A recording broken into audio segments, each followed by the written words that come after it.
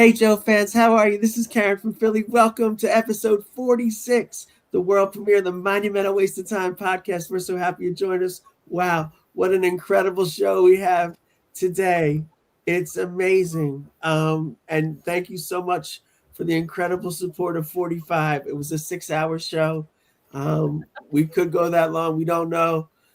We have an incredible guest today. But first, let's introduce the amazing co-host of the show, KarenFromPhilly. Hi, everybody. I'm so excited about today's show. This is going to be very interesting and a lot of fun. Yeah, I don't know much yet, but I know that you have a lot of great stuff ready to roll.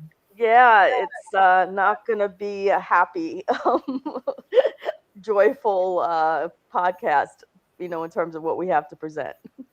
But still Well, fun. no, okay, we'll see what happens. Let's introduce our celebrity guest. We have in the house Topher Lee, who is a drag star in Philadelphia and beyond by the name of Dominque Lee. Woo! Hey everybody, I'm so excited to be here. Thank you so much for having me. I'm just very excited. Yes, Topher, we are so glad you're here. And I just want to take this time to thank you for being so instrumental in my sort of like mini comeback into comedy. Um, Don't be silly. I just supplied a room. You brought the talent and the amazing person that you are. So we were very happy to have you. And we look forward to you returning and being a big part of Third Floor Laugh Lounge. yes, Topher hosts a bi-weekly comedy show and open mic. The open mic happens after the show, and it's at a club called 254 in Philadelphia. And he runs it with Jackie Wills, a really cool guy, and Sarah. So you guys make an incredible team. And I just want to say again, you've been very supportive though. Yes, it's the room, but I felt very comfortable coming there originally to do it, and then once I had met you, I very quickly said I love you, like you know what I Aw. mean, because you've just been so great, and we're gonna show your art later, you as a drag performer and an incredible drag performer, and also we're going to show some of my comedy. The set from uh, the set from 254 that I had the other night after winning the open mic portion the week or so before. So we have a great episode planned. We're going to jump. Let's actually just show though, so the audience is familiar with Topher's greatness. Phil Fan shows some photos of Topher as Dominque Lee, extraordinary drag performer in the Philadelphia region and beyond. Oh my Yeah, goodness. I These love this adjectives. photo. There are so many photos to show. I love this first one. Hold on. Just remove this. I've never looked better. Oh, there she is. Oh my goodness. Yeah, look at that. Yes, thank you so much. Yes, the body is 100% not real. The silhouette is absolutely engineered, and the face was literally chiseled out of stone. But thank you so much. I Well, appreciate it. the transformation is so incredible, and you're so good looking as Topher, and that beauty you have as Topher and your inside beauty creates this art. Like, and that's what it is, art. There's Topher and Jackie that run the comedy room 254. That's been so instrumental in my comedy comeback, and we'll get to that. Last night I performed at a different open mic, and I was wearing red bar heat, and we'll show that later. It was really great. So, but let's jump into the Joe coverage. Phil Fan, you are in charge of what you have, and let us know what's going on. Are we going to start with Joe's internet stuff? Yes, we are going to start with Joe's internet stuff. There is plenty to tell. Yeah, so now the question is, did he continue to run his life into the ground, or has he, bounced back again miraculously? Well, we hope he's bounced back. Right, we do. We always I'm keeping up with all of this amazingly. I just want you to know that. Go on, please. believe So it. we want to clarify, you've never heard of Joe, right? No, I have no idea who Joe is, but he sounds lovely. They sound like a wonderful person. I'm rooting for them. I'm rooting for them myself, you know. Well, I think he uses he, him pronouns. Whatever. Okay, but listen. Oh, wait a second.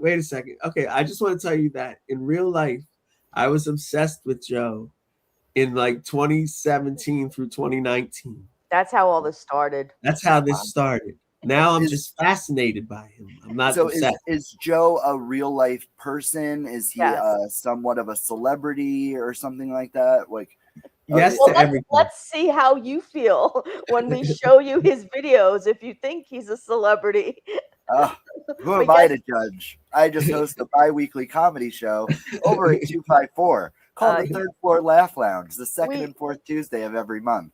Yes, in Philadelphia. So we're so excited. Phil fan, what do you got?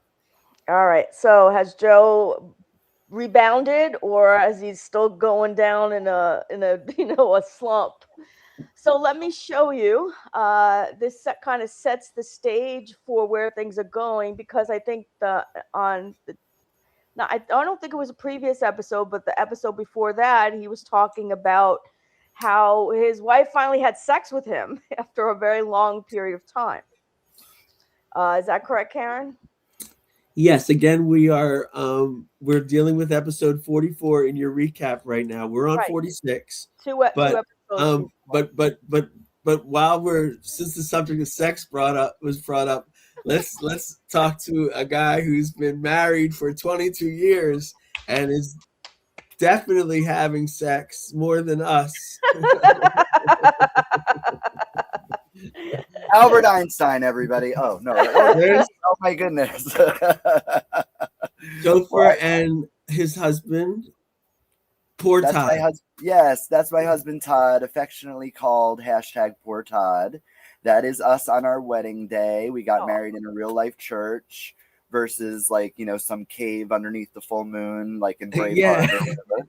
So that was absolutely the happiest day of my life that I never thought was going to happen ever in my entire life. I never thought that was going to happen at all. And there I am, living proof. And look how not entrapped he looks. Doesn't he just look absolutely thrilled to be? Yeah, no, this is really cute. This is really cute. And you both look so happy, and I love the way you're holding hands. The way you're holding hands, you could just tell how affectionate it is. And after 22 years, are things still hot? After 22 years, let me tell you, no. No, absolutely. I mean, look at him. He is a hunk. Yeah, he is. A little hunk, but he is a hunk. And how could I not be attracted to this man? We've been together for 22 years. We've only been married for about 10 now.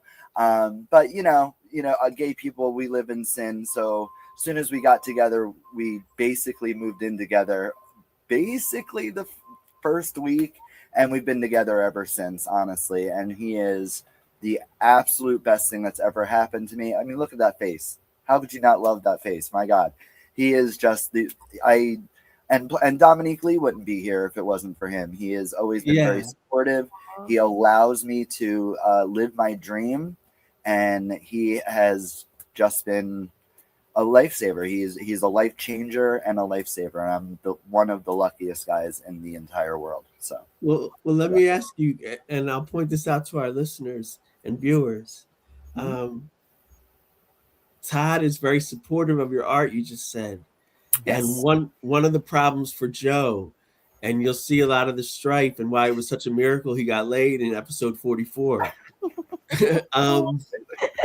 During episode 44, it sounds like. Is that his wife is no longer really supportive of his art. Oh, that's too bad. And she's sort of ambivalent to it or blocks it. Well, I'm very lucky. I included Todd in my art in a lot of ways. Not only is he very supportive, just as my husband and partner, but he is at or was at most shows all the time, helping out backstage, setting up the stage, setting up the audience. It was something that we really enjoyed doing together. But then as people realized how amazingly talented I am, and I kept getting booked and booked and booked, you know, he picks and chooses the special events that he wants to go to. One being Third Floor Laugh Lounge at 254 Night in Philadelphia. And he loves being there. He loves being around the comics and the energy the room provides. So, yeah, I mean, I'm up there doing a lot of the work and, you know, in the spotlight a lot of the times. But again, I really could not have done this without him. He's amazing. What I know about our audience is that a lot of them would love to be in Todd's shoes, not only married to you, but a lot of them would love to be the cleanup boy in a drag dressing room. Like, so, you know. Careful what you wish for. Yeah, it's all fun and games till you actually are in that situation. And I love my husband. And like I said, he's wonderful. But every once in a while, he'll pull me aside or after the event, and he'll be like, you know, I really didn't need to see all that or do all that or, you know, experience all that. And I'm like, I'm sorry. And he goes, it's okay. I'm just letting you know. And I was like, okay. Well, we're definitely going to peep your drag later. Great. I can't wait. A definite cool skit. But we're going to jump into the Joe coverage right now. Phil Fan, take it home. Take us to a story. Yeah, so this is going to be very different, and you know everybody knows this already, or at least the viewers who've been with us for a while. Joe and his wife have a very different relationship compared to Topher and Todd, because Stephanie doesn't support him at all, and I think she's actually disgusted by his career, and it may not have started out that way. No, I always tell the listeners and guests that they don't have to know Joe, but one of the things you want to do is teach them as you go on the go in a smart way. So what you would say is she does support Joe, everyone knows, financially. Yes. So you have to make that distinction. Like she has an incredible job. Joe is a comedian. And Joe has to make, according to his wife, Joe has to make $70,000 a year from comedy, or I guess adjusted for inflation, it'd be 77,300 now in 2026. So Joe has to make that much money, and he does by gigs here and there. And he had, so for I don't think he does, Karen. I'm sorry to interrupt you. Joe does not make 70K. Well, Karen's including his OnlyFans page. I'm sure that balances it out between the comedy and the OnlyFans. Maybe he is making 70K. Who knows? Feet pics are all the rage nowadays. Yeah, maybe that's something we don't know about.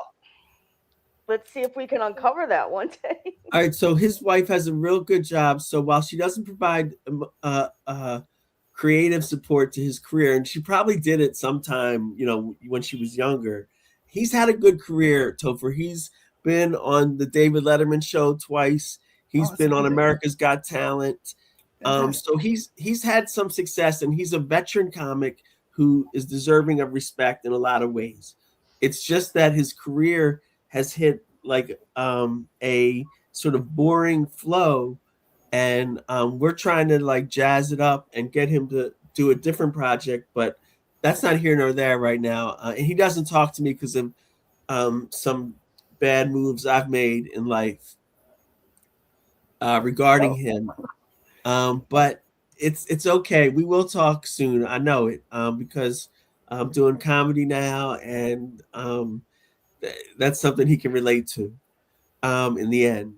And he knows that a comedian, Phil Fan, and the viewers, like once you do comedy, other comedians are more accepting of your foibles and prior mistakes, because there's this bizarre bond of doing stand-up, and even if a person's a total dick, it to you, in the end, they'll at least talk to you or consider you because you're doing comedy. I can't explain it. Oh, well, that's really nice. The drag community is like that too. It's a little bit easier to pick us out of a lineup because of the boas and the big hair and the fake boobs and everything. But that's nice to hear. I'm just getting into comedy, as you know. Yeah, I've been doing drag for about 8, 9 years, 10 years, something like that. And I've learned a lot, and I've hosted countless shows. And so, yeah, I get it. But the drag community, I don't know if it's the competition side of it all or whatever, but sometimes we get a little cutthroat and catty, and we are always in our character. Like we never, sometimes the girls forget to take that break. So that's nice to know. I like I said, I wanted to see if my drag comedy could translate into stand-up comedy. So far, we're doing okay. We're doing a good time. We're definitely having a great time, and we're learning a lot from like great comedians such as yourself, Mark Backey, Jackie Wills has really helped me, took me under his wing a great deal, is kind of giving me a crash course in comedy, as he says. So I'm excited to see where it goes, but it's nice to know that there's nice people out there, and I'm one of them. Don't let the drag. The point I'm trying to make, and I think it probably is analogous in drag, is comedians, even if they don't like each other, they have a shared topic of doing that. So it's like, even if like there's backbiting, and I know from being trans, there's backbiting in the trans community. So yeah. I'm sure there's backbiting in drag. Yeah. But even still, like if somebody outside drag made fun of somebody in drag might stick up for them, like, and be like, I can say that, but you can't. Or yeah, exactly. Like it's it is very much like that in the community. Once we knock off all this silly little infighting in our own community, then, the world is our oyster. And I'm really looking forward to that day. And I'm trying to do everything I can to contribute to that happening. But in the meantime, I like also staying in my own little corner. Me and Marilyn's boobs here, we're just, hanging out. And, so I wish everybody the best, but I'm ready to plant my flag, make my name something and stuff like that. So all right, cool. You have amazing karma. So what's going on with Joe and his wife? How you feeling, Topher? Good? You look nice. Oh, I'm feeling fine. You look nice, Karen. Thanks. You look great too. Very bubbly. Thanks. That's me, babe. I'm in a bird cage. I didn't even think of the implications. Yeah, no, it's cute. It's cute. All right, so here we go. What's been going on with Stephanie and Joe? She also gets a lot done every morning. I mean, she gets up really early and she's just getting done. It's like music is playing. Like, let me get that done. Let me make the breakfast. Put those in the folders over here. Stop.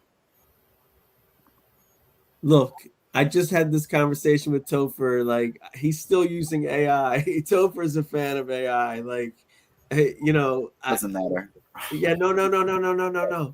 No, it's totally cool. I just point out always for our viewers that I'm against AI, and Joe doesn't need to use AI.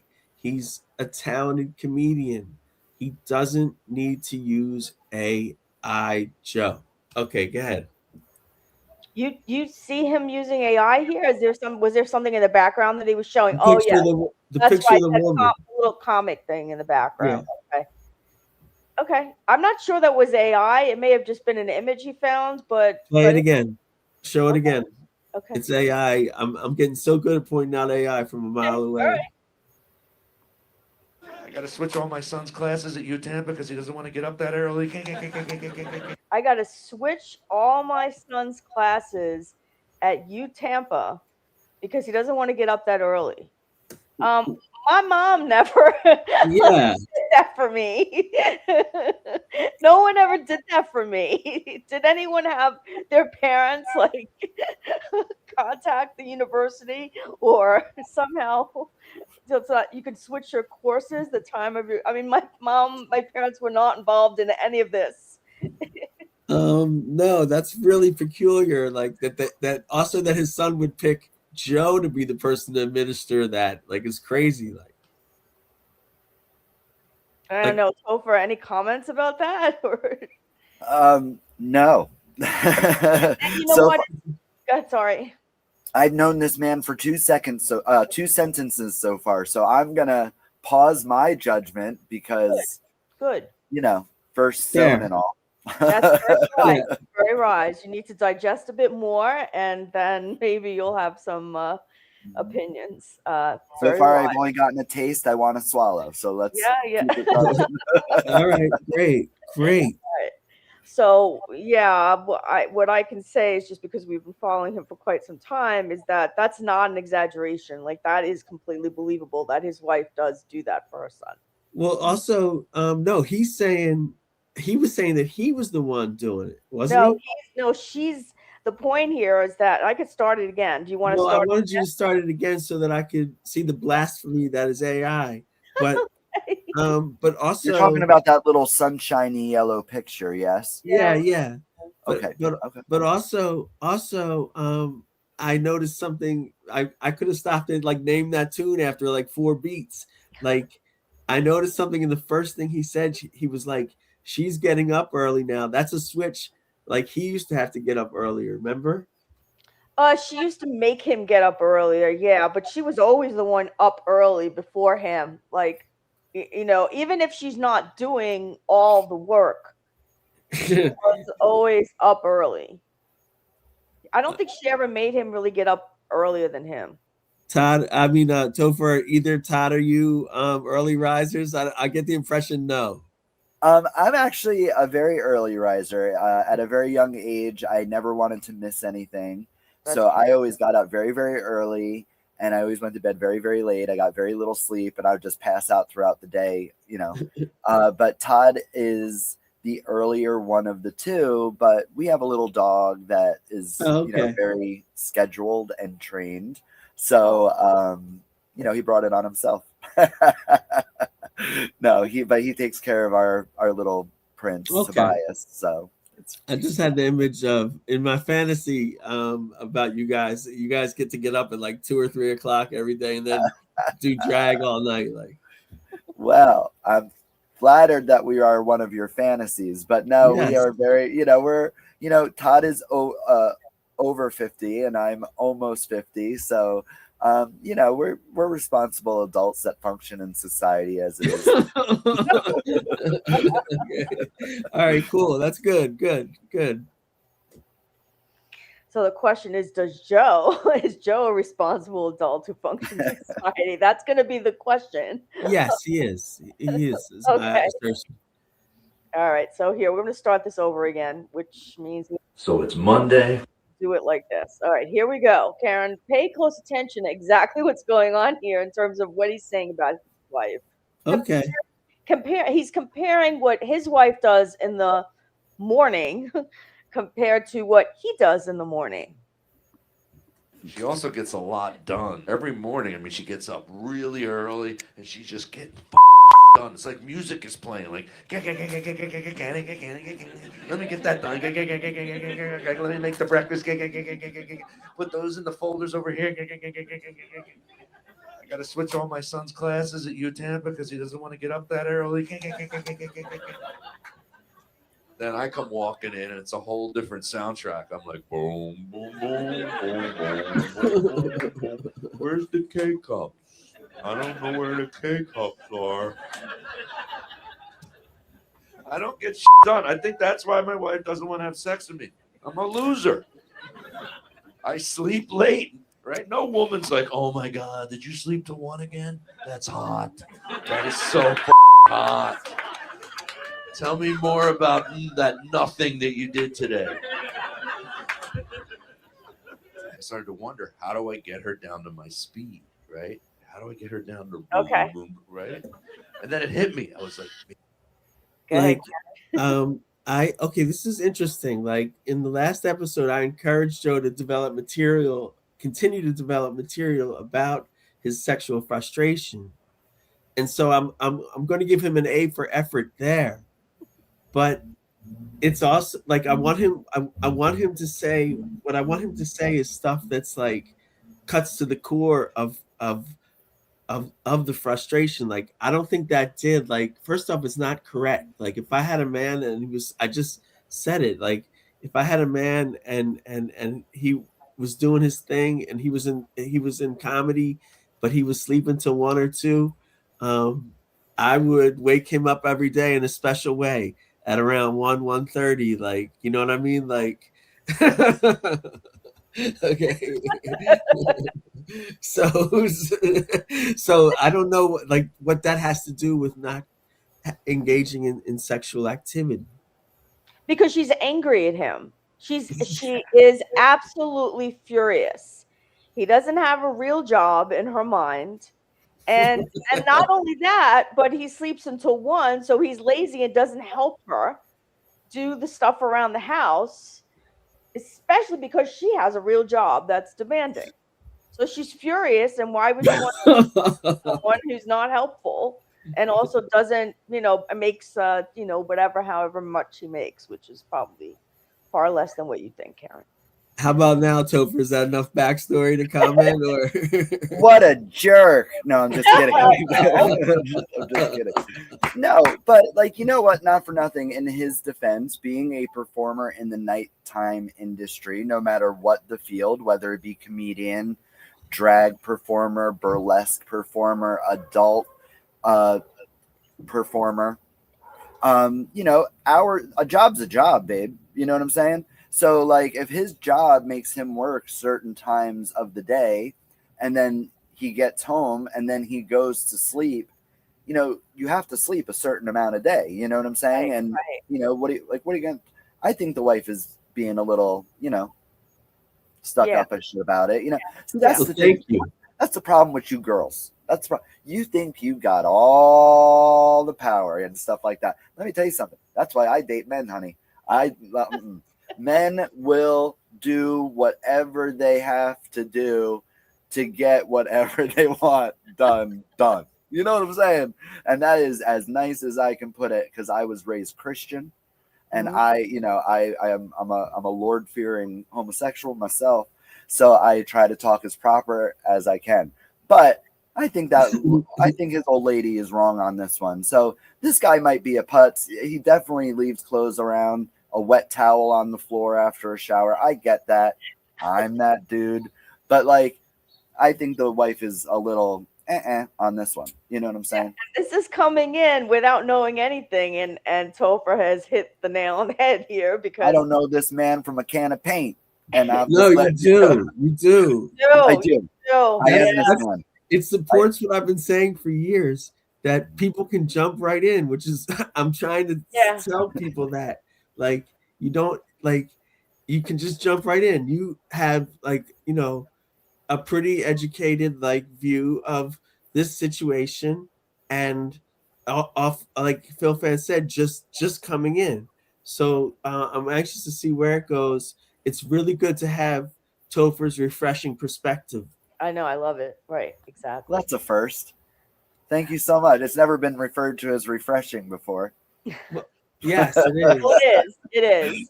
Thank you so much. And Karen has gone as far as say that she feels that Stephanie has basically ruined Joe's career. So taking it even a bit further than what you're saying. By not. Well, I last episode I said she could ruin his career 2 ways. She could oversex him like a boxer and ruin his career that way. Yeah. She does not do that. So what happens is she belittles his career and undermines it. She's so angry that he doesn't make, $600,000 a week, because that's what she thought might happen when she married him. Like, for the longest time, he wasn't allowed to talk about the family, and that was like his bread and butter. Yeah, it really was. And now he can talk about the family again, I guess. I guess a little bit. Because you know why, babe, and I'm sad to say this. I know. What happens is with familiarity, not only does it breed contempt, but it also breeds ambivalence. Mm-hmm. So now they don't even care if he talks about them because they feel it's not going anywhere. But what they don't realize is that we're here documenting it.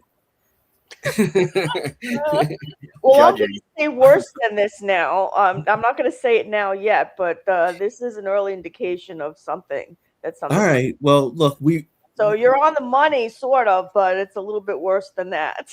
But we'll okay. come to our conclusion after I show some evidence. Well, I'm rooting for Joe and Stephanie, his wife. His Yeah, spouse. we're always, and that's the purpose of this. Like, we're trying to, I know some ways it's going to sound very mean, especially for today, but we're trying to kind of point things out to Joe, to let him know, hey, this is how it's looking. So, what are you doing? No, I'm not. I would like to.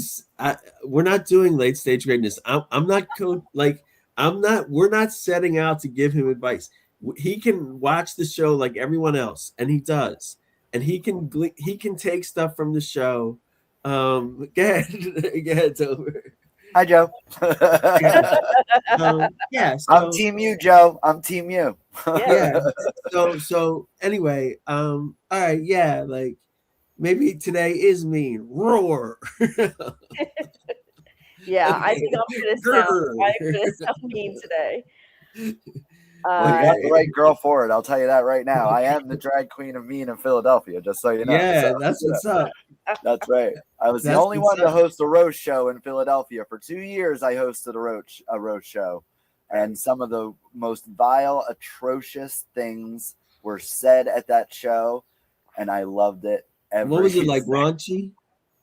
Absolutely. It was literally just homosexuals behaving badly. Every faux pas that you can say break in a social setting was done at this roast show. People talked about people's drag, out of drag, their families, their partners, their bodies. It was the most unpolitically correct show that you could have ever walked in on. And it was so much fun, but times change and stuff like that. Political climate got in the way a little bit, so I decided that it just would have been smarter for everybody to just. So we put that show to bed, or at least on the back burner. But it's comedy's hard. Like, that's the one thing. Like, comedy is a job, so like that's where I'm backing up Joe or whatever. But because it's hard, and not for nothing. Right. You're right. Comedians are the most desperate people in the world. They say, laugh with me, laugh at me. I don't care. Just as long as you're laughing, we're good. You know what I mean? And we are willing to put ourselves in harm's way, at the very least mentally, to make people laugh. And the fact that, his wife won't give up any, that's weird. That's weird to me, personally. Well, you just said something amazing. Well, he did. He said a lot that was amazing, and you don't even know it. But go ahead. That will live forever with our viewers and me. Like, when you were like, comedians are the most desperate people. That's true. Yeah. Like, I mean, and not for nothing, drag comedians are even worse because we're putting on a complete disguise. I can, like, the transformation is great. And when people say, oh my gosh, I can't believe, well, yeah, that's the point, Brenda. Like, no one wants to, you know what I'm saying? Like, nobody cares, so that's why I did drag, to get away with saying more and doing more. And can I ask you a question about drag? Yes, anything on my favorite subject. Go ahead. Real quick, if you could just, is there competition between within drag between gay men who do drag and trans women who like do like ballroom and style drag? Good question. Well, specifically ballroom battle drag, or something like that. Like, because I don't know it too well. You know, that's really not my scene. I used to be a regular in the New York City nightlife back in the 90s, right after the Party Monster days or whatever. I used to go to the Limelight and the Roxy and the Tunnel and the this and the that every week for an entire year. Curfew. That's what's up. Yeah, no, I wore plastic clothes and spiked up my hair and ball-bearing necklaces. You know, like I was all about that life. But when it came to ballroom, I was never that graceful. I was like, there's no way that I would ever be able to be that fierce. But I knew I was funny, so I went more into like the drag world of it. But I work with a lot of amazing trans drag artists, and their drag is 100% as legitimate as my drag. Great. I think I'm glad to hear that that's not an ordeal. Like I was just curious because there's a competition between all queens. It doesn't matter what there are. You know, there's more of a competition between hyper queens, which are born women that like doing drag. That's a little bit of an iffy subject. But honestly, like, I feel bad for the drag kings in our community because sometimes they get very much overlooked. And you know, I respect any performer, especially in drag, as long as they're as uncomfortable as I am. You got my respect. Like, you have to be very uncomfortable, very painted, very done up. You know, you have to be right. And then you have my respect. Like, that's it. So there's always going to be a competition between every sort of drag artist in my mind. Do we have any do we have Topher's drag queued up? Let's just watch a couple minutes of it if we do. Sure. Well, remember, I am not. There are many ways of drag. I just want to put that out there. There are many ways of drag, styles of drag. I am strictly a comedy girl.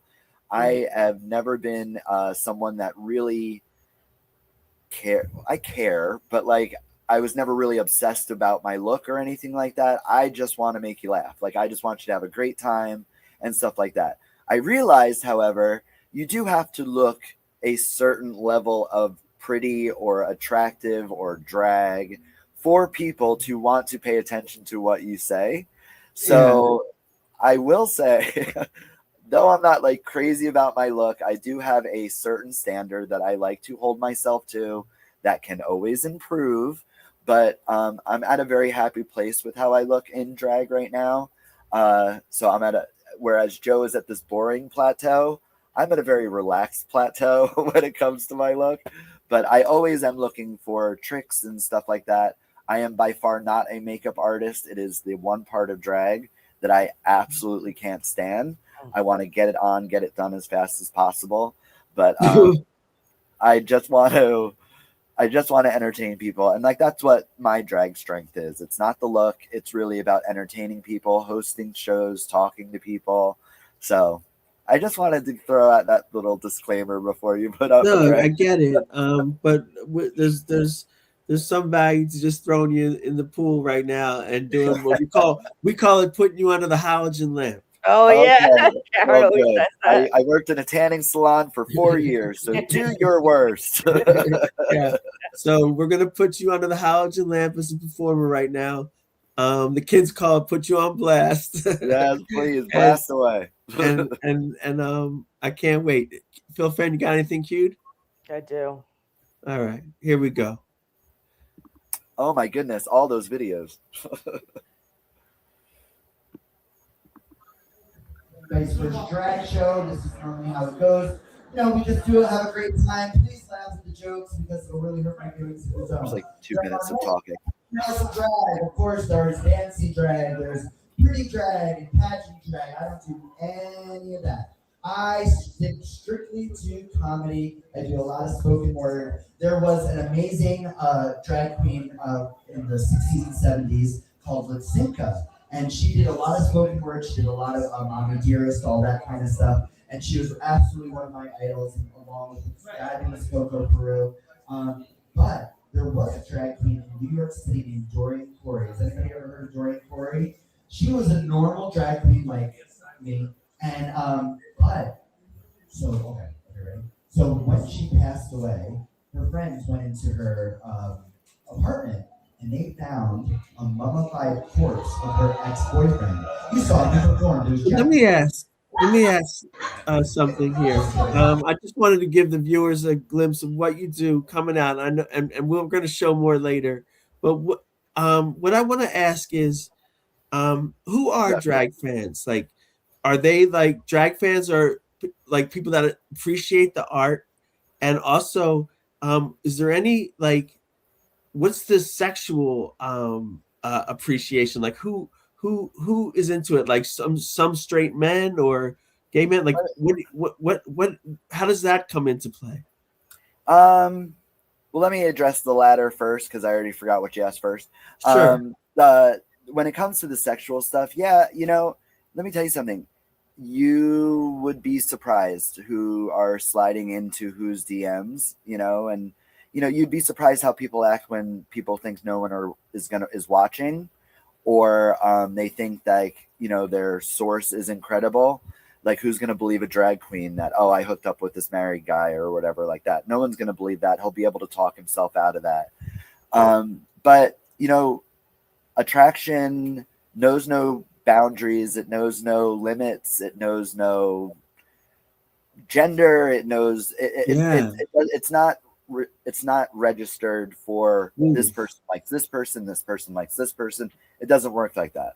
I've had a crush on many of people that were not obtainable to me at all, just because they don't live my lifestyle. No matter what that lifestyle was at the time, they didn't agree with it. They didn't want to be a part of it. So honestly, there's somebody for everybody.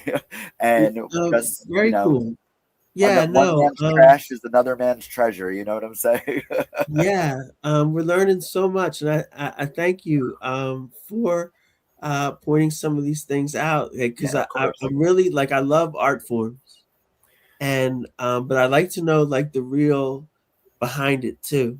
Yeah, you could ask me anything. I love stuff like that. I love giving, I've lived my life at a certain level of, peeking behind a curtain. You know what I'm saying? And learning things that way and stuff like that. Not in a gross way, just like that's a metaphor. Yeah. I like those moments where people don't think they're, being watched, or like, or something like that, or where they're their true authentic selves, where, they'll, slip and pick their nose, or, or something like that. Like, I like those unscripted moments, and I love raw emotion. Doesn't matter if it's a negative emotion, doesn't matter if it's a positive emotion. If you are 100% giving raw emotion, I'm sucked in. So it's just really important to remember that everybody's living a whole life that not everybody has a clue about.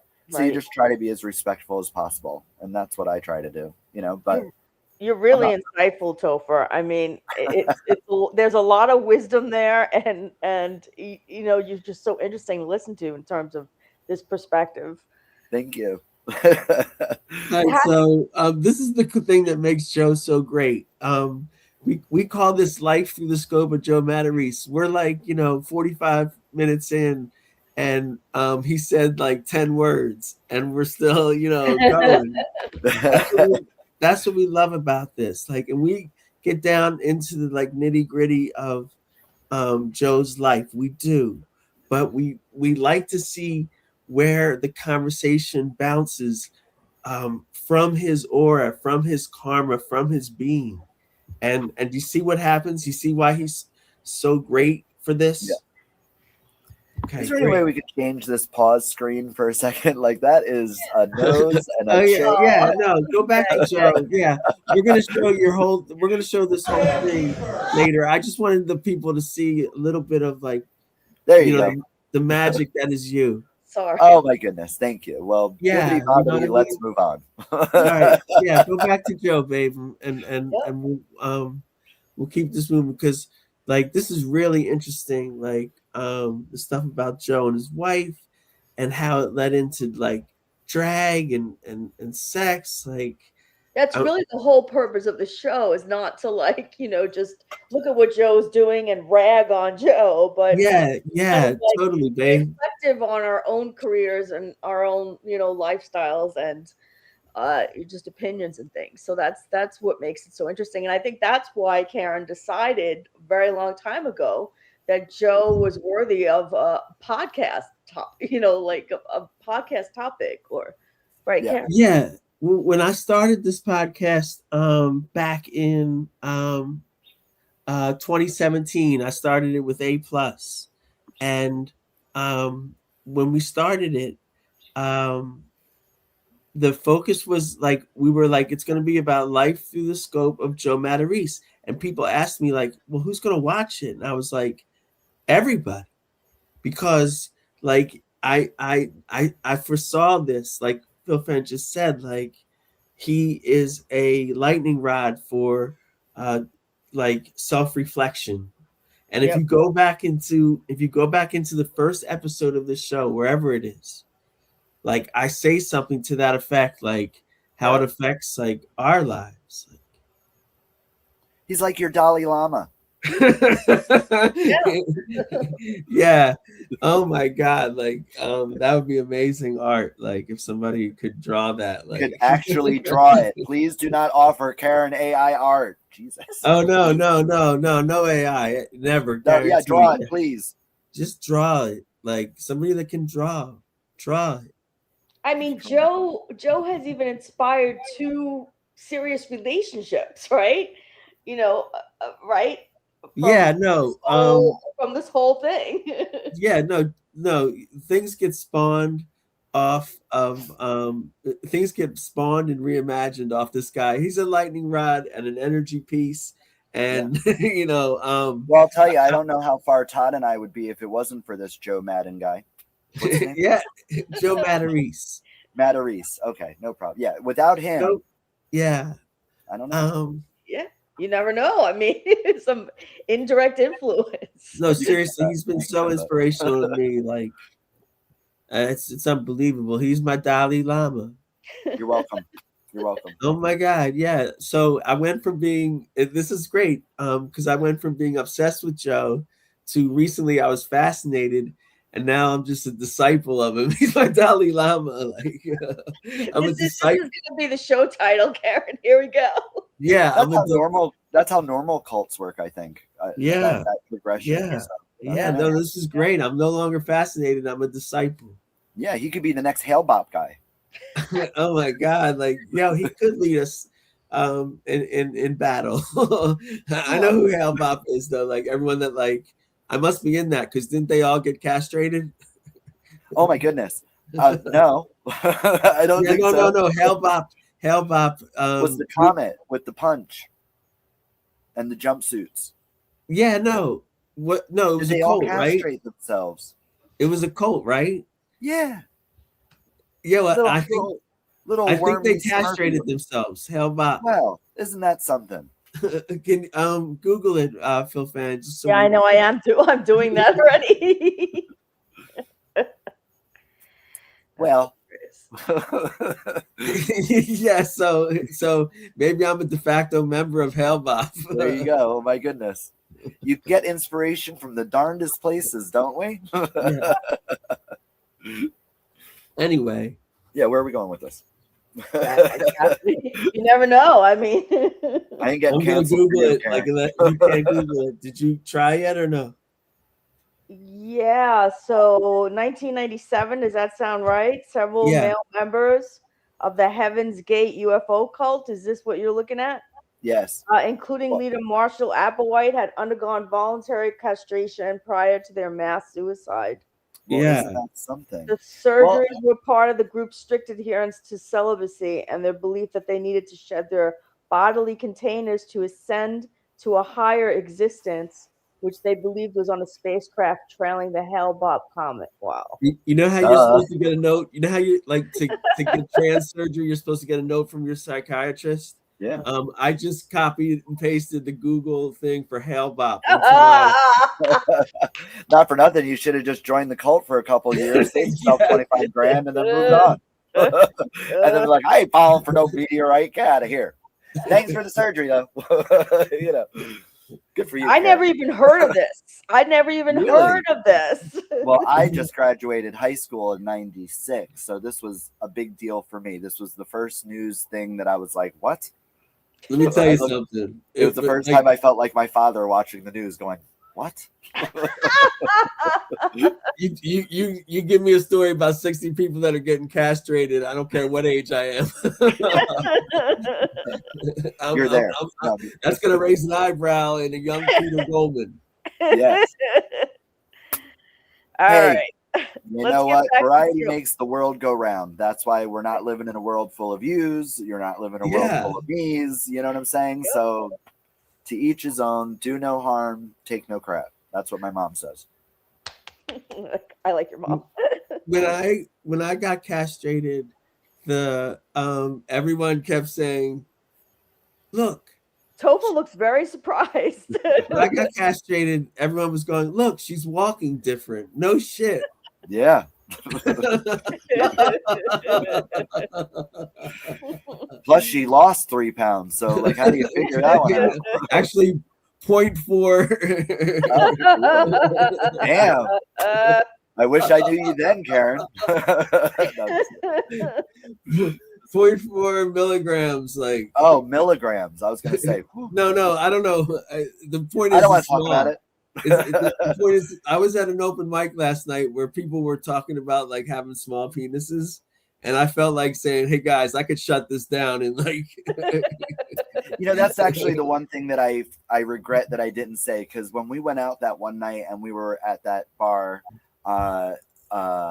Fergie's, and we did the open mic there, and three of the 5 male comedians that went up there was like, "Oh, I have a small wang, I have a small peach, I have a small this, I have a small that." And I'm sitting there and I'm like, "Hi," I go, "You know, my name's Topher. This is my second time doing stand-up comedy as a guy, you know, and stuff like that." I go, "I'd like to say that I have a lot in common with you comedians and that I fit right in, but my dick's huge." I knew you were going to say that.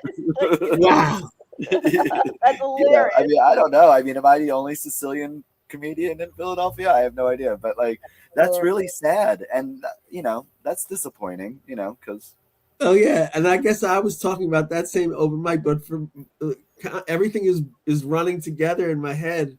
Like I just assigned like last night as that time. Yeah, I was referring to the time everyone was going like, "I have a real small penis," and I just felt like, you know, where do I go to get my lifetime achievement award? Like, I know, right? It's not a competition, Care. You win. You know. You know. No, but I love it. I love like the opportunity, and I love the difference that it's really hard to explain, but there is such a difference.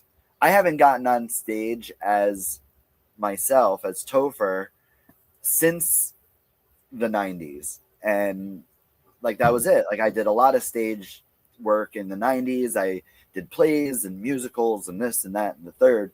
But like, getting up there now after creating Dominque Lee and, you know, working on her character and knowing what I can get away with and knowing what I might not be able to get away with, you know, and stuff like that, it really is like an armor on me. And it's just like, and I know it's the silliest thought in the entire world, but like, there really is a sense, well, if she messes up, this guy didn't mess up.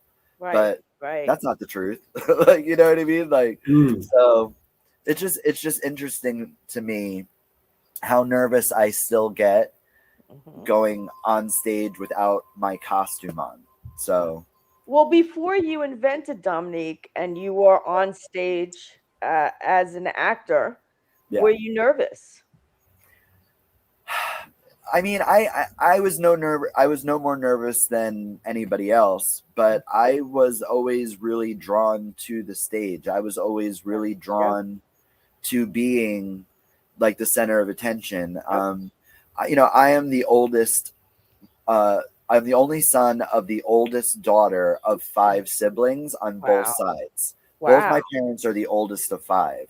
So Wow. when I was born and my parents got divorced and we moved in with my grandmother on my mother's side, Yeah. I was raised the youngest of 6 Yeah. because my aunt Dominique, who I named myself after, Oh. is only 9 years older than me Wow. in real life. Like, you know what I mean? Wow. So I was just raised extremely spoiled and extremely loved and surrounded by love at all times. And you thought the world would somehow always react always that way be to that you. way. Yeah. Yeah. That was that was a difficult lesson to learn for me, and it took me many obstacles to learn that lesson. Like, Oh. I gave that lesson a couple shots, and it took me a couple shots to learn it. So Was that But- throughout your teenage years where you kind of like had to learn that, and it was or earlier no. maybe? Honestly, the worst thing about me about my teenage years was that I was gay. I was other than coming out when I was a junior in high school and being the first one to bring a boy to my prom in 1996. Yeah, I remember you said that. Yeah. And you know, just like what that does to your family, like coming out, because it, like, newsflash, I know, like, I don't know if this is the right thing to say, it does affect your family when Absolutely. you come out. Yeah. And I go to schools now in drag and talk to, like, you know, younger gay people that are about to come out. I'm glad you do that. Oh, that is actually one of the most, like, realest moments that I have in drag, because every other moment in drag, it's not real. Like, you know what I mean? Like, it's fun, it's a joke, it's a job, it's this, it's that. But, like, talking to these young people that are really, like, facing these questions, and they're worried about coming out, and I warn them. I go, look, you're just telling somebody this, and it doesn't matter what it is. Imagine telling somebody bad news for the first time. It's going to hit them hard, or what they perceive as bad news, Right. or what's going to make your life harder, or something different in their mind, or something like different in their different, mind. yeah. Exactly. You know, of course they might not react great. You know, you have to understand that, like, you know, and you have to grow with them, let them grow with you. You've had this thought in your head for months, years, however long that you are this way. You've accepted it. You have to give them the opportunity to accept it. And sometimes it's not the best time of your life. Right. And that's they already know. And sometimes they already know. I gotta like, well, I just wanted to say that when I first told my parents that I was trans, the first night they were very supportive, but then the next day they fell apart emotionally, and then also basically essentially locked me in a basement. In a basement. not like really, but No, yes. And I really? called asked Mike Rainey. I called Mike Rainey and I was like, this is terrible. I'm down here. Like, yes. But like they came around, and my mom, before she passed, said, "You're a beautiful woman." Yeah. Aw, that's nice. That'll stay with you forever. Yeah, it does. Yeah. Good. That's great. It was really good. I was very lucky with my coming out. Like, it was very, you know, my mom read my diary, which should have been tip number 1, by the way. My son's diary. This is completely normal. Right, exactly. You know right there, you know. Especially since there was a sex toy on top of it. No, it was just fuzzy and pink, Karen. Don't be gross. Boy. No, I honestly didn't do anything. I was head of my chorus and my drama club, and I was in charge of my DARE program and my SAD program, which is Students Against Dangerous Decisions. And I was, very nice. It wasn't until I graduated high school that, everything just went naughty. Oh my naughty, God. naughty. So that's why honestly, I don't judge people's lives, because I know the life that I've lived. And, if it wasn't for repentance, I wouldn't be getting into heaven. So that's how I feel about that. Well, great. This is so life through the scope of Joe Matarese. Like, let's see where he's at right now. When last he was getting up early. Yeah, he's getting. No. He wasn't getting up early. He was saying he wasn't getting up early, and he was saying that was making him unattractive. Right. So now let's find out what he wanted to do as a result of the friction that this causes between him and his wife. Poor Joe. Well, probably self-pleasure. All right, I gotta. It's terrible on Instagram. You can't rewind it. So let's see if I can. No, they know. We set it up. I know, but it kept going, so it went into a little bit more of what I want to show. Okay, start it over then. Yeah, sorry. So it's Monday. She also gets a lot done every morning. I mean, she gets up really early and she's just getting done. It's like music is playing. Like, let me get that done. Let me make the breakfast. Put those in the folders over here.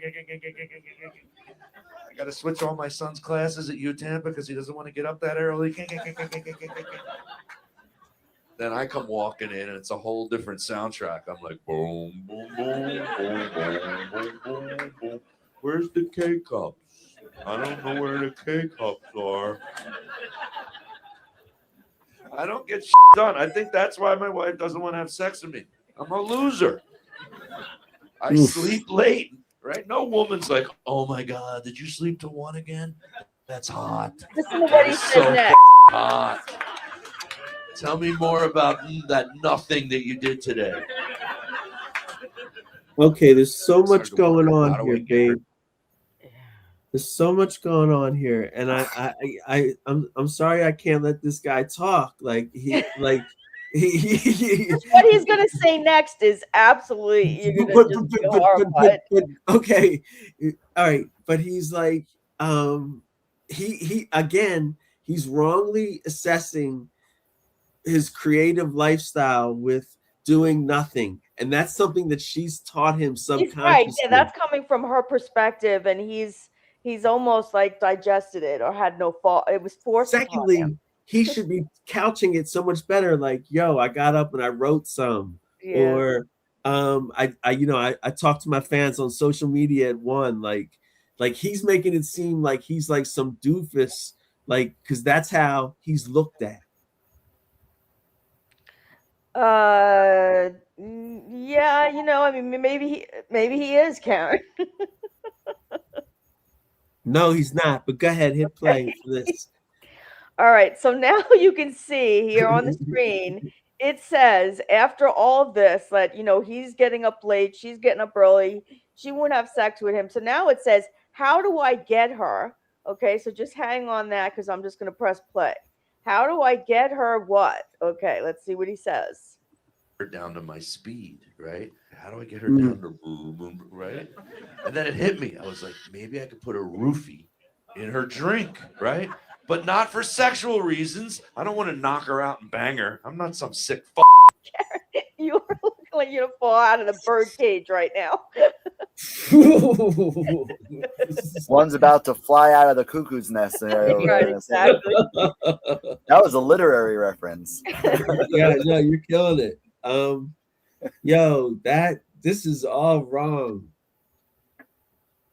This is all wrong. See, this is why this guy's so interesting, because he says these things, and you were talking about politically correct. They're going someplace. Topher, this man, I think, as you know, I'm bi, and when I was presenting male, I had sex with men sometimes. Never all the way like I wanted, because it's fun, right? No, I grew up. I'm older than you. Like I grew up I was 18, 19 and experimenting with gay men, gay sex. But right.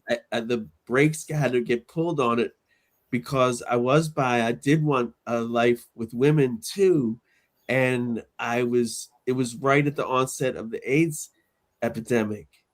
And it was very impactful on my life because it really tempered my proclivities.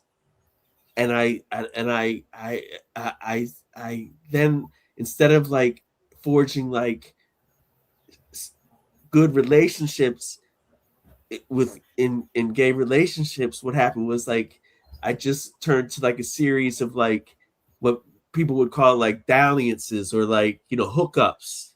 Right. This is back in the 80s and 90s, man. Like it was pre-Grinder, pre all that. Like you had to hook up with people through you know, somebody could be driving by you and like y'all lock eyes in the car, and then it's like you'd be like hooking. I can't explain it. Oh, like, I've been there, so you don't got to explain it to me, sister. I've been in the woods.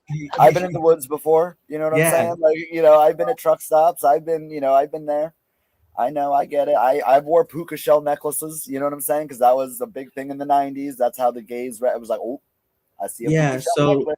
Basically, I was just letting you know, like relating, like trying to tell you about me is that like I didn't really blossom like the gay aspect of me because of fears. So I focus mostly on women, but as a trans woman, I like men sexually. Right. I think you're the person. You're exactly who you're supposed to be. That's who I think. I think, you know, what, you know, there is some constitution to that saying, what doesn't kill you makes you stronger. And, you know, some of us get to live their life a gorgeous gazelle with, you know, a beautiful long bodies. Yeah. Other of us get to live like rhinos that life did not make, you know, did not let you go by easy. And you had to be tough, and you had to learn, and you had to grow and stuff like that.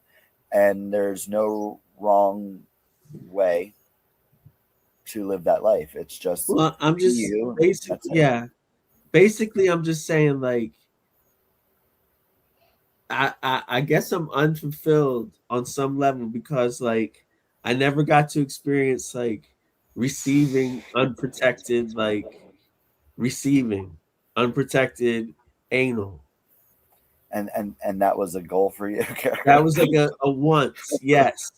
That was a once, and I've never done it because I've never done it. I've done oral that way, given oral that way, but I've never received, and it's caused me to like, it's an unfulfilling feeling. It's an unfulfilling feeling. I've had one sexual partner as a trans woman with a man, and you know, we did it like a lot, but like it was always protected. Right. So I'm just saying, like, I have these unresolved issues, and they're coming out watching Joe through his like talk about roofies. And... somehow Joe's talk about exactly, KarenFromPhilly fan. Thank you. Joe's talking about giving his wife a roofie has kicked off all the sexual frustrations and emptiness in my life. Yeah. Well, I don't know. I don't know. No, I love it. It's so great. Like, okay, go ahead, hit play, babe. Okay. So where's this going? Amazing. Oof. I want more time to do loser shit. That's what I'm saying. Wouldn't that be great? About 11 o'clock in the morning, I throw a roofie in her coffee. She freaking passes out. Now I can go back to sleep. You can sleep for like 2 more hours. I can wake up, go play 9 holes of golf, right? Then I come back. I start doing the dishes as she's coming to, right? She's like, oh, she sees me freaking doing the dishes. She's like, look at you getting shit done. I'm like, yeah, that's right. Yeah. She has no idea. Going on. Her face looks like you see what's going on here? He's got to give. He's so stymied. Yeah. Okay. He's so restricted and cloistered that for him to go sleep late and go play golf, he's got to conjure up the image of giving his wife a roofie just to get that done. Like, okay, like that's how like henpecked he is. Okay. You look like you're thinking, Topher. What are you gonna say? Don't be afraid to say it. No, look. You can disagree. You can disagree with me. I'm not like that. Yeah. I am not an intellectual. You By sound any like means. one. I You am not sound an like one. intellectual by any means. I am a simple man, honey. I like my meat. I like my potatoes. Like that is it. I like my rolls buttered. I wish that I could look at this and dissect it to the level you are, because I'm sitting here and I'm like, I mean, let me ask you something. What is the difference between wanting to roofie your partner to slow them down and Todd looking at me in the eye with a slight twitch? And I could read his mind after 20 some years. And I know he wants to wring my neck till I pass out on the floor. Does that Oh, mean that's very funny. Does that mean he loves me any less? Absolutely not. Does that mean he regrets being married to me and having me in his life for 2 decades? No. What it means is he wishes that I would shut the hell up every once in a while. Yeah, and and I he think just wants to every choke me out.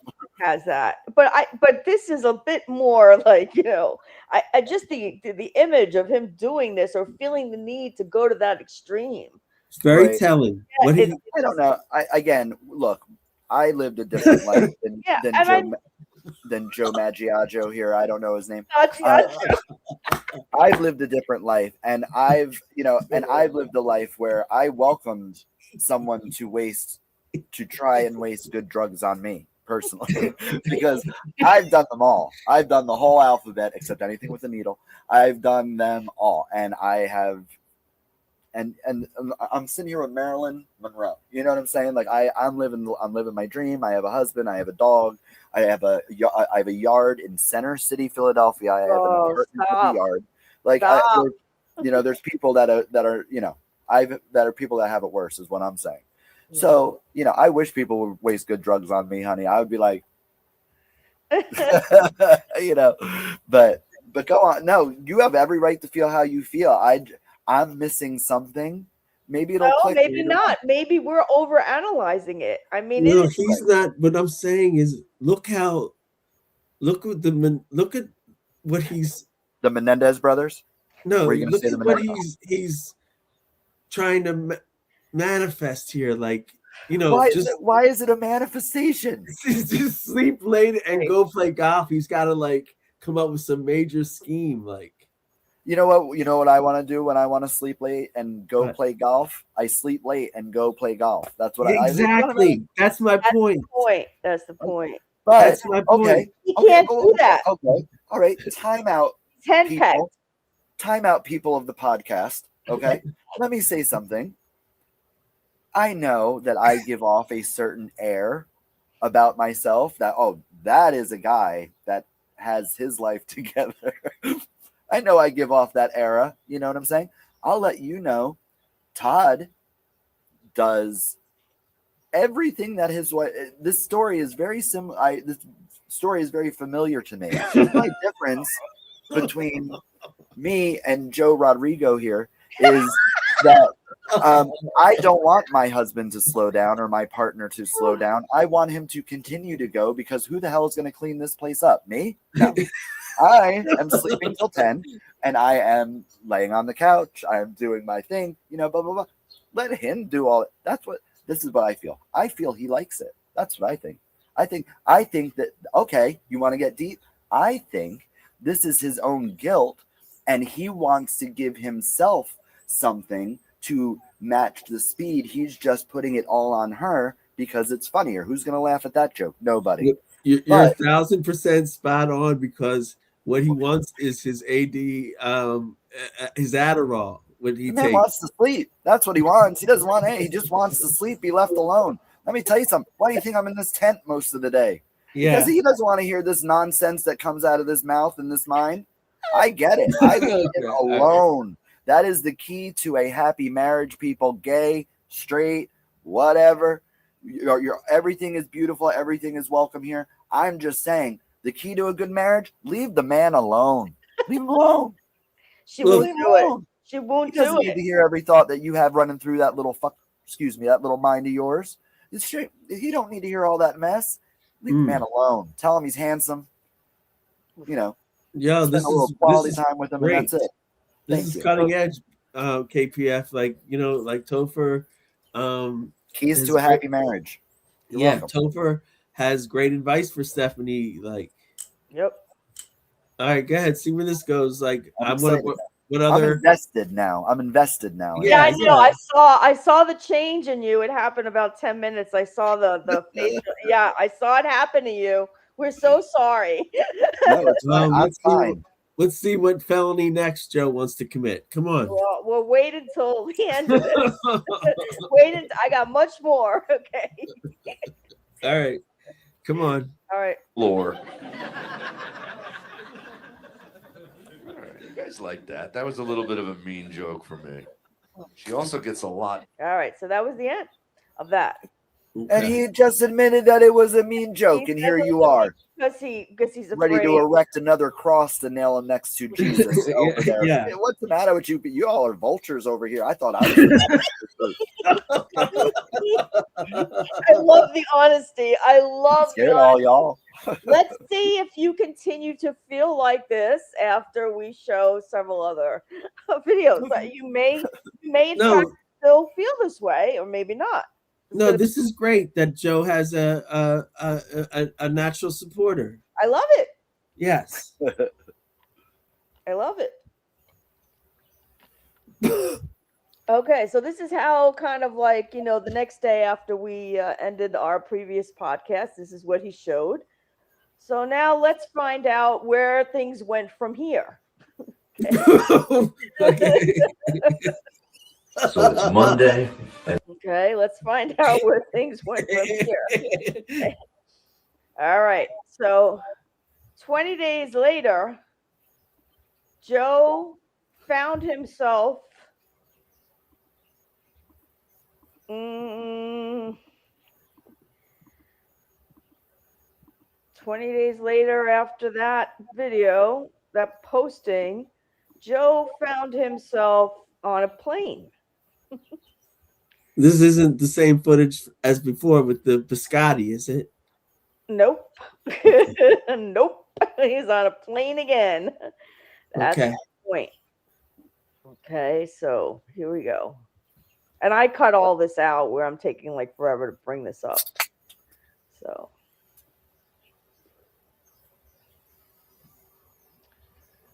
Okay, so somehow, he shows that kind of stuff. It makes us wonder what's going on.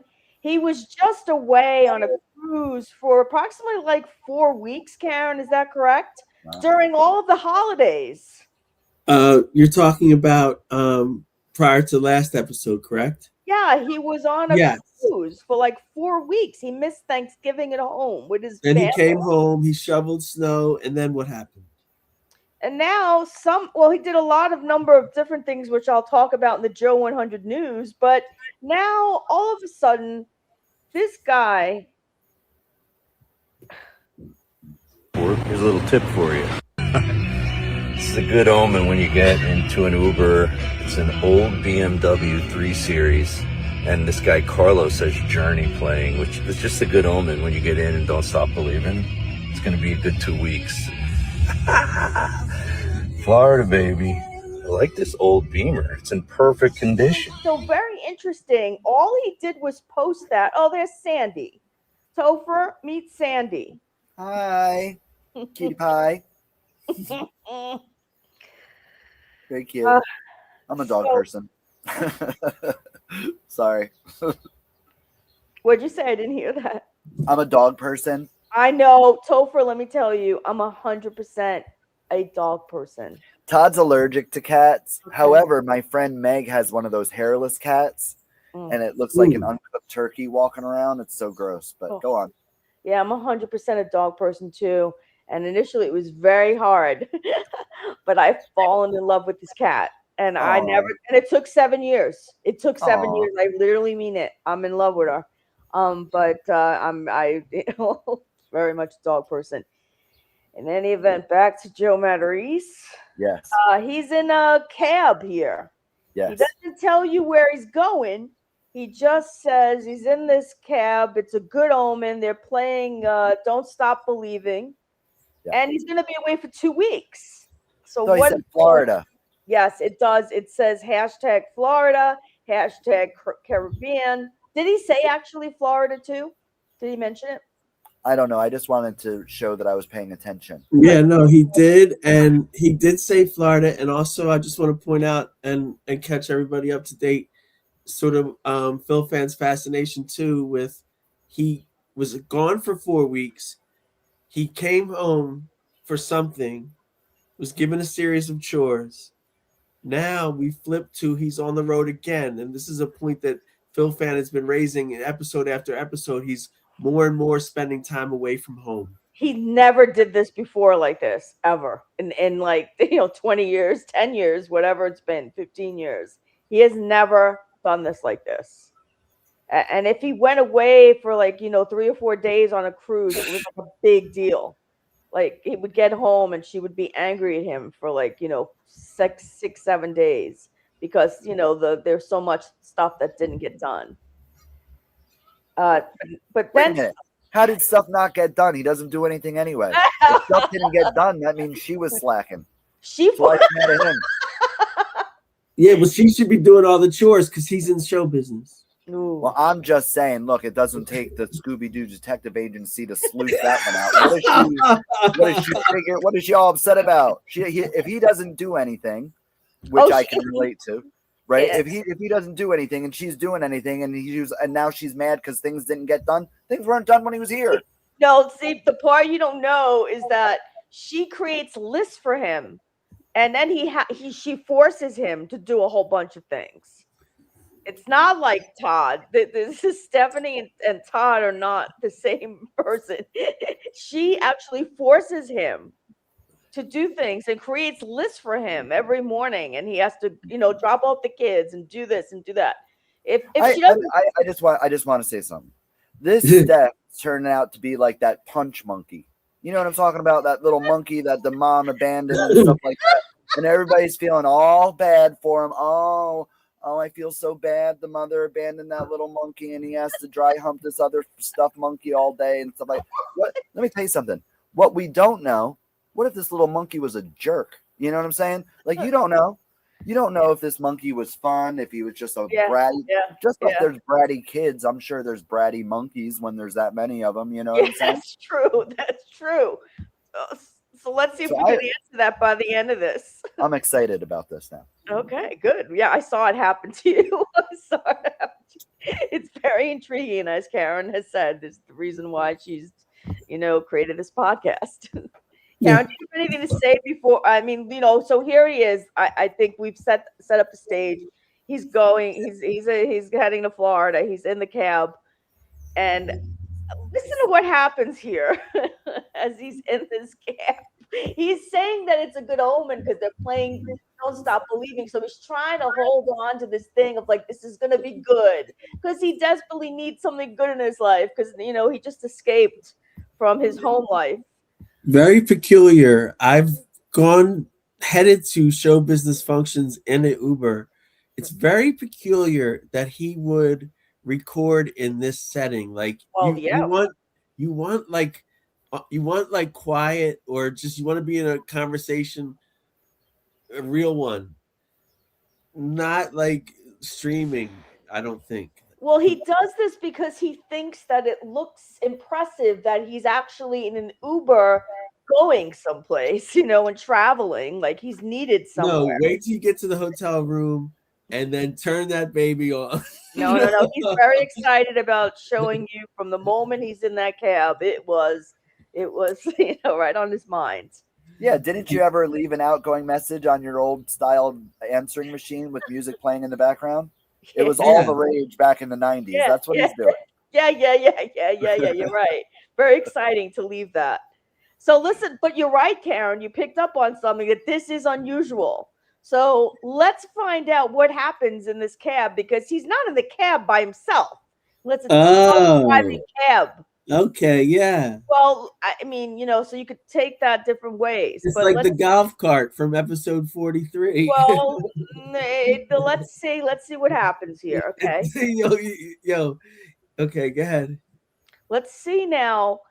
Hopefully this is the right video. I can't wait to see who his companion is. Well, like, we'll need to think about cabs. Hold on. Where'd you get this? Did you have it since it was new? Who is he talking to? Carlos, the driver, right? Exactly. Carlos the driver. Topher, you want to give him a last name?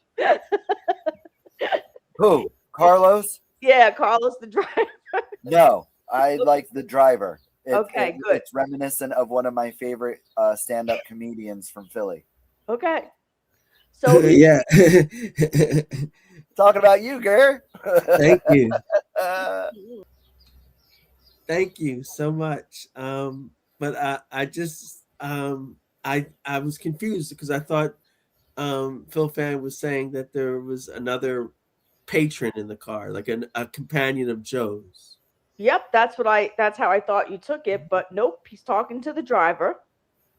Which is fine. Yeah, of course it's fine, but let's see what happens as a result. But he's also streaming. He's right. Exactly. As you pointed out, this is bizarre. Okay. So let's find out. Let's find out how this little interaction with the driver works. Because anytime I've been in an Uber or a cab, they always want to talk.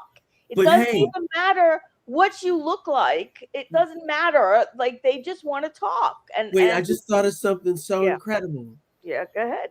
I watch a lot of reels, and a lot of reels are Uber drivers' camera about the riders. So this Carlos dude has this on film. Oh, that's very funny. And we need to get that. Okay, well, you go find Carlos. CarlosTheDriver.org. Yeah. All right, so let's find out how receptive this Uber driver is, because Joe's just saying he's in a cab. They're playing Don't Stop Believing, and this is a good omen for the rest of my two-week vacation or whatever this is. Okay, so is it a good omen? Let's see. Does the good omen continue, or does it slam him in the face? Yes. You did. You kept it nice. It's beautiful. All right, he doesn't want to talk. We'll hang up. Good omen. The trip has started. You hear what he said? It was a mistake. It was a mistake. It was a mistake to try and drag an Uber driver into a globally streamed event. Exactly. And Joe does this, and you've commented on this, where he streams in places where, it's really inappropriate, and people get turned off. And so here, is his first moment where he's doing that on this particular trip. Thinks it's all a good omen so far, and the guy doesn't want to talk to him. That's why I want to see the reverse angle from Carlos the driver's security cam. Right. I mean, and who knows what what Joe said to him when he first got in the car. He probably was like, "Hey, I'm Joe Matarese," and he said he pulled up and he said, "Joe," and the person said, "Yes, I'm Joe." Like, Carlos, like, yeah, a tan RAV4, like, or whatever they're called, like, so yeah, like they all Carlos wants to have is the essential. Are you? Yeah, right. Yeah. Get in. Shut up. Yeah, that's all anybody wants in an Uber. Okay. So this is so far not a good sign. Topher, you want to say anything about this or keep watching? No. Okay. I'm ready to keep watching. Okay. All right. So next. Good morning, everybody. This was the morning of, and this is before the Uber ride. Okay, just listen to what he says here. And again, this is his excitement at being like, oh, I'm traveling. I'm a big name. I'm traveling. So he couches this as my tip or hack for beating turbulence while flying, because he's such an expert. Oh, he hates that turbulence. Like he Yeah, always. no, the turbulence makes him really sick. Yep. All right, so listen to what he says, Karen. You're gonna find this interesting. It's just listen to the whole thing. You'll know what I'm talking about. In Miami, the airport, here's a little tip for you. Do the really early flight. I used to not want to do the really early flight. I had a 7:15 a.m. flight out of White Plains Airport, which is like a game changer when you get to fly out of White Plains. You can do that when your employer's paying for the flight. Did you hear that? This is the dream, Right. and Topher will back it up as a creative type. Yeah. Yeah. I've told you guys this. I've told you guys this at home millions of times that denigrate Joe's career. His entertainment, his art is paying for him to have sustenance, live, and also travel and experience things. Right. And he wants all of us to know it. And that's Because fine. this doesn't happen often. No, that's fine. It's like when a comedian is performing at a theater, they'll before the show, they'll go out onto the stage, turn their back to the stage, take a selfie or the other way and go hit the office for tonight. Yep. It's validation, self and for and it's great. Go for it. Like I think it's an achievement to travel for your art. I think absolutely, and he doesn't get these offers a lot or often, and even if he does, she won't let him accept them, because he's away from the family, away from the chores. Exactly. So now he has to get on that video. He doesn't do. Say that again. The chores that he doesn't do. Yeah, exactly. Yes. Well, he does them. Like he's been doing them for decades, driving the kids to tennis camp and all this stuff. Like, hey, I do dishes on his birthday. I get it, but I haven't done laundry in 22 years. You know what I'm saying? Topher, she doesn't even let him eat liberally. Like, no, she doesn't let him eat. Well, that's why I married shorter than me. What's he gonna do? I hide cupcakes on top shelves. He can't reach them. He doesn't even know they're there. I'll eat what I want. I got corsets. Sorry, Karen. Oh, I need to get a corset too. I like that too. I think. Yeah. You'll wait until you wear it. You're not a big fan of breathing, are you? Like I was like when I was like before I transitioned and I was like a cross dresser, and I would want like something like a corset. I never got to wear one, but like it pushes up your breasts and does other things. It surely does. I'll tell you that. It rearranges organs. It cracks ribs. It prevents you from sitting, bending, or laughing too hard. It's a lot of fun. It's fun being a girl. And look at you. Yeah. Oh yeah. Like so yeah, no, but think about it. Like because I was using at the time, like I didn't know if my gender dysphoria was just elevated cross-dressing or autogenophilia, the self-attraction. But I knew deep down I was a woman. So that carried me. And then when I stopped using, I began my journey of self, discovery as a trans woman. Right on. Yeah. No, that's all. So what's that thing where you're attracted to yourself? Autogenophilia. Look at you, honey. She was like, "I'm a hottie, honey." I know yeah. I'm a hottie. Well, yeah, I look good. I used to like, I was using blow and like I would cross dress and like I would stare at myself in the mirror and like it would be like this wonderment. See, that never happened to me in drag. When it comes to, I already said what I said about makeup or whatever, but like, I never want to be somebody's fantasy. I really don't. Like, that was very important to me. Like, my drag is isn't really over sexualized, and Right. if it is, it's in a comedic way. Yep. My clothes are very age appropriate. 90% of them are age appropriate. You know, like I don't go out. You know, I always have like the same body shape because that, you know, I grew up with, you know, Kathleen Turner. I grew up with, you know, Jessica Rabbit and all that stuff, you know, and like that body, that beautiful silhouette was just what it is. And that's what drag is to me. It's not, I am in no way, shape, or form a real girl. I am in no way, shape, or form. I'm not even a lady, let alone a real girl. You know what I mean? But like, I never was sexually anything in drag. Of course, in the 90s, when you're young, God bless, you try it one time and you realize it's not. Yeah. I realized very quickly it was not. So, you know, so like that only happened one time. But like actually in drag, it's the one non-sexual moment that I could count on. Like, you know what I mean? Like it really is, because as a guy, I might have had that little gender hotness thing or whatever.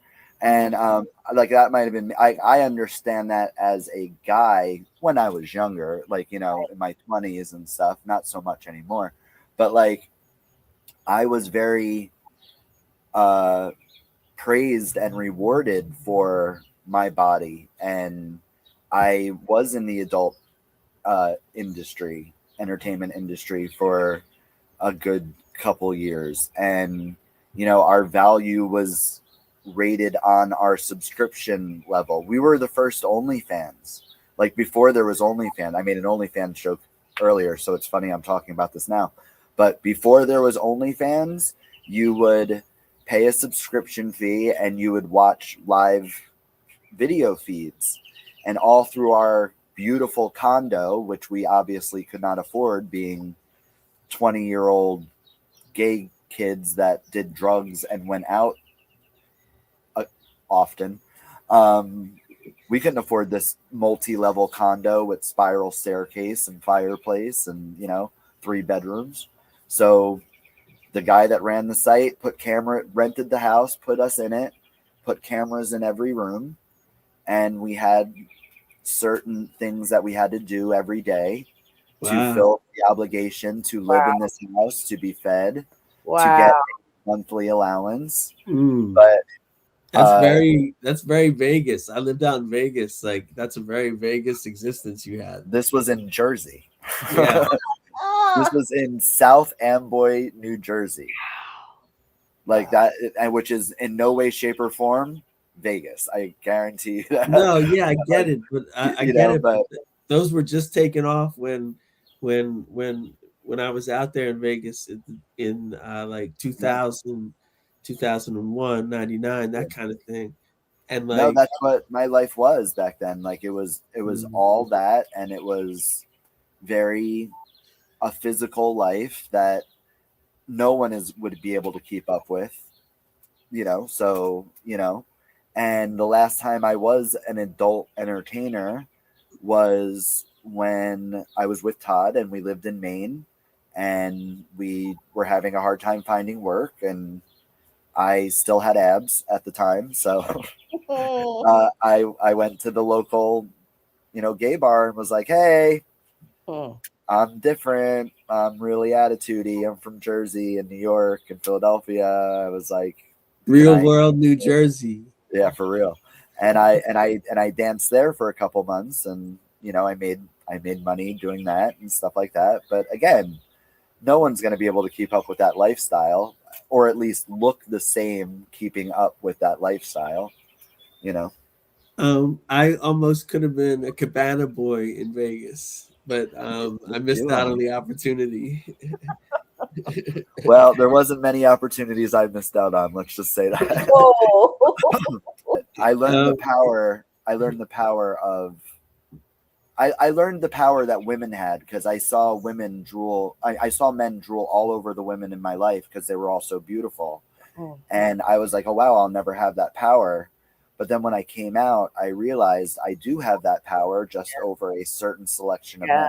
Yeah. You know what I mean? So I use that ability and that power often.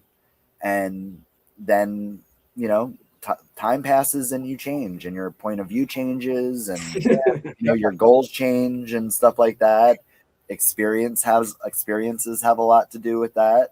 Yep. And you were like, okay, is this my life or are we changing this up? And I changed it up. And then a couple years later, I met Todd. You know, I wowed him with all the tricks that I knew from my former life, and he was very happy. Still is. And you know, and we're good. That's enthralling. Like listening to you. I have many chapters in my story. Yeah, many chapters. You know, the main thing here is that you've learned from past experiences and grew and matured, right? So, you know, has Joe done that? You know, and that's really a lot of what we talk about here is that Joe doesn't do that. Yeah. Well, you know what? No matter what you do, there's going to be good and bad in it. You know, there's good and bad in normal people's normal lives that work a 9 to 5 in an office and blah, blah. No matter how much money they're making, there's a good and bad. I just realized maybe Topher could be like the good go-between between me and Joe. Like, oh my goodness. Maybe Topher can reach out to Joe. Oh God. And say, hi, I'm a friend of Karen's. Right. She's wonderful. I just did the show. We'd like to have you on, honey. Like that kind of thing. Oh, yeah. Throw a little honey here and there. I don't know if he looks like the type of gentleman that would respond well to that. No, I'm just kidding. He looks fine. Joe, he I was just having fun. Right now. No, it's all good. Joe doesn't trust anyone right now. Anyone. But it would be funny for see, now this is what I'm talking about. Like where he was having jokes about being sexually frustrated, he could be like, then there's this gay guy that's been calling me and you know, he's got me thinking about him now. Oh my goodness. Y'all just are full of compliments and stuff like that. You think that I'd be able to switch up that rugged looking straight man that we see right here on our screen? You are absolutely crazy. Right, but all straight guys want to know that they're attracted to gay men. Let me tell you something. All men, period, want to know that. Just so you know, all men will have unless you're well, that's not even true anymore. I was going to say a priest, but like all men want to always be reminded that they still are what they remember them to be. Yeah. You know what I mean? And that it does not matter. And not for nothing, Very like true. I don't know how it is with women because you know I'm not one, but like I would imagine all people would want that. It's just that men will act on that compliment more than our counterparts would. I feel. I feel women have it a little bit more. I feel women have a little. I feel women have self-control a little bit better down than men, because I'm an instant gratification type of boy. I will tell you that. If I want something like a dog with a bone, I will not stop till I get it. So to a fault. And I think, you know, in general, maybe stereotypically women, you know, may have more control, but I think that would vary person to person as well. Oh, of course. It's not an exact science. Yeah, you know what I'm saying? Definitely not. But on the average. Yeah, I agree with that. He needs Invisalign. Oof. Joe needs Invisalign for his bottom teeth. I was gonna say, not me, honey. My teeth are perfect. No, you have perfect teeth. My teeth are a disaster. No, you have perfect teeth. His teeth, though, I'm noticing need Invisalign at the bottom. My Been goodness. rough lately. Poor Joe. Well, you know, of course, this guy is how he is. Listen to this podcast, just ripping every little. We've only heard 7 sentences come out of this gentleman's mouth, and you two are just like, my goodness, like white on rice, honey. You are all over him, honey. I do not even know what's. It is a very rare time indeed where I am the nice one in any social setting. And here we are. You got them all fooled over at 254 Tuesday of the month at third. No, very sweet. I love Joe. Karen is very sweet. Karen loves Joe. I love Joe so much. Let's All see. right, There's a lot you don't know. There's a lot you don't know about this guy here. Oh, what I don't know. I love warehouse. Joe. I get it. I Okay, love that's Joe. fine. I want to be nice. We'll get a T-shirt made. Just don't use AI, and get a T-shirt made. We And- did. and- We had one. It sold 7 copies. Yes, Oh my God. And you bought 6 of them, I'm sure. Yeah, yeah, You it's sold, love Joe. I want one for every day of the week but Sunday, because Sunday is we the Lord. did day. have That's what she T-shirts.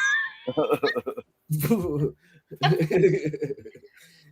Yes, we did have T-shirts, and we sold 11 shirts.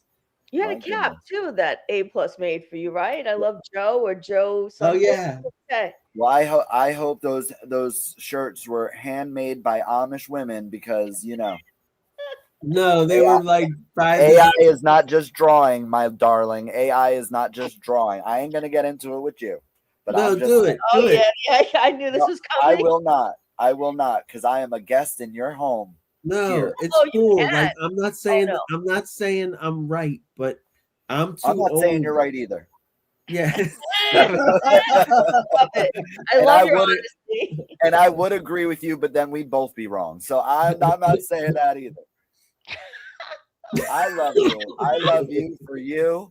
I love you for the time that we share together and the experiences we have.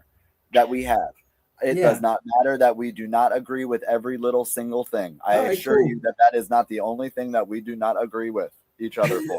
Okay, cool. You got it. Okay. And you know what? Bless you. Whatever. I love you for the person you you too. are. And you've always been, like I said, you've always been a lady to me, honey. So I can only pay you the same respect back. So that is it. All right, I don't love care you. if we agree or disagree. It's how we treat each other. And you and Yeah. I have a real friendship that I very much like, and I'm just very happy to be part of both of your lives. You know what I'm saying? You're both fantastic people. So So there you go. Thank you. We You're feel the same way about you. Yeah. All right. Let's not break our necks blowing each other Yeah. here. Let's move on. Here we go. Right, exactly. All right, so here we go. Let's continue to listen to very proud Joe at this moment. He's thinking this is going to be good, So here he is now. Yeah. He's thinking this is going to be good. Beautiful. Jim Florentine would say, it's beautiful. Let them pay. I'll fly from the airport. Is like 15 minutes from my house. It's nice. Take an Uber. It's like $9. Actually, it was like 46. Take the early flights. You're exhausted on the plane. When you hit some turbulence, you don't care as much when you're like tired. Boom, boom, boom, boom. Who cares? Boom, boom. And as you saw in my story, I got one vodka. I mean, there's the thing again with the alcohol on the plane. He always has to mention this, and it's like Also, he thinks yo, cool, or it's like a 13-year-old. I don't understand that. I think what he really wants, I'll cut through all the chase and I'll all tell the you what he whatever. really wants, but never mind. What he really wants is a lobotomy. Okay. No. What, is that bad? I don't know.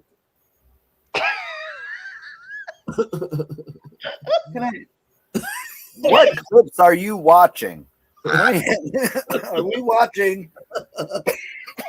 Are we watching the same clips? How in the name of Mhm. Zeus's big toe did you get that he wants a lobotomy from Because that? it's another dream about sleeping and being out of it. The man likes to sleep, Karen. It's another. I know, but look, it's You like it's another cats and fantasy. knitting or whatever you like. It's I don't know another- what you like. You like it's bobs, okay? You know what I'm saying? The man likes sleeping. I don't know what do you want from the man? Leave the man alone. Okay, all Remember right. my all right. advice about having a I'm good. on to Do you remember my advice about having a good, long-lasting relationship? Leave the man alone. We're gonna see a transformation of Topher by the end of this. Good There's Lord, no woman. way you're gonna be. There's no way, Karen. What are you thinking? You look very serious, or you're just liking the way you She's look? very upset. She's I questioning. like the way I entire- look. I'm There's a soaking little in. self-soothing going on. I'm soaking in Topher's cutting edge commentary, and it's a moment of self reflection. Am I being too hard on Joe? It's sleeping. It's No, sleeping. but It's not I'm roofing on his to wife. something. It's not doing any of the other horrible things that you're accusing him of doing just because of mere Yes, thought. it popped is. into his Just head. wait. Just wait. No, yes, it I is, know. Topher. He's up to something. I can tell. I don't know. But now we'll never know if that was his original thought or if it's just you manifesting him doing crazy things. Well, watch what happens. I mean, I got eyes. I'm Right, watching. he's like, Topher's like, bring it on already. Come on. All right, so let's watch how this trip evolves. Okay. Oh goodness. Fine. Tired. And see, he's very creative here, very funny. I'm sorry. He's very creative here and Happy Joe. This is, like his usual spiel. Okay, I'll continue. Mix of one vodka. Who cares about the bumps? It's beautiful. Good morning, everybody. Okay, so that's Joe just as he's arriving there, and fun times ahead. Things look good so far. Let's go. All right, let's see where this goes from here now.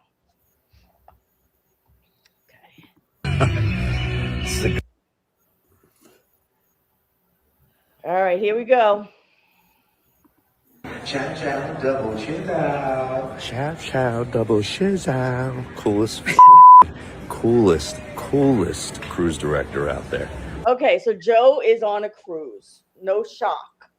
He just did a 4-week cruise like in December or November. Okay, so that's where Joe We is. have. I totally defer to Topher, like all cruise talk. Yeah, I know. We were excited. We remembered this. Just Wait a minute. Before you start buttering me up with that silky smooth velvety voice of yours, I want to know where you're going with that. Are you going to be complaining? Oh, well, Joe's on another cruise. Let me tell you something. I am enjoying myself. There is no other place I would rather be than right here, right now with you two in this moment. But if someone pulled up with a boat, my butt would be on another cruise right now too. Cruising is one of the coolest things that I have ever done in my life. It is, and you'll never understand. You don't understand. People are so nice. As soon as you pull away from land, people are nice. They say, excuse me. They walk around. You lock eyes with somebody. You smile. They smile. They let you in the bar to get a drink. They are very, very nice people. Everybody is on vacation mode. So they're looking for ducks. They're winning medals, which I have my medal right here. Aw. Yes, that I won right here going on I can take it down later, but I won this medal on the cruise ship for being brave. Aw. Karen. Huh? Right? What did you do? What? Did you jump over the edge or something? No, I did an obstacle. Well, first of all, I'm very, very scared of heights. I'm very, very scared of heights. Okay, very scared. I get vertigo watching videos of people looking over the ledge. You know what I mean? I have friends who have that. I know what you mean. So when we found out that our cruise ship had an elevated obstacle course that went down the top 17th deck of the ship, okay, I was like, you know what? I'm also very scared of the ocean, and I'm very scared of the dark, and I'm very scared of, Kraken, whirlpools, pirates, and being alone. I'm not big on that either. Oh. So I don't like finite numbers of people. That bugs me out for some reason. Because it just reminds me of a cast and a cast of a horror movie. And horror movies something doesn't make. I don't. It's weird like that for me. But I went on. So I have a lot of fears So I went on my first cruise. I was very excited. I'm going out there, very scared, but I was hanging in. I was being tough. I was very great. Then we saw this obstacle course. I go, you know what? I'm gonna do it. I'm gonna do it. I'm gonna go up there. And we were 2 decks above the floor. Oh my gosh. You know, so it was like a real heights experience. Plus, the thing about cruises is, you know, if you're scared of heights, that means you're scared of the distance of the ground from where you are. In the ocean, you're like 3 miles up in the air. You know what I'm saying? Because the ocean floor is all the way down there, and you're over here. You know what I'm saying? So technically, you're still high up. Doesn't matter that it's liquid, but it's high. I've said on this show before that I can't go on a cruise because all the food would start tasting the same to me. Incorrect. And I feel very controlled. Incorrect. Okay, great. That's great. First of all, there are over 9 different restaurants, hibachi, steakhouses, this one, Spanish, that one, all different. Any kind of food restaurants like in the cruise? In the boat. There's 9 different restaurants. All right. Okay, that's good. Because I was wonderful. talking more Plus, about you have the main dining room. You have the main dining room. They call it the MDR, right? And they give you a menu, and you can choose whatever food you want. You can pick whatever you want. You can pick a different thing every day. It's not going to taste the same. What are you, nuts? yeah. All of them use the same utensils or something. Well, like the That's lady. what you said. All the restaurants you go to locally on land use the same utensils, Karen. I know. She said everything's going to taste the same because you're using your same utensils for all the different foods throughout the cruise. Get out of here. That's what she said. She literally said that on a previous show. Go pull her leg. Mine are long enough. You know what I'm saying? Go pull on her legs. That doesn't work for me. Well, and also I have like body issues. I wouldn't be able to walk around without. Well, I can't walk around without a shirt now. But okay. Well, it's not a nudist cruise there. You know, Ginger. Women don't walk around without shirts. What are you talking about? I mean, there's pools, there's areas where people are less dressed. Yeah. Then, you know, like you can go to a pool, one of the many fantastic pools. Yeah, look like a physical oddity. Who? Me. You? Get out of here. I get out of here. Like tell everybody you play basketball, you'll be fine. They won't care. Say I'm a professional basketball player. What are you talking about? She plays a mean basketball game. Okay, what's the problem? Honey, I'm a pinball wizard. We're all good. It doesn't matter. Celebrate who you are, honey. No, I do, but like and that's not true, Karen. Let me tell you something. I don't mean to interrupt you. I did drag on this boat. This was not a gay cruise. This was a run-of-the-mill, one of the 4 brand name cruises that everybody knows. I went on this cruise, me and my homo best friend, right? And we did drag for Elegant Night. We put on beautiful gowns, as I'm sure you'll see in a future picture. Was it Anthony? It was Anthony. Yeah, with Anthony, yeah. Miss Maya Diction of Philadelphia, the drag queen with the past, absolutely. Yeah, but Anthony and I went on a cruise together. On the first Elegant Night, we got dressed in head to toe, full drag, nails, lashes, boobs, very expensive gown, Morgan Wells gowns. It's the only designer that I work with personally. I think she's fantastic. And everybody loved us. I would say 99.9% of the people were absolutely positive and wonderful. We couldn't take 5 steps without asking a picture. So and the rest of the cruise, we only did drag that one night. Once people found out that we were the drag queens walking around the ship, they were you the drag queens walking around? It was like the Muppets Take Manhattan when they did that scene in parties. It was like that. And people were very, very kind. And they wanted to talk to us. They wanted to know, you know, about my marriage and about Anthony, who at the time was very single. And I would not trust with your man for 1 second, just so you know, because he is that girl. You know what I mean? But like, they were very interested. So you know, you are worried about your own things. You'd be surprised that other people might look at you once and be like, huh, okay, they don't care. It's really true, Karen.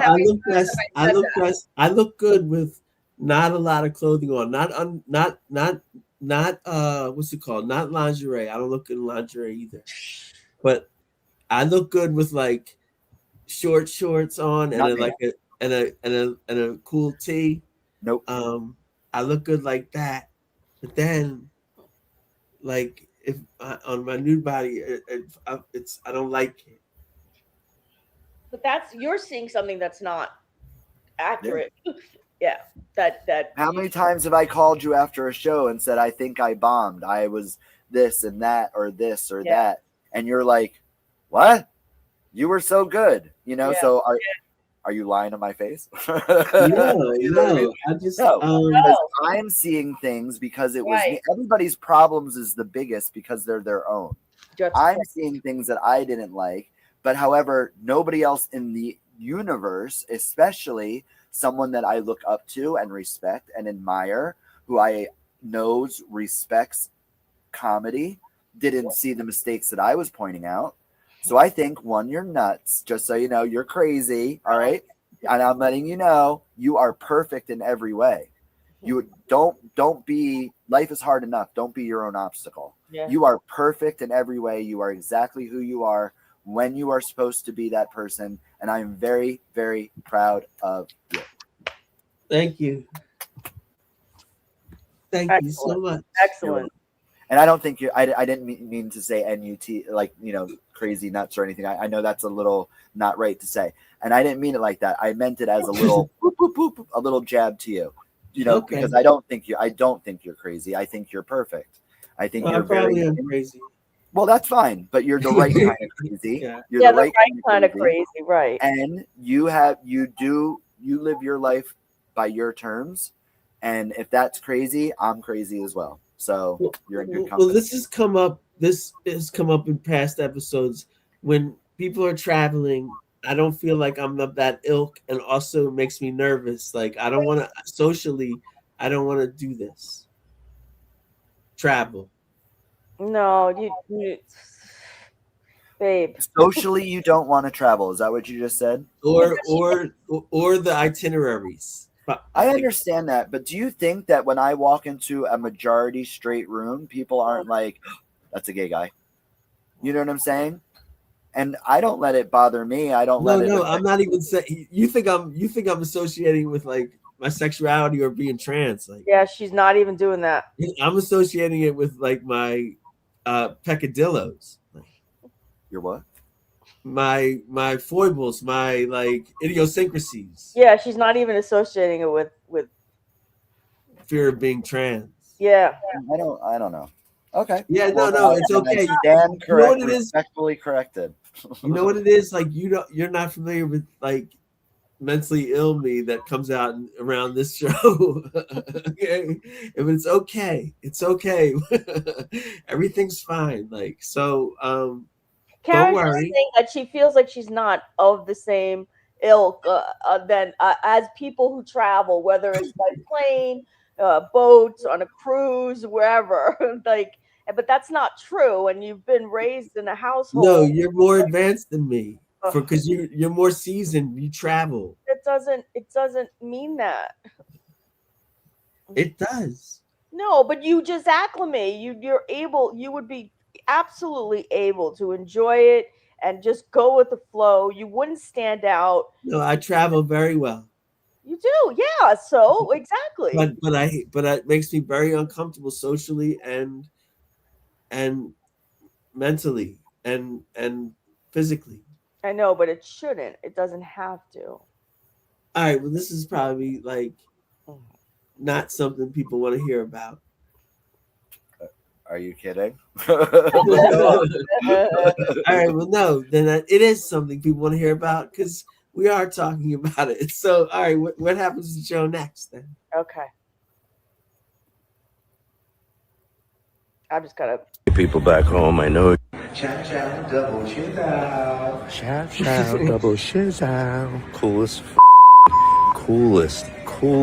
cruise director out there, Dr. E. Missed another snowstorm. It's coming down hard today.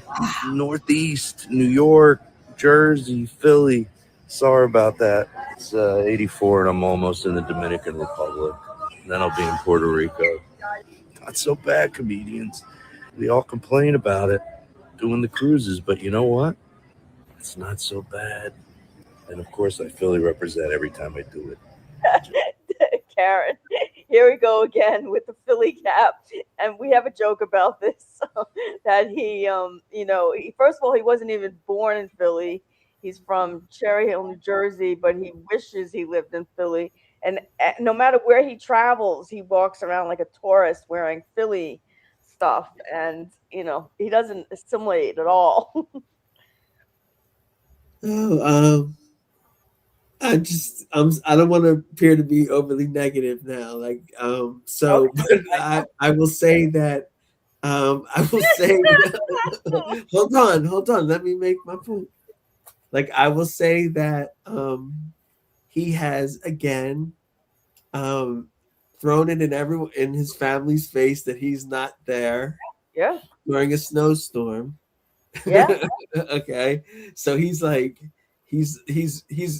like on a, what do they call that, like a weekend pass, you know what I mean, like in the army you get a weekend pass, so he's on a weekend pass 2 weeks. yeah, for 2 weeks. He's raring to go, and I'm excited for him, to tell you the truth. Now she's trying to be positive, and I'm still being Yeah, nasty. I'm very excited for him. Okay. I'd like to point out that he's still very excited and happy here. And as Topher said, the food is typically great. There's a great variety of food, and the people are in vacation mode as soon as the ship leaves land, and people are just happy and they more or less get along. And people just become nicer people in general because they're on a cruise. And So- he's sexy. He's sexy. so, and it seems that Joe, I heard what you said. It seems that Joe is feeling maybe some of what Topher has expressed to us. Okay, is Joe gonna stay in this mindset? So far, it's been positive. Okay, he is there to work. He will do some comedy sets on this. He has a couple of gigs. Okay, this is gonna be 2 weeks, and so far he's in a good mood. And Karen thinks his chest looks good. I do. Topher, any comments, or are you just gonna? Hey, I appreciate the male form in many different ways, in many different sizes and many different shades, and he is a good-looking gentleman. I wouldn't kick him out of bed for eating crackers. You know what I'm saying? I think he needs like a chain, with like. Ill. And he'll get Yeah, no, like because he'll get a tan line. Yeah, no, I think a chain, Ill. like of any kind. Just one that didn't say Philly Pretzel Factory, but like a chain of anything, like a simple chain, gold or silver. All right, relax, fashionista. Relax, fashionista. You know what I'm saying? The day I see you in a one-piece jumpsuit, then maybe I'll be like, "Oh, listen to her. She knows fashion." Okay, but till that day, my love. No, I'm just kidding. No, I mean, good for him, and not for nothing, he is working. So I don't think it was him rubbing it in his family's face. Whoever said that, and I think. When I'm on, not for my next cruise is in September, to be honest, and I will be sending hello. It is 90 degrees in Bermuda right now. It will be the same thing. Not, I will be wearing a top, a blouse or whatever. Not really. I don't wear women's clothes unless I'm working. But I don't like. It's really funny. For the past that I've lived, I don't like showing. Well, I mean, I'm also almost 50 years old, and my body has changed, which is very difficult for a very for gay men in general. It's very difficult to go from twink to daddy when you don't have kids. So but that's our midlife crisis, and we just age faster than our straight counterparts, in my opinion, because we have to make life-altering and face life-altering decisions and situations a lot sooner than a majority of our straight brothers and sisters, because we all are, people, and so I, that was a difficult point for me, but like I said, I'm married, honey. Yeah, I can let myself go. He wants to leave, it'll cost him, honey. That's all I know. So no, but no, he's good looking. Like I said, he's good looking. He's yeah. aight. I dig it. Like I dig the look of no hair on the chest. That's cool. Yeah, that I prefer definitely, but And I see a real man there, like someone that can really take charge. Mm. All right, relax. Yeah, you know what I mean? Like Don't wet something your that- seat, Karen. no, I just see something. I see something in him. You see promise. You see, I see somebody who knows what they're doing. ambition. Okay. I see All right. somebody who knows what they're doing in bed, actually. Really? Jesus. Okay. I'm sorry. Just because I he can had a- talk with a mouthful of food doesn't mean he's great in bed. Just so you know. Yeah, but no, well, it's a certain look he's hitting right now. Like, No, I get it. It's a slightly older Abercrombie type of feel to him. Oh God, I don't see Abercrombie here at no, all. I see gritty Oh older. God. I see gritty older guy. Yeah. I see an older. No, I see where he's going with that. I see where he's going with it, and it's fine. He looks fine. I still Leave see me Guido. alone. Guido. This is I still see Guido. I can't stop seeing Guido with this guy. That's all I see. And that Okay. you called him. What did you call him? Guido, like a Guido. Okay. I that's a negative spin on it. What I was gonna say was Not for me, gritty honey. older guy. Gritty Not for me. older guy. Guido, I can respond to that word as an Italian. I feel it's okay, but Sicilian also. Yeah. My both bases covered, by the way. I know now words don't mean what they meant when we were younger. Yeah. Like, yeah. and no. It wasn't and- bad when we were younger either, though. I mean, No, I don't mean it. Yeah. too, and it's not a bad. It's not. It. I know it had negative connotations. It did. You're right. Yeah. But there were some men and women who were attracted to men Yes. who look like that. I am not attracted to that type at all. Like that's what Do I me a want. favor. Do me a favor. Yeah. Take a screenshot of just the part with Joe and the blue sky and all that, and then make it into a big poster. For your room. Okay. I want to take it to a Kinko's. Oof. And turn it into a huge poster. Where are we going to put it, over your bed? On the ceiling? Yeah, on the ceiling. Yeah. Okay. Look at Topher. Love it. My God, girl, did you just get out of prison? What's the matter with you? What's the matter with you? Don't ask that question. Honey, I've been to jail 3 times, honey. There ain't no shame in my game. I've been to jail 3 times. No traffic tickets, nothing crazy. I just had, I didn't. I know it was a bit shocking. I mean, I just wouldn't expect that. No, he looks like he looks like an '80s private detective, like right now, like Joe. Yeah, like TV private detective, like with a cool theme. Columbo. He looked like Columbo. No, with a cool theme song. Oh, okay. That's what he needs right now. Cool theme song by Dalai Lama.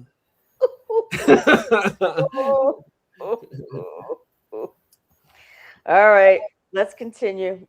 Okay. Just let's remember also what Topher said about his experiences on cruises. Let's just keep that with us and hope for the best here. Well, who are you going to believe? Someone who actually goes on cruises or someone who's never been on one? Okay.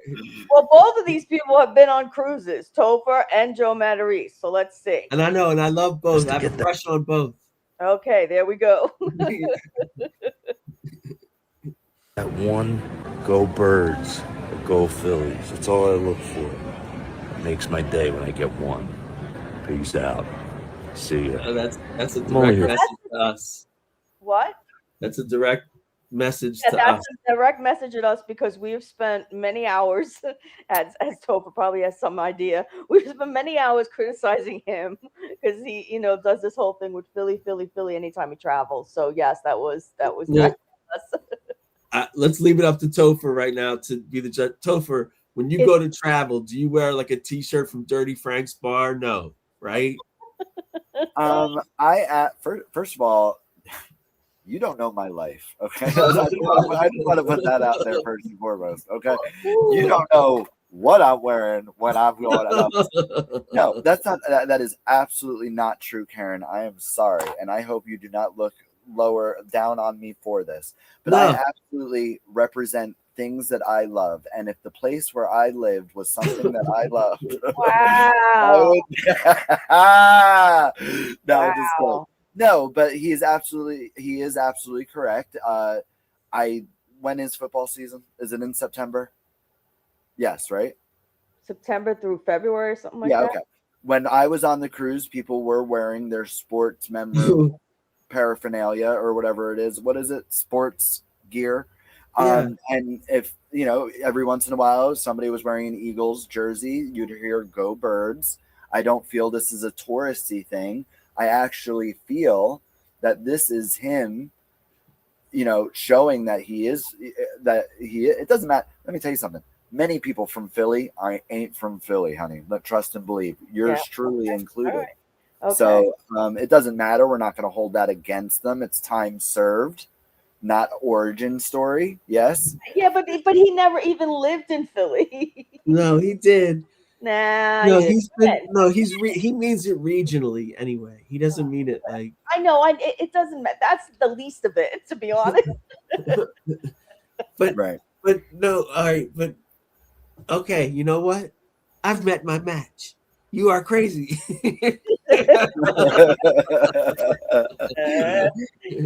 No, don't let the limp wrist fool you, honey.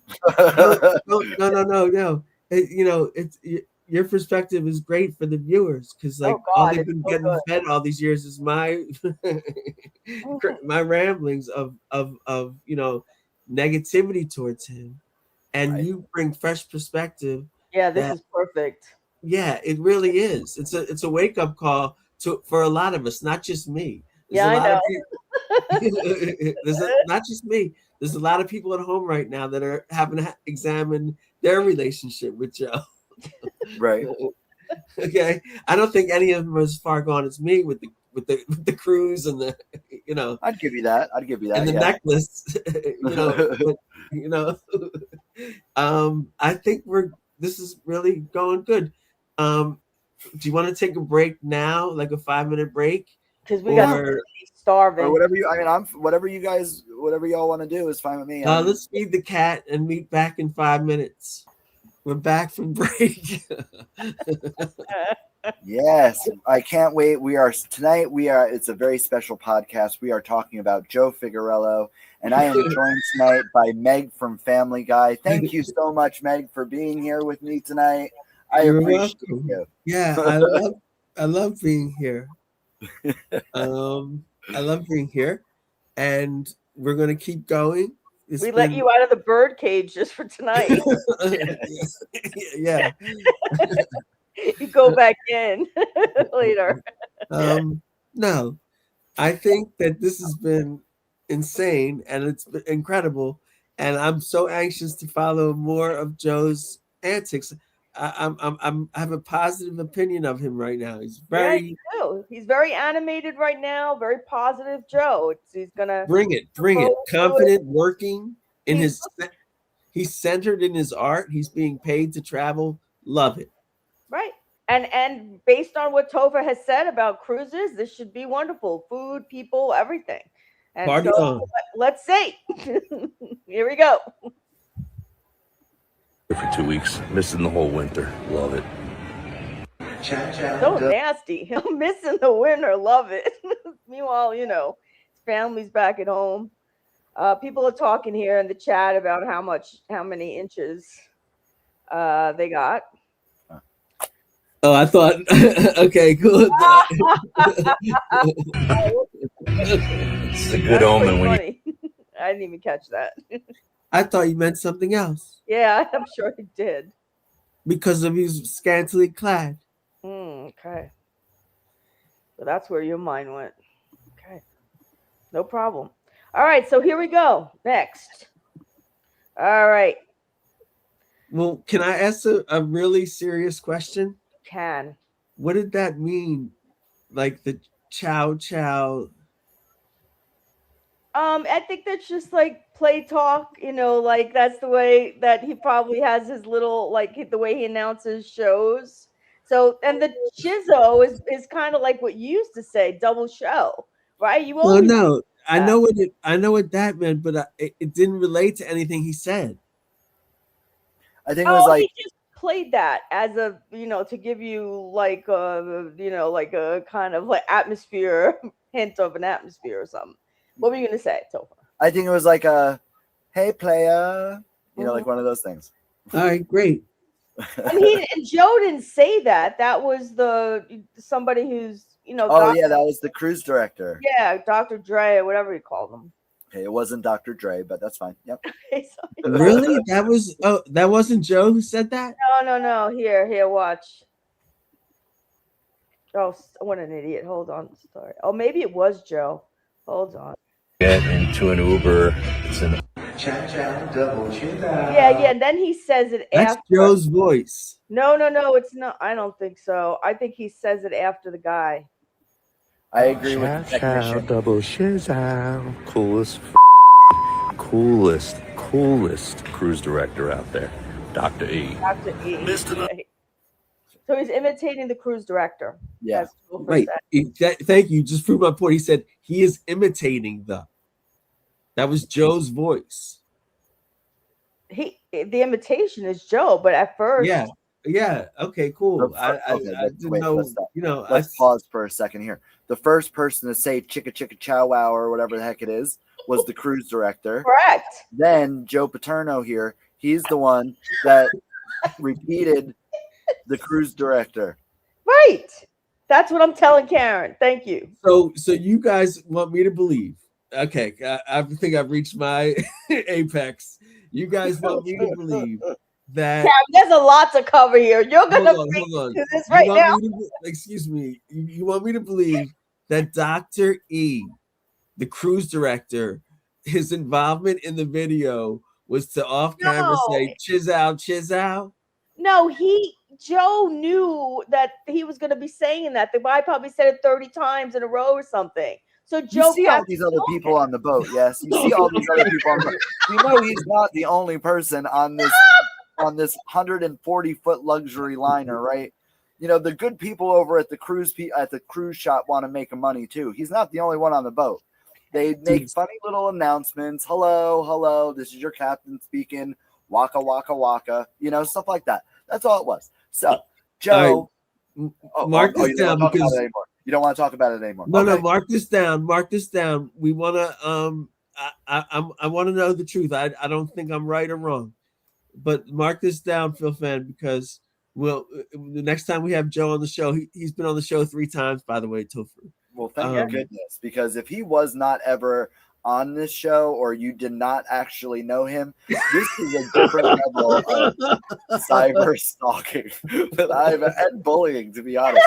I've never witnessed in my life. And I was alive during AOL. You understand?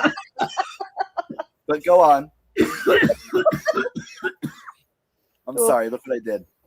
Now we're not going to be able to use any of that. No, that's in forever. This guy's gonna want to meet me by the end of this. That was like the best laugh I ever had on the show. You're not gonna want to work with him. He's gonna want to meet me when this is all done. Just so you know, he's gonna want to meet me. So I'm ready to come back whenever you need me to. So Phil Fan, every time. Mark this down because we're gonna want to ask Joe different things from the very important to the weird. Joe, was Dr. E in that bit you had? Oh, okay, that's a question. Topher's gonna really pass out. He passed out. This is terrible. Todd, help us. I just don't understand why you don't. Let me ask you something. I understand we haven't known each other a long time and everything, but we clicked and we made an instant friendship. I really do genuinely feel that, honestly, from the bottom of my cold little heart. Okay? Yeah, I love you. Where have I ever lied to you? No. Then why do you think I'm lying about this? Just out of curiosity. Telling Karen, let's do it one more time. You don't understand about this guy. I have like a sixth sense. I'm like the Michael Jordan of this. Oh, for crying out loud. So even when I'm wrong, it's spectacular. Okay, well, okay. Well, that's what you're going for. Karen, you hear the guy saying it, Joe imitates it, and then he refers to the guy. And never films him. He's on a speaker, woman. He's on the PA system. He is the captain of the boat. He's the cruise director of the boat. He has an office. Okay. He is a trusted official of the vessel. He has access to that equipment. I don't know why. So sorry. That was a good point. You had to mention it was the PA. I don't understand why she's Oh my God. The little ducks all over the place. They're so cute. I don't understand this. All right, go ahead. Dr. E. Jehoshaphat woman. Yeah. Good Lord. Oh. Okay. I'm letting my juice drink a good thing. Chow chow double shizow. Chow chow double shizow. It's true. It does sound like Joe, but It's so Joe echoing Joe. I'm over here doing cartwheels because it's not AI. No, it's a 1960s invention called a PA system. Okay, Dr. E. I don't think I've ever been this mad in my life. I don't think I've ever been this mad in my entire life right now. By the way, Dr. E used to be my best friend at the club. Like, no, I'm kidding. Same. No. Does he know J-Lo? Does he know J-Lo? No. You should know this is a joke. We're not talking about J-Lo. Who are we talking about? You pay attention. Oh gosh, look. Comedy. Say again. Karen has a little bit about J-Lo and her comedy. Mm-hmm. Oh yeah, but we're talking about Dr. E right now. 5'4". Go ahead, talk to E. Dr. E, who we both know from a long time ago and has since left our lives. But he used to be very important. Okay. Karen, I have no idea what you're talking about right now. Yeah. Which is the best thing that ever happened to you. Like, okay. That's you should put that on your resume. Don't know what Karen's talking about half the time. No, it's not true. No, it's great. Like, okay. Help you win friends and influence people. Yeah. Okay, great. So keep it moving. Keep it moving. All right, let's see how it's going. Let's see. People back home. Okay, so now he's talking people back home. He's in the DR, the Dominican Republic. Oh boy, this is where he usually messes up, like something like this. All right, go ahead. And his brother is saying, "Hang it up." And he goes, I just can't stop stepping towards the plate. You might say that's the least of your problems. Good one, Chris. Good one, Chris, his brother. Yeah. Brother. I timed leaving home perfectly again. I'm in the DR today, and it's a snowstorm. So here we go. And here, here's the thing with the Phillies, and he's got a pretzel T-shirt on, Phillies pretzel. It's the same thing, Karen. Here we go. I know you're freezing and shoveling, but I'm in the Dominican Republic. I time things correctly sometimes. And I'm back to the same place I was about a month ago when I was down here. The batting cage, and it looks like it's working. Let's go see if I can hit. All right, I'm just warning you now. Now he's going to show himself batting. This is cool. This is cool. This is great. Okay. This is great. Topher's blinking rapidly. I'm so sorry. I'm so sorry. Can I just ask a simple question? And maybe again, I'm new to this. This Joe Simpson guy just entered my life, and I'm very thankful that he did. When you say that this is great, yes, I just want to know what I'm looking for. Okay, that is going to factor into the greatness for you. I'll tell you what it is. Okay, I'm excited. It's the totality of he's down here doing something that's really cool, like taking batting practice. Like, this is better than the Uber. This is different than the typical guy. He's better than the Uber. Out. Yeah, right. This is out and about, man. This is like this is what you live for if you're a Joe devotee. No. Okay. Yeah, like this is the guy. This is the real guy. This is the guy that like he's gonna whatever he says now is gonna be like market as gold. You know, he's getting Got his it. aggression out, hitting this ball, trying to look like he's famous because he can't get. I'm telling you right now, whatever a man says while they're taking batting practice comes from their core. Okay. Go ahead. All right. As someone who's taking batting practice. All right. Watch how this goes. He is in the Dominican Republic. Okay. Now, you know that just watch how he behaves.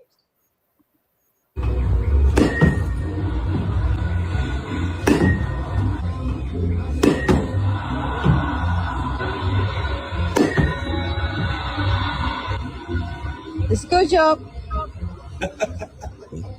Dominican woman running the place was a better hitter than me. And then he put hashtag positive racism.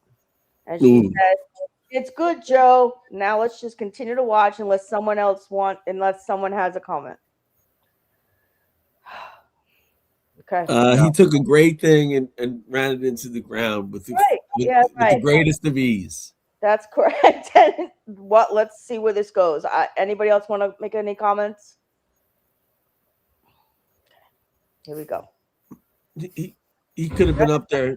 He could have been up there saying like, man, you know, when I get back to town, I really hope my wife and me can hit it off. Like, and I'll help out with the thing. Like, boom, boom. He's taking his practice swings. He's going, you know what? I should have beat that kid up in 9th grade. Like, you know, but the things that are coming out of his mouth are coming from his core. Instead, this thing happens. From his core. This is from his core. Well, that's the ugly side that I don't want to deal with. But go ahead. Well, you're gonna have to deal with it this episode. Here we go. Okay. This is just the tip of the iceberg, Karen. You know, I've held this back for a few weeks now because I know. Yeah. I've seen all this and I can't tell Karen until the show. This is all right. Yeah, that's the other thing, Topher. I'm learning everything as it's happening, like you. And I've been pained for weeks, so that's why I seem like I'm exploding here. So, okay.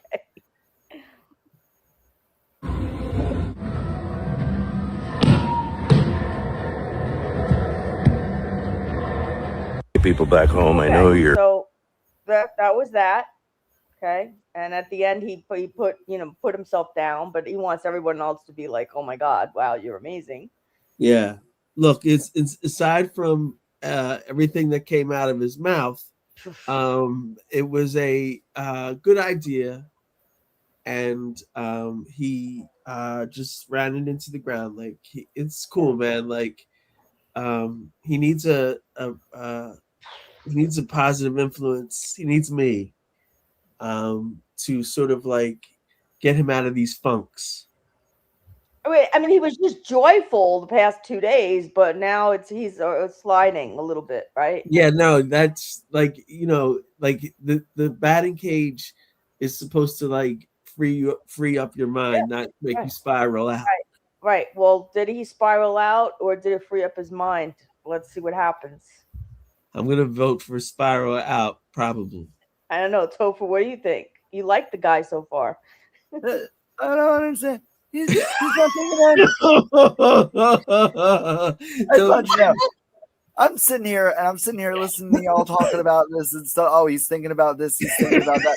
I've never looked like Robert De Niro more in my entire life. Every time I look at myself in the little box down here, I look like Robert De Niro. So I'm going like this. I don't understand what y'all are talking about. The man just wanted to hit a ball, and he made it. And that's nothing. He hit 5 out of 7. For me, that would have been a good record. Just so you know, I don't know why y'all are being so negative. Oh, he's in a slump. No, we're really getting called on our shit. I don't understand what's happening. A+ would agree with Topher. I think there's nothing to analyze here. There's nothing to analyze here. The man's at a batting cage in the Dominican Republic. Doesn't the people of the Dominican Republic have enough to worry about? Yeah, but coming along, you know. Oh well, he's really slumping out now. How? He's on a day trip excursion from a cruise. He ain't slumping out. He's not hungry. He's not tired. He's having a good time. He hit 5 of 7 balls, not for nothing. If I hit 5 of 7 balls in a batting cage, my father would have done a cartwheel because my little limp-wristed self never hit 5 out of 7 balls. I'll tell you that right now. He had me in Little League for 2 years. I didn't hit 5 balls in 2 years. No, tell the story of because viewers would love it. Like not your pain. They wouldn't love your pain, but like the hunting story. I find my pain is what actually entertains people the most, to be honest. No, but my father's is an amazing hunter. He's a country boy from the hills of Huntington, Pennsylvania, out here in the sticks outside the city limits. And so Pennsylvania is a big state. But I was obviously gay when I was very young, and he was always always loved me, and he never did anything really wrong or anything like that. But back then, being gay was it could be considered a disappointment to a man like my father, who was very outdoorsy and rugged and macho and stuff like that, and has like a real lumberjack look to him sometimes, and so having a son like me must have been a huge pain in the ass or butt to him, and plus my sister's really butch. But that's beside the point. So he took me hunting. She drives trucks and motorcycles and everything, and she knows what like the difference between like the wrenches and the screwdrivers. I don't know, but he took me hunting like right when I was coming out because he thought, he thought we were going to live out like the Red Dawn where they get a deer, drink its blood, and stuff. And then he's a man, and stuff like that. And I'd howl at the moon or something. I don't know. I didn't watch the whole movie. But so yeah, he gets a deer. Oh God, I'm solo. I'm a solo artist all of a sudden. You are. And then all of a sudden, and the time passes and we're up in the woods and we're not allowed to talk. We're not allowed to move. We're not allowed to, do anything. And he gets a deer and I, clutch my pearls and stuff like that. He goes, come on, we have to get it. And we drag it back to the truck, and he dragged it back to the truck. Yeah, I just skipped behind him in camouflage and khakis, I was la la la, and he tied it up and he was like, all right, now I want you to take this knife and I want you to do what you do to clean a deer and stuff. And I looked at him and I said, what in our history makes you think that I'm and he got really frustrated because my dad, he's very strong and he never hit me like to discipline me or anything like that, which was acceptable back in those days, maybe not so much now, but it wasn't looked down on the same. And I'm talking spanking, open hand on the bottom, discipline stuff.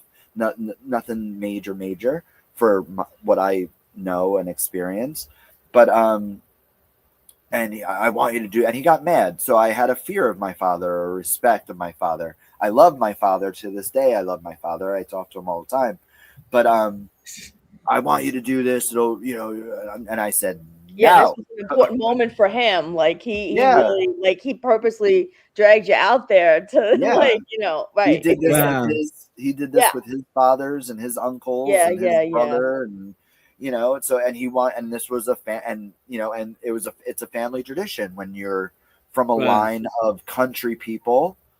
They have different, rituals and things to signify certain stages of life. That's right, exactly. Yeah, and that's fine, but that wasn't my life.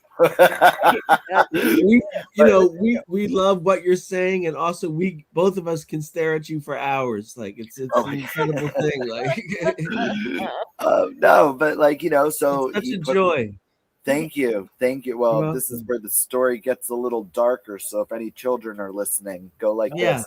But he put the knife in my hand and grabbed my hand and made me, and so we can clear out, all the stuff to take the hide and the meat and all that stuff. Because my father did eat a lot of what he, hunted and stuff. Right. Like everyone else does. Yeah. Like, hunt. Yeah, right. Exactly. Yeah, exactly. I don't see any cows in any reed fields, like, hiding, but you know what I'm saying? Like, I get it. Yeah. I just stood there and I froze and I looked at him and he goes, "Are you all right?" And I said, and he goes, "Are you all right?" And I said, he goes, "Do you want to throw up?" And he goes, and I said, "Yes." And in that split moment, I did. All over the deer. Oh, how old were you again, Topher? I missed that part. I was at least 17. I was at least 17. Oh my God, that is such a So I was story. at a very high level of gay, because when you first come out, you either come out and you creep out and you just want to blend and live your life in silence, or you literally kick that closet door open with your leg and it goes flying off the hinges and balloons and glitter pops out. That's how I came out. There wasn't hiding all this. There was difficult hiding all this. So, but he got mad, but he didn't get mad at me. He was mad at the situation. He was mad at himself. I found out later he was mad at himself for putting I was just gonna say that in that situation. Good. That's good that he realized that. Yeah, no, my father respects me. Like my father is very close with it knows my husband, loves my husband, considers my husband his son-in-law, just like he considers my half sister's husband his son-in-law. And there was never any there was never any different treatment between me and my straight half sister. It was funny because the people that weren't educated in my life, and I mean that respectfully, that were educated but like didn't further their education in their life. They did the the necessities. They didn't further it.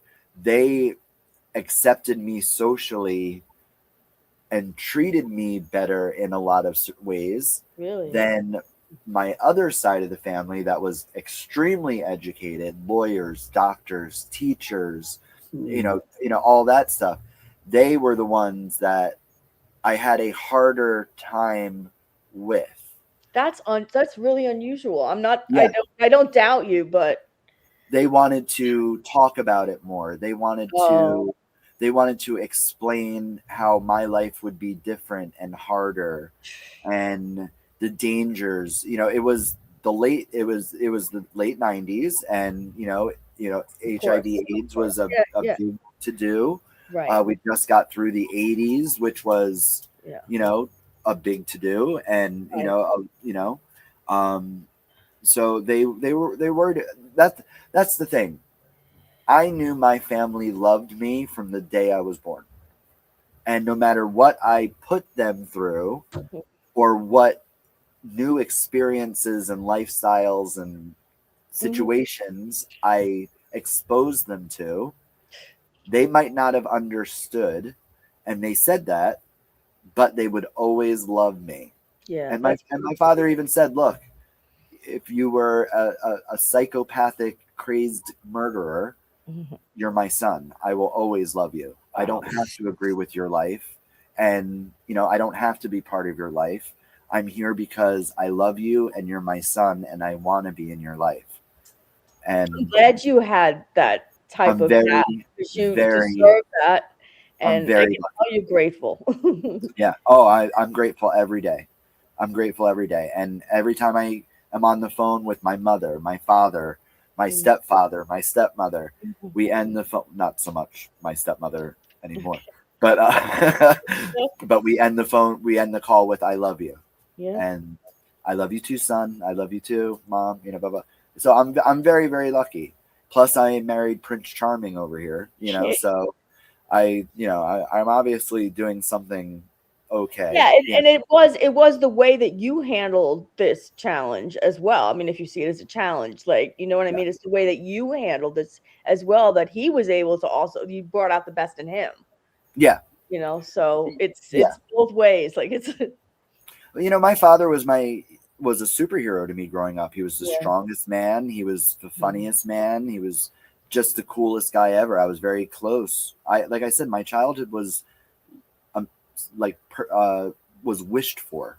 That's how good it was. And I'm very lucky.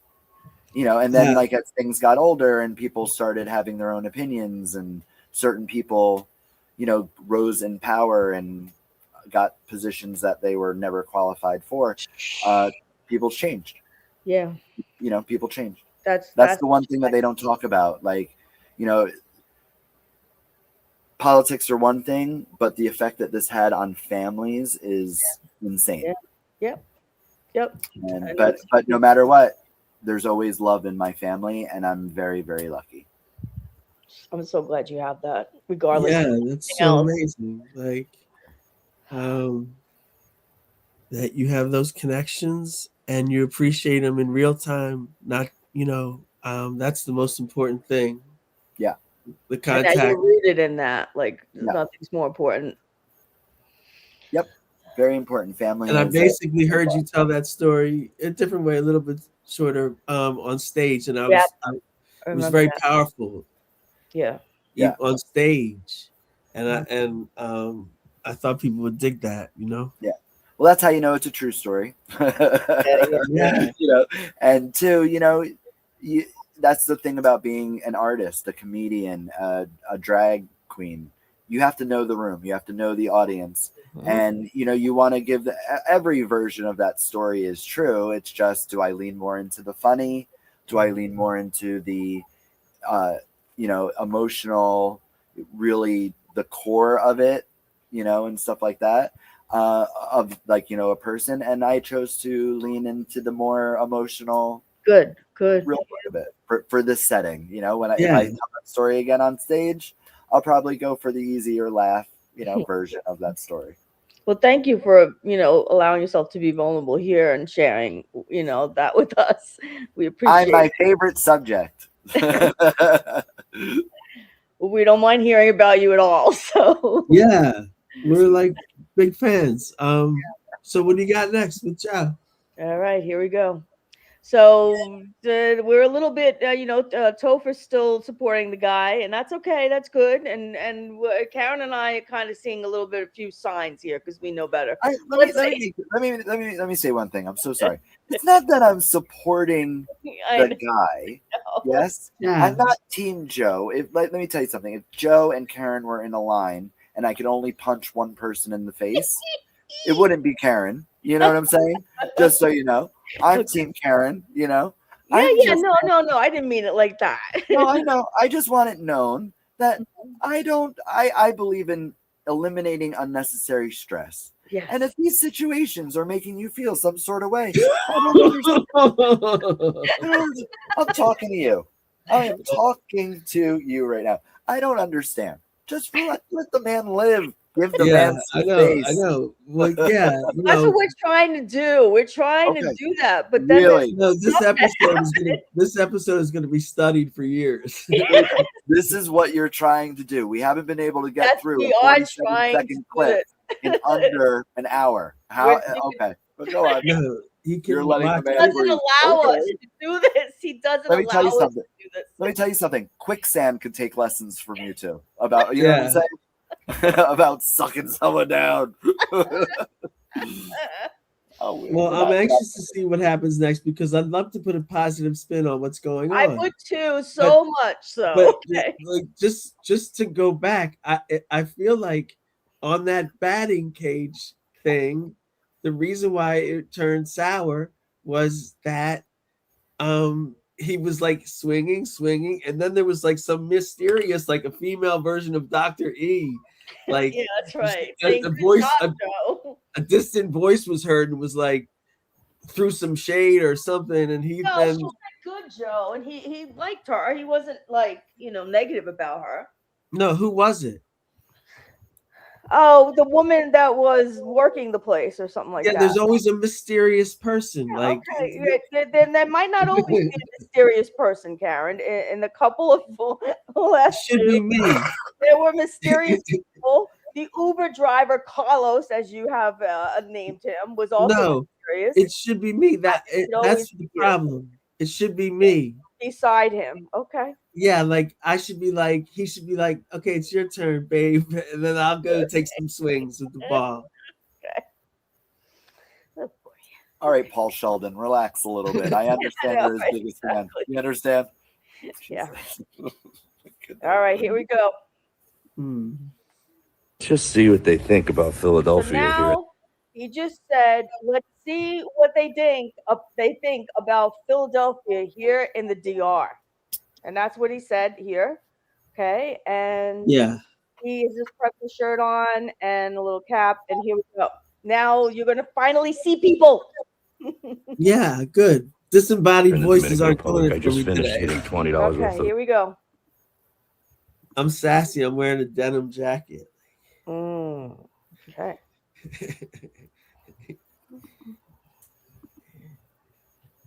All right, here we go. Just see what they think about Philadelphia here in the Dominican Republic. I just finished hitting $20 worth of balls. I sucked. I was terrible. This guy looks like he just can hit bombs, just like a natural baseball player. What do they think of Philadelphia in the Dominican Republic? Now he's asking this very sweet woman, what do they think about Philadelphia in the Dominican Republic? Be honest and look at how she answered. They think, be honest. Philadelphia. He's a good person. It's nice. Good pretzel? She said he's a good person because she has no idea like what he's talking about. Go ahead, Topher. Your hand is in the air. One, see, this is what I don't understand about you right here. This is where I'm getting a little lost in the sauce. Have you ever been to a carnival? Yeah. Okay. So this is where in the Dominican Republic, this is like a carnival, right? Yes, some sort of fair-ish area. Okay. All right. No, I think it's bad. So he walked up to her, and you were like, "Oh well, look, he's going to ask this very sweet young lady a question." One, how do you know she is sweet? How many nice carnies do you know? I don't know. Well, look at how sweet she is. Oh, why do you say that? Because she's smiling. And she said he's a nice person. We just want some decorum. Yeah, exactly. Oh my goodness. All right, go ahead. And what was I don't know it. And then she said you're a nice person. Yeah, because she doesn't know. Let me tell you something. I've said this 1,000. I've always asked this question. You know how when some places very far away, you're like, oh my goodness, that's out in Guam. Do you think people in Guam are like, oh my goodness, that's out in Philadelphia? You know what I'm saying? We just want to make sure he's like, he has a tendency to belittle people where he goes. That's right. And we're hanging on edge, hoping he doesn't do that here. So far, so good. Go on. All right. So she said he's a nice person, and then he said pretzel because he thinks that she said pretzel instead of person. Okay, so here we go. Good person. Oh, I thought you said good pretzel. Right. Good person. Good person. All right. Yeah. Have you been to Philly? Let's go, Phillies. Phillies, right? Schwarber and Harper. They know Bryce Harper here. They know Trey Turner, no? Yeah. Trey Turner, Kyle Schwarber, Bryce Harper. Yep. They know Kyle Schwarber. That's impressive. Who's your favorite Philly of all time? Harper. All time? All time. Well, since he got Phillies. Just see what they think about Philly. Okay, so there you go. Now, wait a minute. What if she did understand what he said, and what she meant was, he goes, what do you think of Philadelphia? And she said, good person. Maybe she was saying that Philadelphia is full of good people. How about that? That's absolutely, that could be. That's a good point that we didn't consider. Absolutely. Could have been. Apparently, that's why I'm here. That's right. That is why you're here, to keep us balanced, because we're lunatics. You are here to keep us balanced. That is your role. Yes. Karen, any comments, or we move on? Yeah, I would move on because we put our regular negative spin on it, and once again we're shown a different way of life. That's right. That's what we want. Keep us in line. Keep us in line here, because we get a little, Yeah. Okay. All right, here we go. All right, here's Joe doing what he's always wished he can do, which is try to gain fame by singing. And it's okay. It's karaoke. I love karaoke too. And everybody, and I know that you can, Topher can talk a little bit about karaoke or maybe a lot. But here's Joe doing karaoke. He's saying this is the weirdest karaoke singing on a cruise ship ever. So he's having fun. What song? You'll never find. Now the choice of song is very interesting here. Okay. I have a theme for this, but I'll play it. Hold on. He picked You'll Never Find Another Love Like Mine by Lou Ross. Yes, baby. He picked that. Yeah, well, I don't know. Maybe the cruise director chose it for him. I don't Dr. really know. E? Look it. Are we talking about Dr. E? Yes, maybe Dr. E chose it, or Carlos, or maybe that sweet woman from That's the not back. how karaoke works. What's the matter? Have you ain't never been to no karaoke before? Oh, I don't like that. Yeah, I can't do that. Good Lord, that's not how karaoke works. How does it work? You pick your song. Yeah, you pick your How song. am I going to pick a song for you? What if you don't know it? Thank you. All right, so he picked an incredible song that we love. Yes. Yeah, and it's a very nice song for people with a lower register, by the way. You'll never find. That's true. See, I know. It's a little sad though. It's a sad song if you look at the lyrics. Well, who's it dedicated to? Well, I don't know, but you, Karen, you won. This is your moment. Yeah, well, maybe he's like trying to tell his wife that she'll never find another love like his. Yeah, because maybe it's there was something said. I don't know. Lazy bones or not, you'll never find another one like me. Yeah. Exactly. Like, look, man, like, that's a crazy song to pick, but it's an incredible song to pick. It is. And Joe, inadvertently, you're hitting a Philly thing. That's a record that was put out by Philly International Records. Yeah, but he's not wearing any Philly memorabilia now. Yeah, I know, but I just want to give him the jollies of a Philadelphia reference. Like, now wait a minute.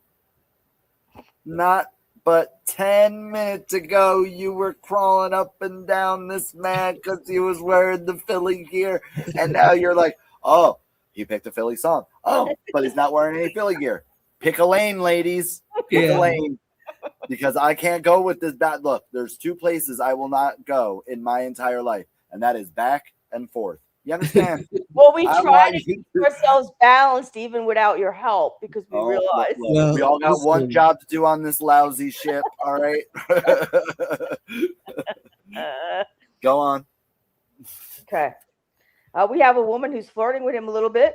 What cruise ships do you do? I'm going on a Norwegian and I would love to see you. Maybe she'll start a podcast on him, Karen Santi Bernardino.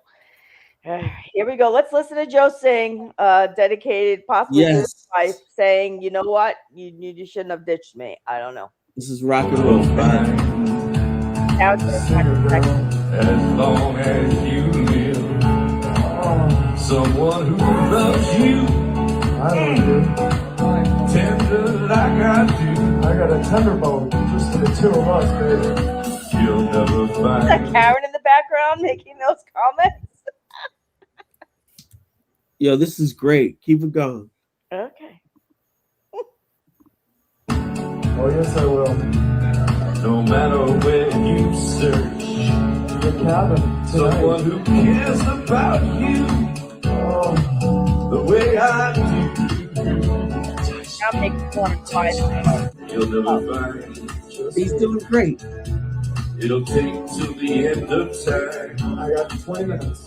Someone to understand you like I do. Yeah, Joe. You'll never see. All right. So Joe's, enjoying the cruise ship. Listen, that was one of the most beautiful moments we've ever broadcast. Like, okay. I need that. First off, I don't have anything to add to it until after I see it again. Like, please show it in its entirety again. He killed it. Topher, do you want to make a comment now, later, or? No, I'm just very honored to be sitting next to the Paula Abdul of the American Idol judging table over here. He was offbeat, just so you know, he was offbeat. And I would knock out that karaoke director talking over my look. I have a good time with when Anthony does karaoke at my karaoke. Yeah, I do a little Rocky Horror call out, blah blah blah blah blah. But that cruise director was using every call out one, and you got to let it breathe. You got to let the man sing. Unless they knew each other, I didn't like that karaoke. Oh, well, they did. It was supposedly Dr. E, so they did know each other. Okay. I mean, I was so curious to know what you thought of that. Like, you know, so Topher, so like, no, look, did he sound like some? Did he sound like someone's dad doing karaoke at a bar after maybe one or two drinks? Yeah, he did. You know, does that really blow wind up my skirt? No, it doesn't. No. I was talking about the callbacks, really, like what you thought about that. They were very funny. Dude, they were actually very funny. Let me tell you something. Just by what he's wearing, he's in a good place right now, man. He's like, you guys, like, I'm not asking him to be up to the standard of Lou Rawls. I'm saying this is a guy who's on the prowl right now. Yeah, he's on the prowl right here, that for sure. He's not usually dressing like this, so there's a transformation here. This is a mature Joe. Beast from something. This is a mature Joe that is thinking that there's a possibility of anything happening tonight, like something new, something different. I first of all, I don't want to fight about this. You understand what I'm saying? I don't want to have a discussion about this. I'm letting you know. This is the cruise ship that he's working on, correct? Yeah. Okay. So let's just say, for the sake of argument, this is at least the second day. All right. Yeah. By the second day, he's already done 4 to 6 shows at the comedy club. So that means the people on this boat that are walking around may recognize him. Maybe he doesn't want to look like a slob. You know what I mean? Maybe maybe this is just a little put together Joe. What's his name? This guy. Yeah. Matarese. Sure. There it is. Sure. Maybe this isn't just another, Joe Molinari. I don't know. Okay. All I do know is, if I was working a cruise ship, which not for nothing would be a gas for me, I think that would be a lot of fun. I wouldn't leave my cabin looking a certain sort of way. Yeah, but he doesn't usually look this way when he's on a cruise. He's not usually trapped on a barge in the middle of the ocean with a finite amount of people. For 4 weeks, and then he also did it before that. He's never looked like this ever. He never. Listen, it's good for him. This guy is on the prowl, baby. Yeah, he's on the prowl. Something's different here. There's something different. There's something different. And Karen knows it. I like the mock Hugo Boss shirt. Like, maybe you got to see episodes 1 through 46. That's maybe correct. 45. Yeah. Maybe I'm missing something. No, you don't. Okay. I said what I have to say. I said is what I've had to say as someone that's watched years of Joan Rivers, God rest her soul, on the red carpet. Mm-hmm. You've said what you've had to say. Let's move on. Yeah, I think we all agree that he's dressed well. He's dressed to please, whatever that may mean. No, I think he put in 30% effort. Yeah. Okay. Yeah. Well, better than 2%. Okay. Well, I actually, you know what? I have to plead the fifth here or something because right. I don't know if he's wearing shorts or I hope those are pants. Point. I don't know what it is. If they're shorts, all bets are off. If they're pants, I'm still saying he's dressed well. I don't like his. Let me clarify this. I don't like what he's wearing. Okay, but for him, this. But for him, this is a sign that something's going on. And his voice sounds shitty, but he's on a boat, and Here's the point. Here's the point. His Stephanie, it can't dress him here. Right. So he's got a little bit of a masculine identity. Yeah, right, exactly. She tries to dress him. So that's Topher, that's so Poor funny. Like, okay. Topher's never going to be the same after this. I'm starting this, man. I'm starting the Joseph Stalin Smith GoFundMe page, and I'm letting you know. We are raising money against you two, and I just want that said for the record. I let the man live, ladies. Let the man live. Okay, let him live. Let's see what happens when we let him live. I'm excited. I'm excited to see him flourish. Okay. That's a possible show title. Let him live. I love that. Yes. Oh gosh. All right, here we go. I'm more Philly here. All right, here we go. He's now in Puerto Rico, and he's meeting fellow South Jersey peeps. Okay, and hashtag whiskey, hashtag drunk, hashtag cruise. So here he goes again, doing what he does whenever he's traveling, is, you know, doing the Philly thing. Here in San Juan, Puerto Rico. She had the ill hat. Did you say Swedesboro? Swedesboro, New Jersey. Woo! Hands and honey shop is where I got my hat. Swedesboro, New Jersey. We know that. 295 South. Yeah. On the way to the Commodore Barry Bridge, right? Did you say something, Karen? Just a guttural moan. Yeah, right. Because this reminds us of what? What does this remind you of? Every encounter that Italy. he has Remember when he's in Italy? traveling abroad. Remember in Italy? Yeah. The same thing. Topher, this is what makes me go insane. Instead of having this is what makes you go insane. yeah. Please enlighten the podcast. Listen, he should be having significant and powerful moments in abroad. Okay, he's instead dealing with, oh my God, look, you have a T-shirt from where I live, and I have. I know. Why isn't he immersing himself in San Juan? Why isn't he taking photos of some unusual building of the sea, of something? He's still stuck where he lives. It's like, what is he doing? That's frustrating for someone who loves to travel like me. Why can't he just put that aside and enjoy the beauty of where he is? Assimilate a little bit. Let me tell you something. Uh-oh. My first cruise. One of the ports we went to, San Juan, Puerto Rico. San Juan. It was gorgeous. Yeah. I've never seen more beautiful people in one spot in my entire life. I believe you. Everything was gorgeous. I took pictures of buildings and whatever. They lay their cobblestone streets by the brick down there. I'm going to tell you what I ate. Are you ready for this? In the land that invented the pina colada. I took a picture of the building with the plaque that said, "We invented the pina colada." You know what I ate in San Juan, Puerto Rico? A hamburger. I went to Burger King. Yeah, there you go. I most certainly did. And let me tell you something. It was the best Burger King experience I've had in my entire life. The burger was delicious. It was medium rare. The burger was delicious. The people were friendly. The place was clean. It was wonderful. And I was very excited because we weren't the only boat to dock. So it wasn't like, oh my gosh, blah, blah, blah.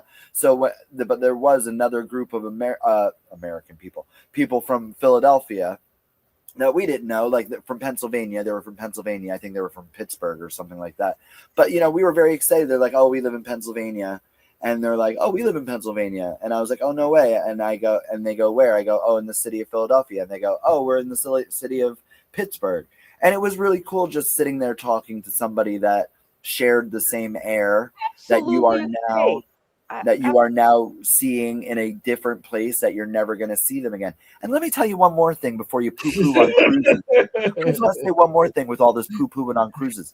When you get off the boat, I don't know if you ever saw the 1990 movie The Beach starring little Leonardo DiCaprio. Very powerful movie. Leonardo DiCaprio goes to this exotic island. I'll spare you the plot. But he goes to this exotic island. He lives his life there for 3 years in this little community. They get forced to leave the island, yes, When he gets back, he is just disgusted with the world. He's walking around at the world, watching everybody go to their 9-to-5 jobs, living their boring, humdrum lives. Meanwhile, he has this beautiful secret that he just experienced on this wonderful island that no one else is going to be able to experience. Cruises are awesome. You're really missing out. Just so you know. But what he just did to this young person is not weird to me at all. I think No, it's not. It's not weird. Like, look. At best, though, at best, it's like, all right. For instance, one of the last times I was in New York City, I was wearing a Michigan T-shirt, and a guy walked past me and said, "Go Blue." Yeah. And I walked past him, and then about in my own zone, and then about 2 feet later, I realized he was making a reference to me, and I was like, I turned around and was like, "Oh, yo, real cool, man," and just kept walking. Like, I don't know that they generate lifelong memories, although I guess I did remember it. It is a really nice moment to actually meet. Yeah, it feels good. It does. We totally get what you're saying, but he does this every single time he is anywhere. Because that's what you do when you go different places. No, but he doesn't. No, I go to immerse myself in another culture and to also come out of my cocoon and to see what next I'm going to metamorphose into. You said you took pictures. You said you saw this. You noticed the pina colada thing or whatever. It took 17 minutes. I don't care how long it takes. You did it. You did it.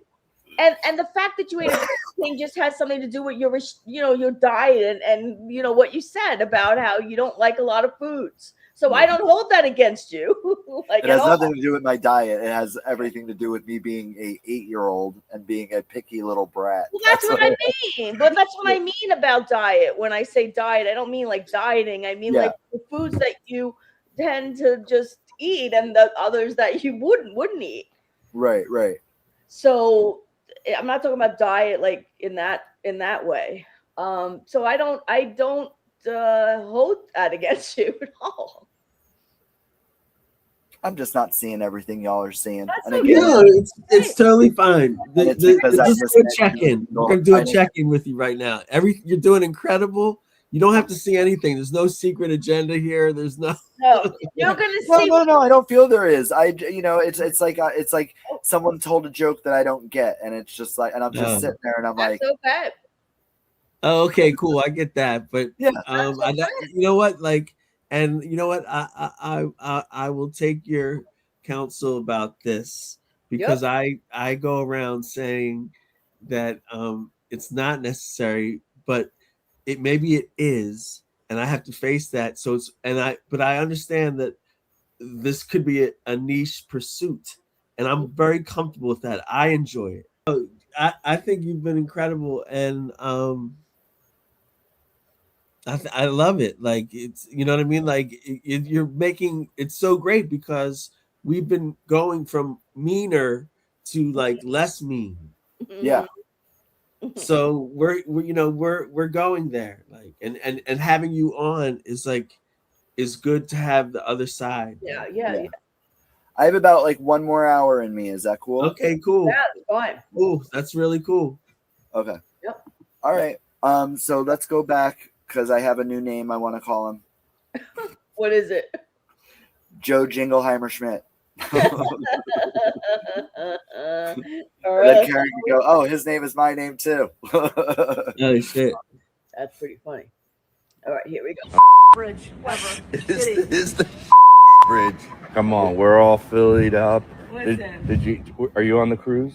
Carnival Magic. Oh, okay, I'm on the one next to you. You're from Philly and you're homeless. Wow, you belong here, dude.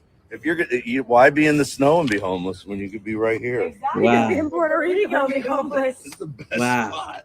No shoveling, right? You don't have to throw salt down. Is that how you get the booze back on the cruise ship? Yeah. Buy some food. Someone told me to do that because it's too expensive to drink on the ship. It's very expensive. Have you? Smart mouthwash. But you're allowed to bring brown mouthwash back through the metal As long as detector? you put each one of your kids in the In your kids' bag. They don't check your Hold kids' on, bag. hold on. What is that? What is this now? AI subliminal messaging going on? Like, all right, listen. Okay. Are they badgering this guy? Like, what's happening here? Well, I think this guy is probably with the woman and stuff, and he's just sitting down. I doubt he's not homeless, obviously, but he's there. Joe is questioning him about how he's smuggling alcohol in a Lawaris or Listerine bottle. No, listen. I have thought about. I have thought about being homeless in like Hawaii and just dropping out of society. I have not fulfilled it. I have not done that, but it's something I dream about. I dream of living indoors. I've grown accustomed to it. So. No, like I want to go to like a serene place like Hawaii and not be and even be homeless, like if I had to be like there, like, and I would build myself up, but like just like in the elements too, like would be so amazing. You know, it's just always something I wanted. Always said if I was gonna ever be homeless, and there were times in my life where I wasn't like a little bit of trouble that way, but was able to sort of like not be homeless.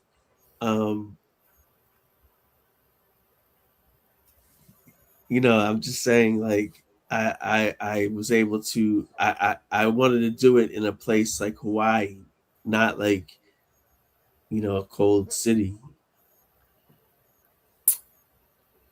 Yeah, that makes sense. So, yeah, no, and it's just something I thought about, and so I took this seriously is what my point is when it first happened, and I thought Joe was looking at someone who like gave up on, like, tried to like drop out of society. No, I don't think that's what this is. Which is what? Okay, great. Now I know.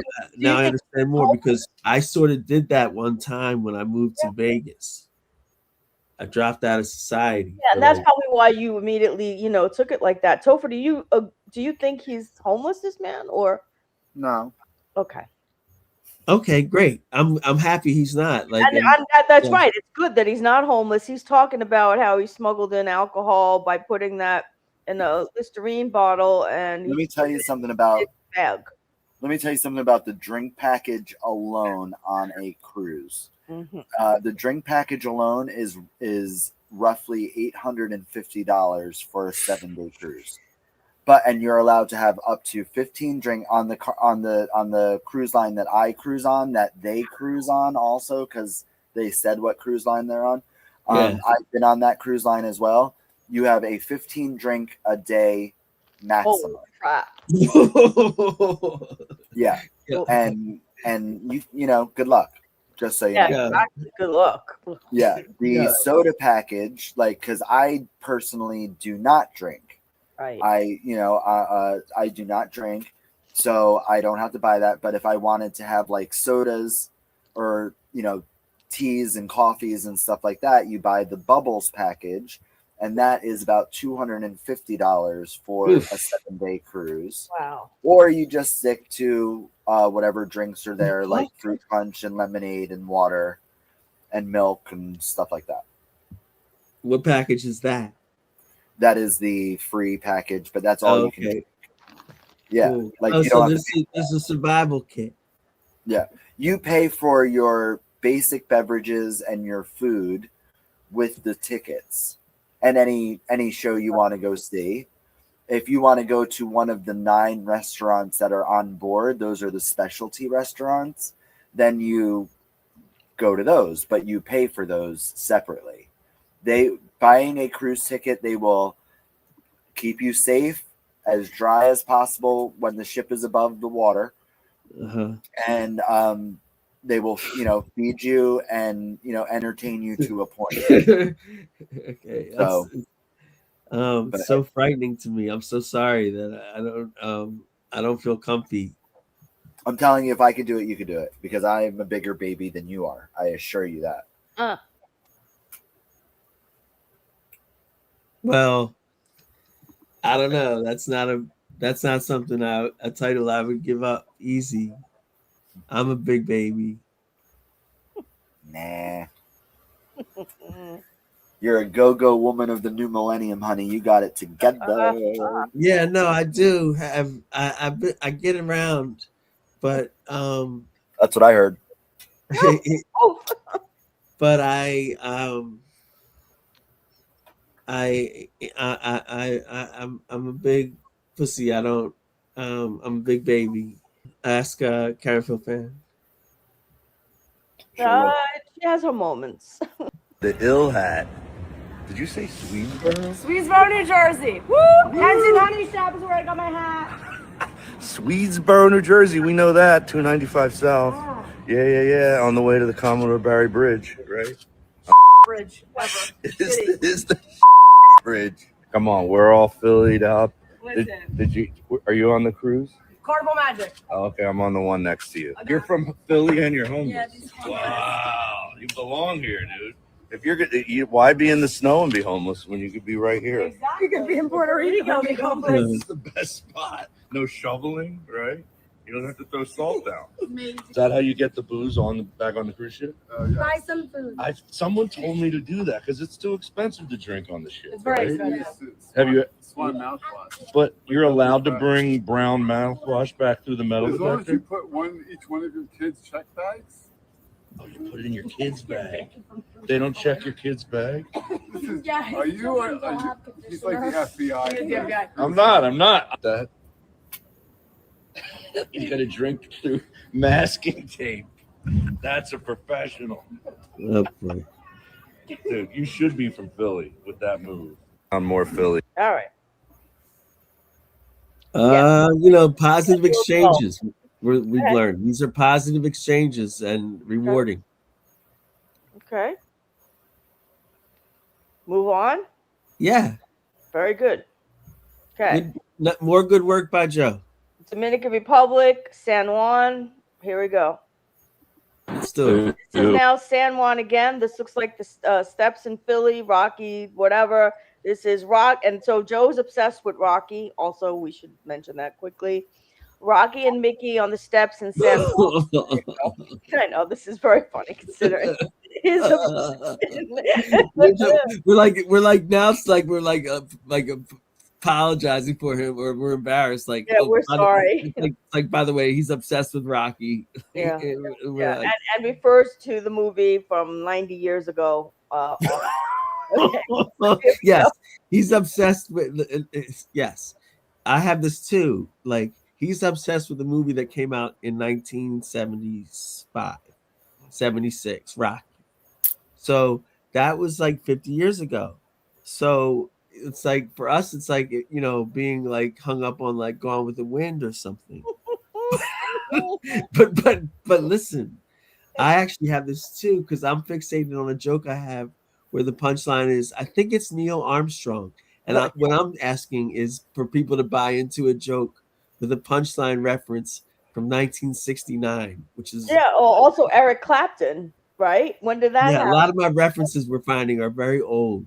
And nobody, if they're not old enough, they won't get the Eric Clapton son joke. Okay. All right, go ahead. So Mickey has a lot of steps, I mean, I could do it in Philly, but when I'm in Puerto Rico, it's a lot harder, because it's hotter and it's humid. Come on, kid, you can do it, kid. You gotta reset your brain, kid. Pretend you're in the winter weather that they got in Philly right now, kid. The ass thinner. That looks really high, I don't know. I can get all up to the top of that. I could maybe walk it, I got faith in you, kid. Just try to run this second half, kid. Just run it. Come on, run the second half. Come on, you got it, kid. You're up. They're halfway there. Come on, kid. You got it. How do you feel, kid? I don't know. It's a pretty good view up here, I'll tell you that, Vic. It ain't like looking down Benjamin Franklin Parkway in Philly, Maybe we put like a bronze statue of me over there, Mickey has a lot of steps, I mean, I could do it in Philly, but when I'm in Puerto Rico, It's about us. Yo. His father is human. Yo. Come on, kid. You can do it, kid. You gotta reset Yo, your you brain. there? Yeah, I'm here. I'm Okay, here. listen, that was brilliant. Like, okay, let me tell you, like, that's the best he's ever done. He's done some like Rocky bits that like flopped to me. But that was actually really good. Like he was like his references were kind of sharp and it was just real funny to me. Like I was real happy with that. Okay. How'd I don't you really have a comment about it. It's the same shtick, and he's running up the stairs and getting some exercise. You could tell he was actually doing it, so that's great. Topher, anything or just move on? No, I have drunk uncles that often have one too many at family functions of famous people. So yeah, no, I completely understood. Do enthusiastic thumbs up. Okay. I'm losing it. Oh. All right, here we go. Here in Puerto. All right, here we go. My food review from San Juan. All right, this is gonna be good. Okay. Puerto Rico. We're gonna give this a try for a quick lunch. Hello. Hello. Are you going to order? I want to order, yes. Yeah, you order. Oh, order over here. I'm an idiot.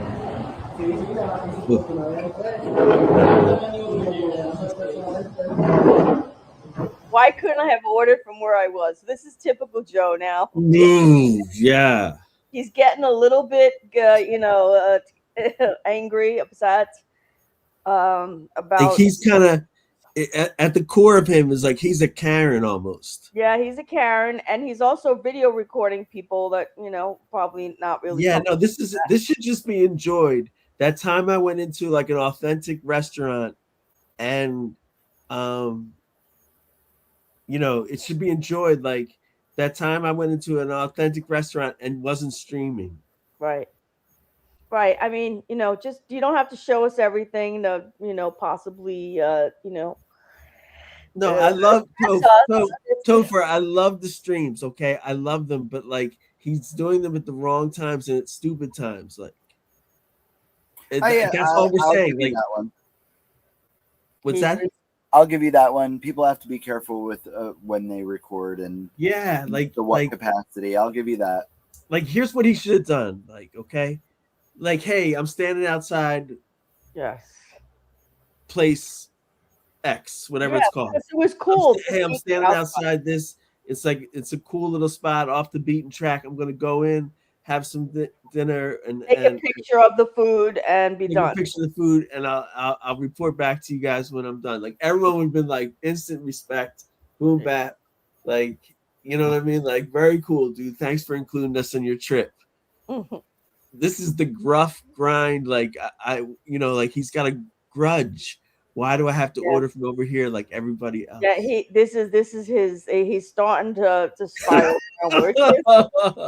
So painful. All right, it's okay. And I love the fact that it's really good. I just don't understand why you go from one extreme to the other. Like, there's no happy medium with you.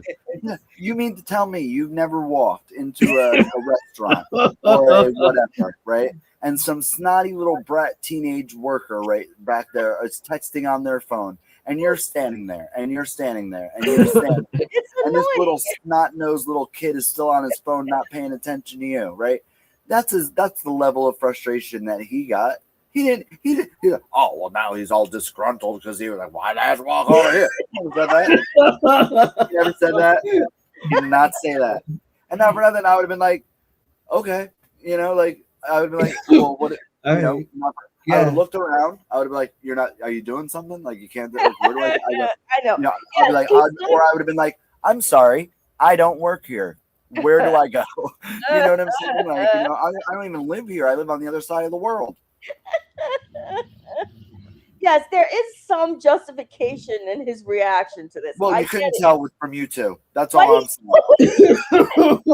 Always has this issue wherever he travels.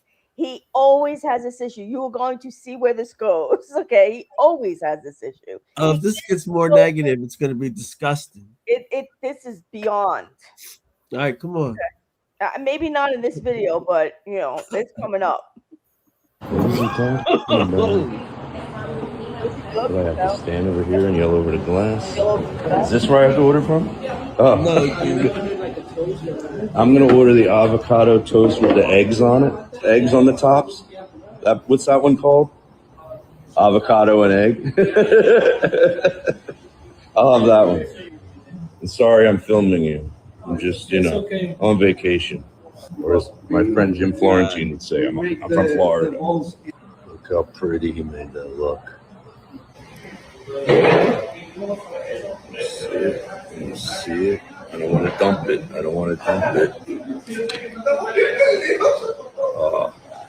Give it the one bite. wow.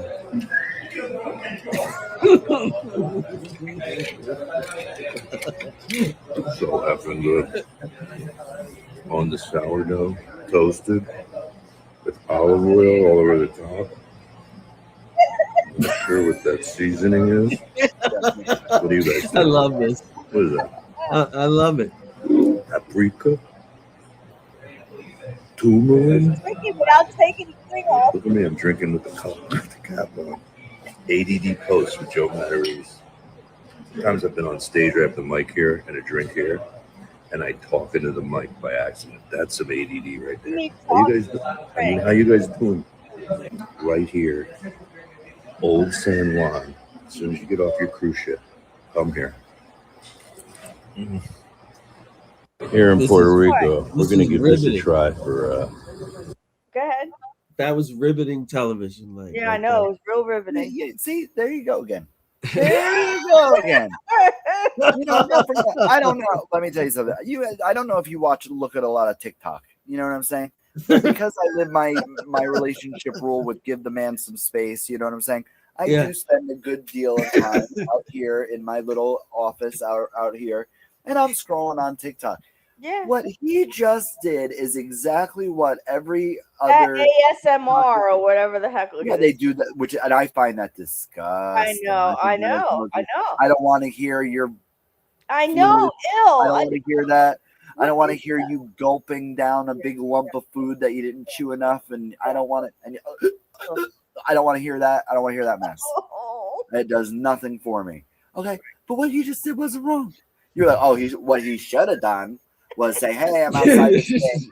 And then think of that. Let me tell you something, ladies. It's a new day, okay? The kids reinvented the game. They're not doing it that way no more. Now they bring in their little phones and they record every little step of the way. That's why the little worker who was 14 and a half years old, I'm not saying anything against child labor laws out there, but I'm just saying that's why he was like, oh, I'm recording you. And the little kid was like, oh, it's okay. I'm not going to eat your avocado toast with a seasoning that you don't even know. And that's the other thing. How are you going to eat something you don't even know what's on it? What's that? What kind of trust in the world is that? This man is trusting in the world. He's eating something, ingesting something into his body that he doesn't even know what the ingredients are. And well, she doesn't let him eat, so he's thrilled to get any type of. That's like. Well, he was filling out that shirt pretty well. He was filling out that shirt pretty well in the last clip, so I don't know if he doesn't eat. You know what I'm saying? He has a dad bod. Yeah? Yeah. Okay, so let's be real. He's hot, right? I didn't say all that now. But y'all are acting like the wife has him like Rapunzel in a tower, and that ain't the case. Boyfriend has access to Uber Eats, you know. He has access to all that. He was on a cruise for 4 weeks a couple of months ago. That's when he gained all that weight. Oh. Yeah. And they're really rich. Like they buy like expensive. They're not really rich, Karen. Hold on, let me tell him. They buy expensive spaghetti sauce. It's like $8 or $9 a bottle. That makes them really rich. Who are they? The Rockefellers? Yeah. My God. I would like to live vicariously through. I would like to get an expensive sauce, but I don't. Oh, Karen. You know, you should treat yourself every once in a while, Karen. Live the life, honey. Karen, you do, Karen. Come on. I've seen you do that stuff. Don't Karen's like, I've only spent $5.99 on spaghetti sauce. What kind of life is this? Yeah, I'm gonna do it one day. Karen. There you All right, here we go. Okay. One of my favorite sports moments from the least Philly place. Okay, so here he goes again with the Philly obsession. He's in Bahamas, I think, here. I'm going to share with you the greatest South Jersey Philly. I don't know, maybe Topher eventually will see what we're saying. No, it's the point. How long is this? How long is this trip? No, I'm not gonna, and I'll tell you why. Because this whole time, where are we? 3 hours, 55 minutes, 35 seconds. Whole time. Oh, he's out Philly. He's not even from Philly. Oh, he's from Philly. This time, he is accurate about the location of where he is from. He was like, oh, this is such a Philly, South Jersey thing. And now here comes you two hens cackling. The man can do no right. The man can do no right in your book. I don't know how you say you love this man when you have done nothing but deconstruct him from his head to his feet. That ain't love. That ain't love, Karen. Unless you're some sort of dominant thing. I don't know. I don't know what to tell you. Who hurt you? That was the funniest thing ever. Who hurt you? Go on. I don't want to hold this guy. That ain't love. That ain't love. That ain't love, honey. Okay, here we go. Sports moment for me in one of the most non-Philly atmospheres. As I'm in Ocean Cay in the Bahamas, Michael Vick was the quarterback of the Eagles. You remember the Giants game? Legendary, right? Regular season game. There's actually a play where Andy Reid should have thrown the red flag, and he didn't throw the red flag. I screamed at the TV, fuck you, Andy Reid. My wife got pissed at me because my son was like 3 at the time, sitting next to me as I cursed at the TV. She's like, you're crazy. You need to leave here. You need to watch this game at a sports bar. You can't be doing that. I went down into our basement. We had like a 3-inch TV. I started watching the rest of the game. And you know what happened. Eagles make a major comeback, right? And then there's that last play with Deshaun Jackson catching the punt, fumbling it for a second, then getting it again, then spinning around, running right, running left, then right up the middle, and he's just gone, right? He's just gone. And then he starts running parallel with the end zone, and then just kind of steps in. Time runs out. Eagles win. And I love the video that's online somewhere of Michael Vick as he was going in to the Eagles locker room, and everybody just goes freaking crazy. Also love when Coughlin, the Giants coach, starts yelling at the punter, like, are you effing crazy? Why are you kicking the ball inbounds? Why would you kick it inbounds? I'm also pretty sure if that was an Eagles punter that kicked it right to the other guy who's an amazing kick returner, there might have been death threats, right, Philly people? Whatever happened to him? I'm going to share with you. All right. So this is why I get like frustrated with him. He's in a beautiful place. Now he's in the Bahamas.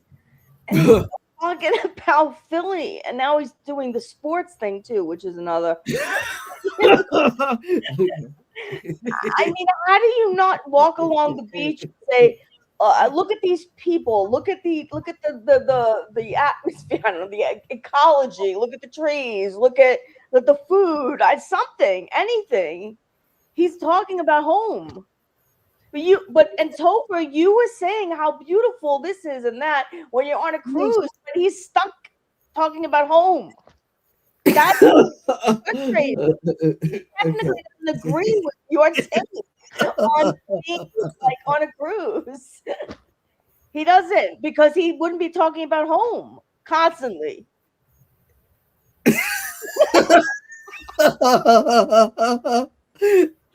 Topher's like, I want out. Yeah. Look, there's nothing that I'm gonna be able to say.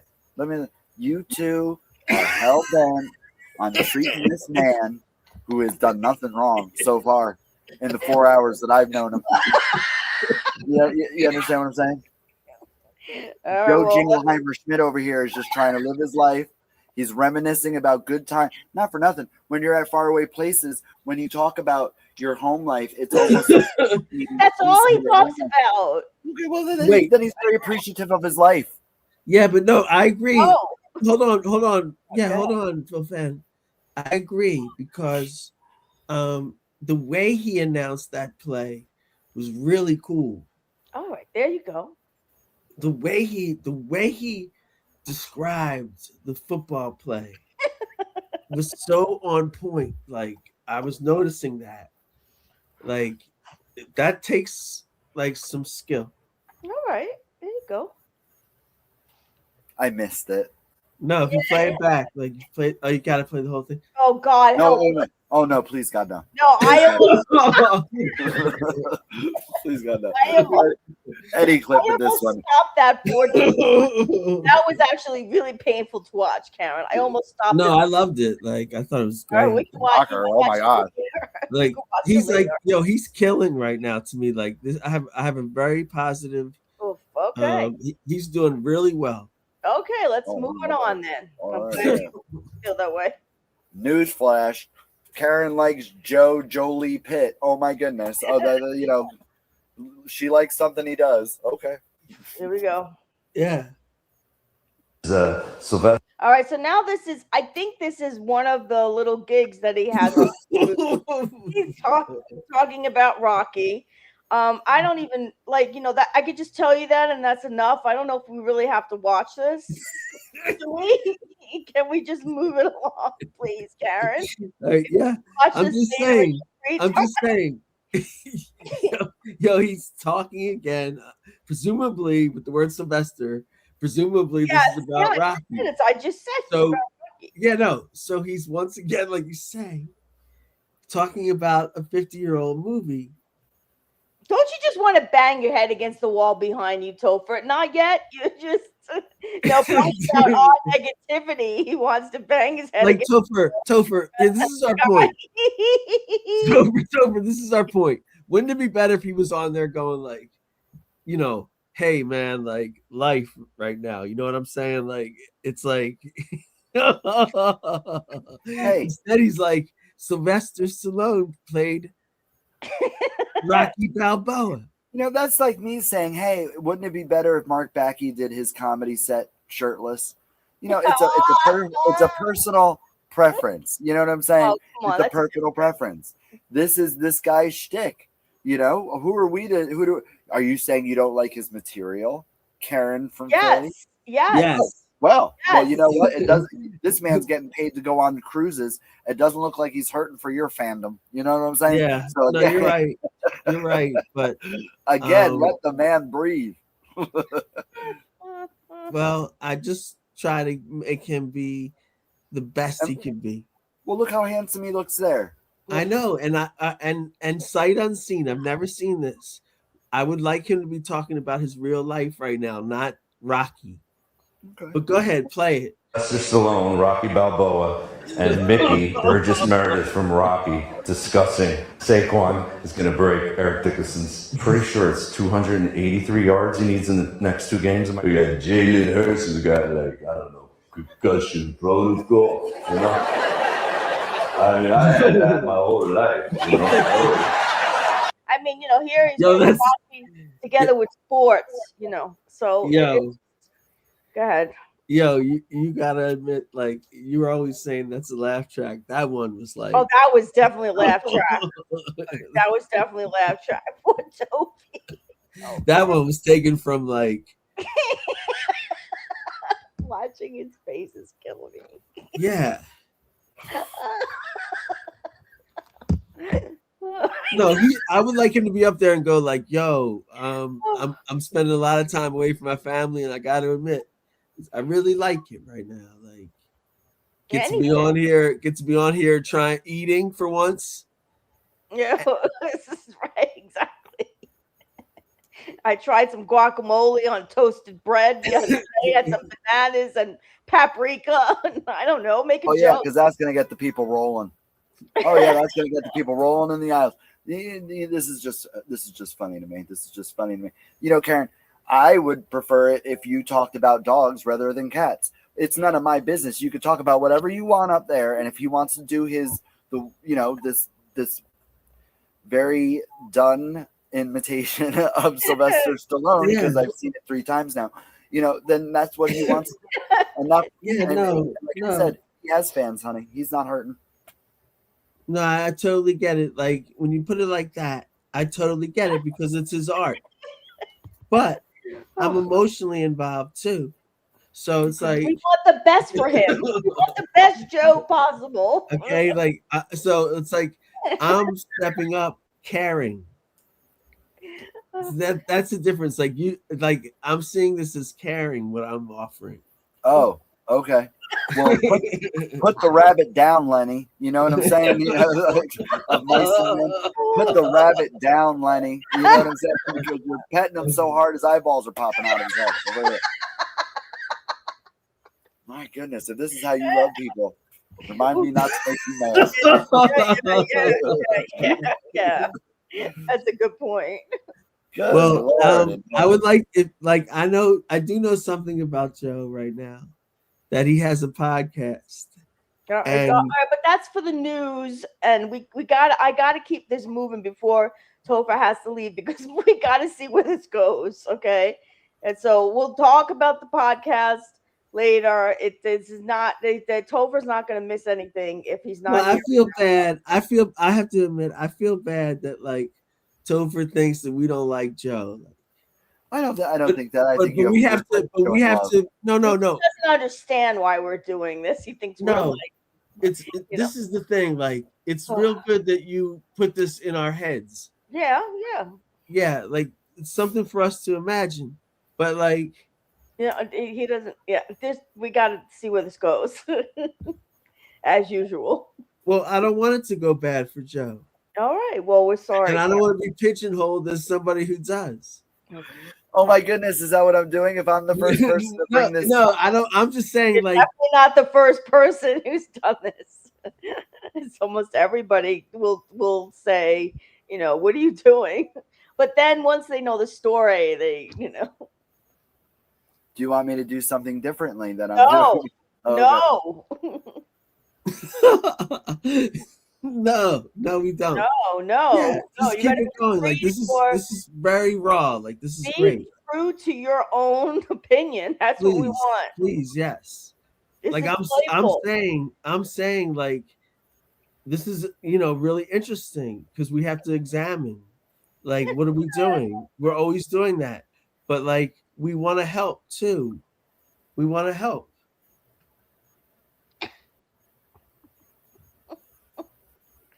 All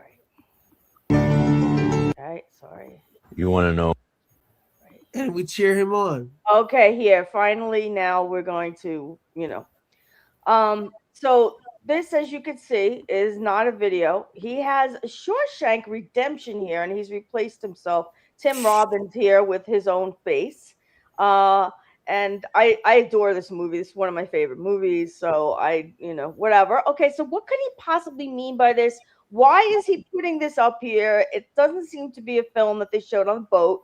He's saying, okay, I have one more week left at sea. Morgan Freeman voice. Okay, saying that he's going to say it. And that guy's voice. I love Morgan Freeman too. A comedian can only perform for so long for crowds who don't speak English as a first language. Joe so looks forward to performing for you Americans again who live north of Delaware and just south of Boston. You people get Joe, and he gets you too. He'll see you soon, everyone. He misses you all very much. Well, it's AI. The photo is AI. No, the words are too. He doesn't write like that, okay? Okay. All right, but those are his sentiments. So this is look, this is terrible what he's saying about not wanting to perform for people who don't speak English. Yeah, I'm not liking this. This is like AI. So apparently, now what is this? That he feels like he's in prison on the cruise? Because he's gonna be cruise and have a Shawshank Redemption. Is that what he's saying? Suddenly he didn't really, it looks like he's not really having a good time because he's performing for people who can't understand him, and it's probably making him feel bad about his talent. Well, he's on a boat in a foreign country talking about the Eagles, and I think he can do better. I think he can. Well, that's probably why they're not laughing at him because Yes. they want it right. So he can feel good that we're here to help. Right, And this is Joe, this is wrong. This is wrong, Joe. This is AI. Like you shouldn't. You're above it.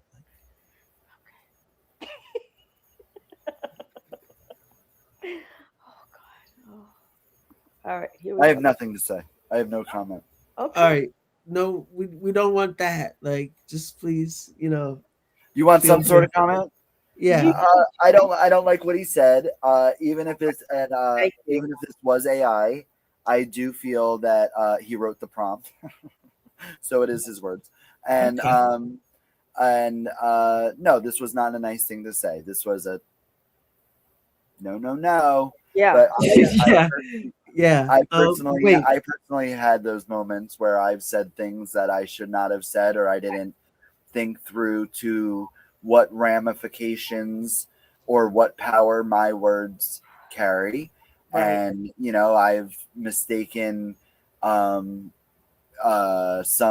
things for entitlement, or stuff like that. And but like this is the thing about cancel culture, or just people like Xing people off because they've made a mistake.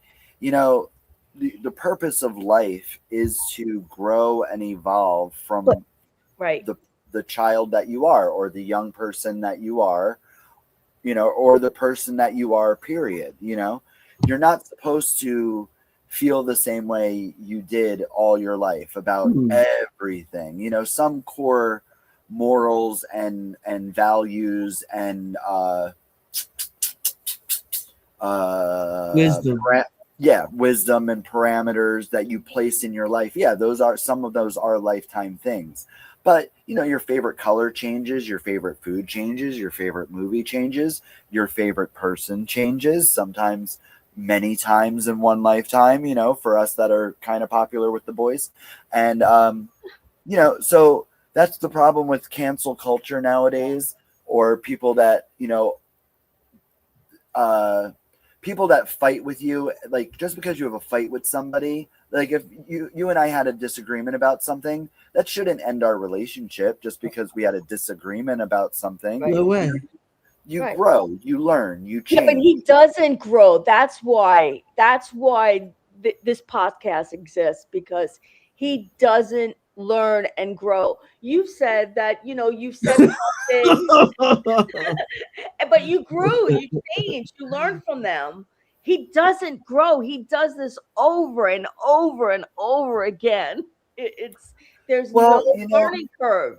I hear what you're saying about this. But there are stages in everyone's life. Puberty hits you at a certain age.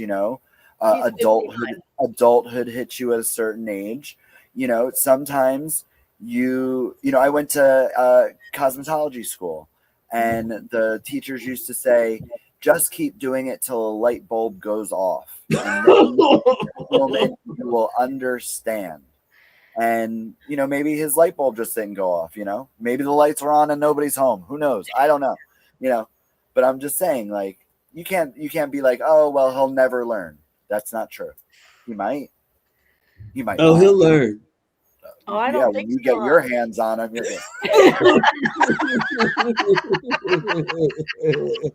he'll learn.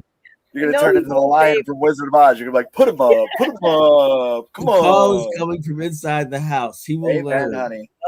You still think he's gonna learn? Okay. Yeah. All right, here we go. Hey, I don't give up on anybody till I have a reason to give up on somebody. No, you're not wrong. You're so sweet. No, you are. Yeah, you are absolutely right. And I wish You're so everybody was sweet. like that.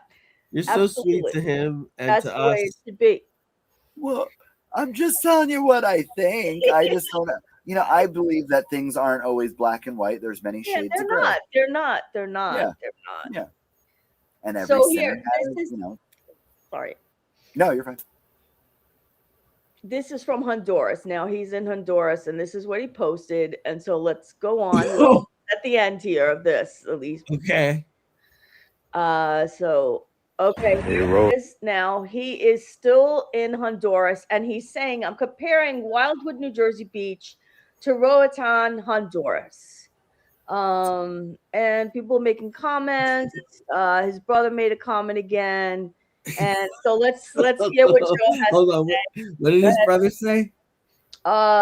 Joey the Juggler Matarese may have to start wearing neck protection in case you walk into a branch and bleed out. I've done that. Like that's not. Yeah, you have done that, and you got you got scratched on your face pretty badly. But listen, I don't know where he's going with this. All right, well, I'm rooting for him, and I understand. Okay, like, right. I see where Topher's coming from. I'm Totally. rooting. Let's have this be good.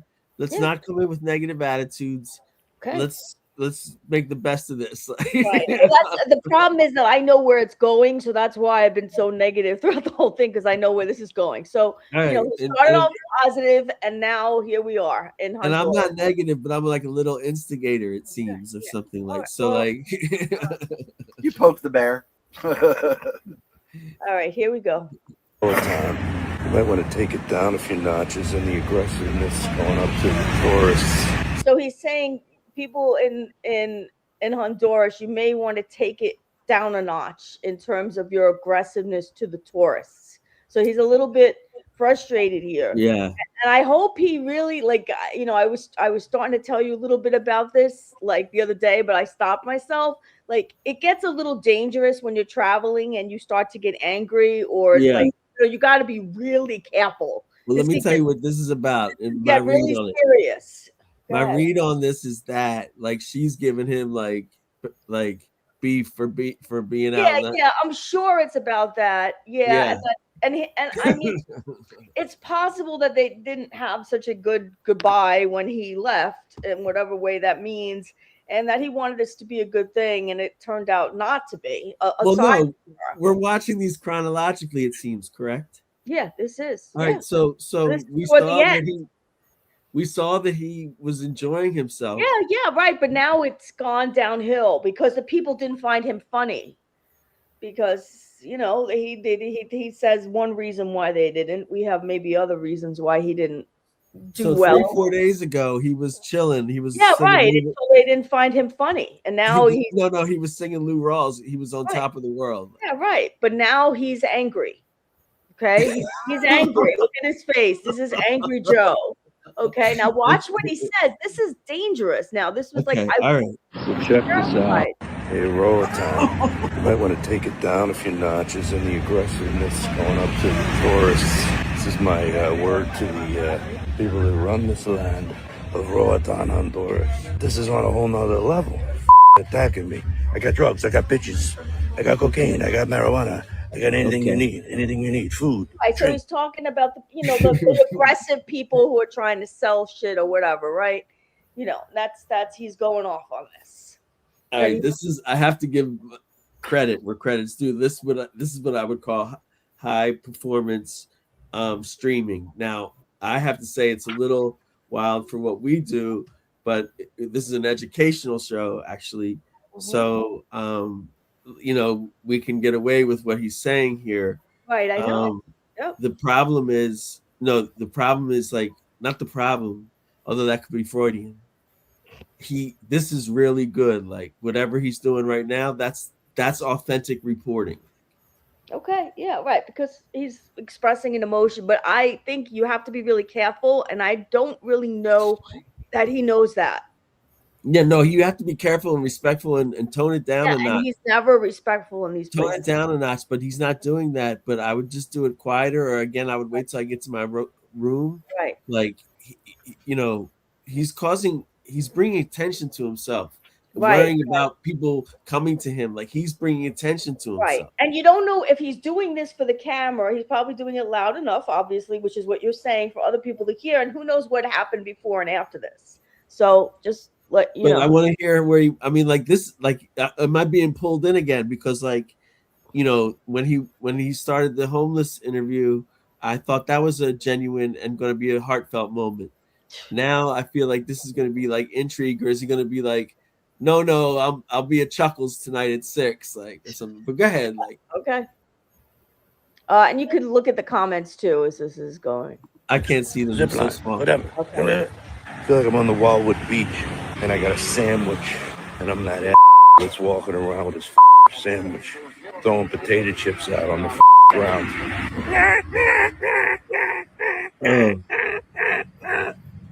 It's my fault. Wear my Phillies hat as a tourist. It's just the backpack on. How stupid. You got to go incognito. You can't look like a tourist when you walk around some of these islands. Wow. That's Joe's word for the day. See you. So there we go. Yeah. I'm not anything because just go ahead. Well, no, I would love to hear what Topher has to say. I just feel like this is a new level. Like he's really dropping science here. Elaborate a bit. Well, my point is he's being his real self. Okay. Do I agree with what he's saying? Do I even remember it? No, but he's being his real self. He's being authentic in the moment. Okay, and you appreciate that, and that's his art and creativity. And Yeah. I'm afraid when he's his real self because, he's being dicky here. Yeah, no, I totally understand that. And you can't take those chances when you're traveling or anywhere, really. It's not really. And what did he say again? He's saying that he's getting annoyed when people are trying to sell him things, whatever it is, and he thinks he's purposely being targeted because he looks like a tourist. Oh. Like wearing Philly shit, just like what we were saying. So now he realizes it's probably not a good idea, and then he equates the people attacking him, trying to sell him things, as if he's holding a sandwich and eagles are coming down trying to steal the sandwich. Well, look, I totally blanked out. What I really wanted to say was he does watch the show because he was like, I got to go incognito. I don't want to look like a tourist. That's what we've been telling him. Right. No, he came up about that because the aggressive approaches. Yeah, I know, but it was in the back of his head. Maybe if that's how you want to say. Yeah, it's in the back of his head. Then that's good. If that makes you feel better, I can't say that. Yeah. All right, go ahead, Topher. Topher, I just want to mention to you the name of this podcast, and remind you, Monumental Waste of Time. Okay. All right, thank you. Yes. No. Well, the only thing I just want to say is you said that he was annoyed with. He said he was annoyed. He didn't say he was annoyed. He said word of advice to the merchants or however he worded it of wherever he is, tone down the aggression. And I'm not going to say whether I agree or disagree with that. But I will say my own experience when we went to Nassau, I've never seen anything quite like how people were treated in the market, and it was I didn't know if it was a cultural thing. I didn't know if it was a guilt thing. I didn't know what it was, but it was, you touched something and somebody was right there, and it was if you touched it, they had it in a bag. If you were just looking at it, it didn't matter or anything like that. With their hand down to give them money. Yeah, and they went as far as saying, please, I need to make a sale. I have children at home. I have to feed them. So it was just like, oh my God. So I ended up walking away with a few things that I didn't necessarily want. But like, I didn't want to, Yeah, no, of course. But I would be so conscious of being on my best behavior. Yeah, Well, go ahead. No, what's really interesting is on the last cruise that we went on, we went there and we made friends with actually a national bodybuilder that happened to be on that cruise with his Yeah. husband and stuff like that, and he competes nationally in bodybuilding competitions. This man was at least 3 of me. He was over 6'5". He was enormous. He was walking around gay as the day is long. That was the funny thing about him, actually, because if you saw him, you'd be like, oh my God. But then as soon as he opens his mouth, a purse falls out. So he was very sweet. And he took a liking to Anthony and I. He probably thought we were lunch at some point, but he was huge. He was an enormous man. And when we were walking around, we're like, oh, we're gonna go with you because you're enormous and you'll keep us safe. And people were offering us drugs and stuff, and he would be 2 feet behind us, and they would see us and they'd be like, oh, do you want this? Do you want that? And outside the market, and then they'd see him and they would just turn around and walk away. It was just so. I'm not saying it was aggression. I'm not saying it was anything negative. But there is a difference in how people are handled, treated, and in a shopping setting. Right, and sometimes for very valid reasons because of need, right? They have to feed their family. But I think throughout your experience, you've probably more or less behaved yourself, and maybe under your breath, you may have murmured something.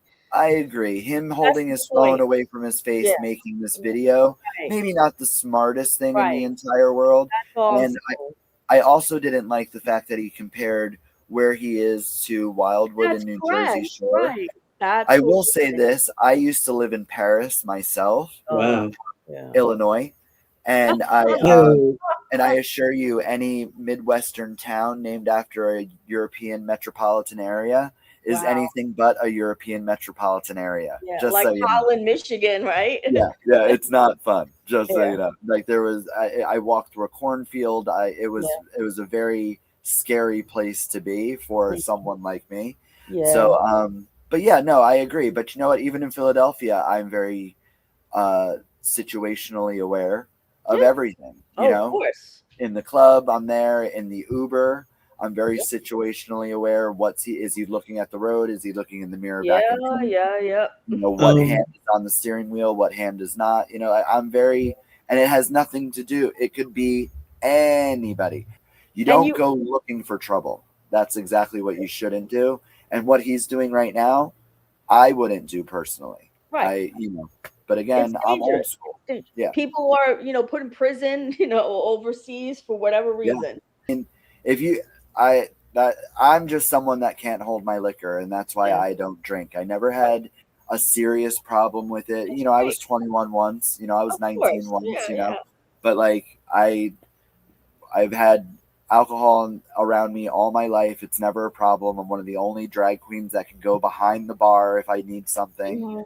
Like a pen. Because they know I don't drink. And I'm very trusted, and again, I'm very trusted at my job. But I've earned that spot. I didn't ask for my own show till I was a year into drag, where I thought I could handle it.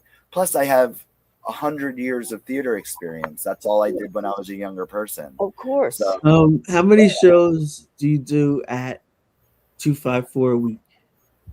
In a month, I do about 8 shows a month at 254. That's really good. Yeah, I have the karaoke's on Monday. I have our comedy show the 2nd and 4th Tuesday of every month. April, we have a comedy show every week in April, but the first week we have an extra show in April. Plus, I have my monthly competition show, Queen of the Hill, that's been running 5 years now, which is, I believe, the longest running show at 254. Wow. And that's it. I used to have a roast show there. I had a quarterly show. Wow. I'm very lucky because they recognize the amount. I put in a great deal of work. When I'm at a show, I'm there a half hour early, making sure everything's right, making sure the DJ has everything they need, making sure all the participants are taken care of. It's not just drag is more. This is one of the biggest misconceptions of drag. Getting up on stage and looking pretty is the easiest thing about it. That's it. There's a lot that goes on behind the scenes. You have to be really everything else you have to worry about. doing a bunch of different things. I think now would be a good time to take a break and play during the break Topher's drag performance that we were looking at earlier.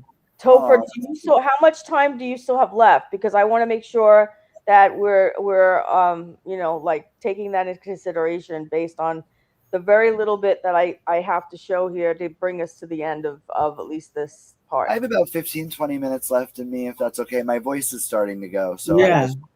So Karen, do Let's still take a break though right now. Okay, all right, let's take a quick break. I'm But gonna stay while right we're on break, play Topher's set. Okay. Like, you know, that skit. Okay. All right, It's we're about gonna 2 minutes in. full Yeah, it's about screen. 2 minutes into the. It's about 2 minutes into the video. Just saying, I talk a lot. Okay. Oh, good. All right, I'll go. And this is the one that was like the final knock. Is that what you want? Yep, that's the one I did the first show of Third Floor Laugh Lounge. Great. I'll start it at 2 minutes in. Great. All right, and then Karen, let us know when you're back, and we'll just. All right, cool.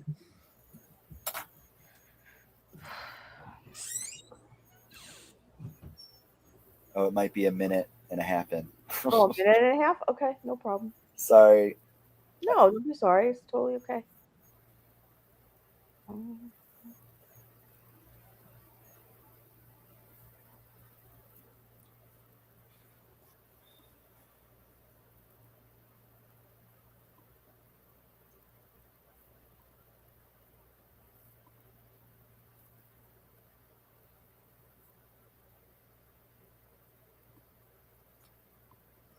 So please, without further ado, doing her premiere number at the premiere show that she's so excited and lucky to have. Please put your hands together, God. I hope you're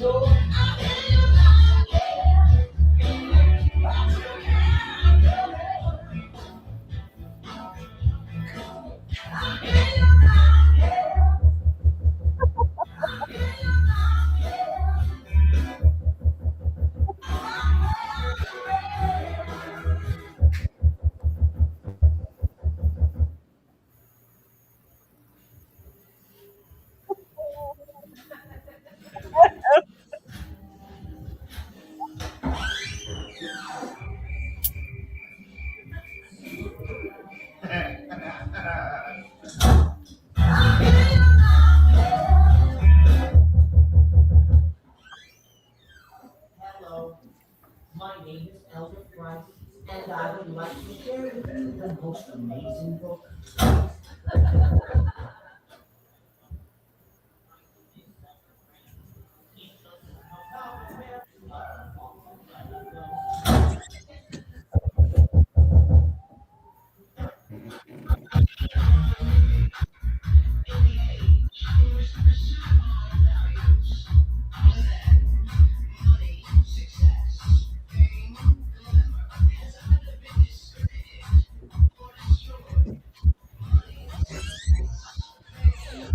not hearing it.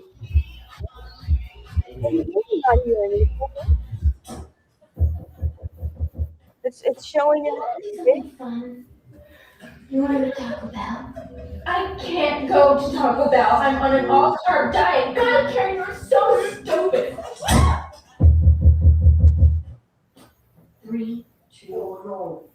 What now? No, she said there's all these numbers like Can this. you count? I can count Here, them. let me make it easy for you. Look, listen up, okay? This little piggy went to the market, all right? This little piggy stayed home. Now, this little piggy doesn't roll the goddamn camera because I put up this Get a pastor standing out front of the police station where I know to try and get a glimpse of Cindy Campbell, the young girl who was attacked earlier this evening.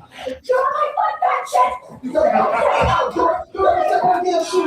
just give us my pop shoes. You idiot! Oh my God. Do you or do you not feel bonita? I feel bonita. Wonderful, because you look bonita.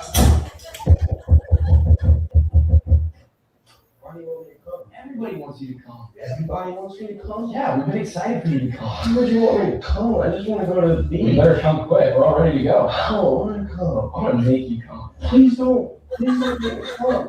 We always say you're going to come. Right when you're about to come, I've never said such a nice thing. You're true. Alan Stewart is great, and now you're trying to stab me in the back? Forget it! I fought worse monsters than you for years in Hollywood. I know how to win the hard way. Stop it. You don't want any hard feelings. Don't fuck with me, fellas! This ain't my first time at the rodeo. Somebody's watching me. It's my anxiety, my ADHD, my PTSD, my past experiences that are really embarrassing, and my intrusive thoughts that I let win into much caffeine, and constipation, and generational trauma.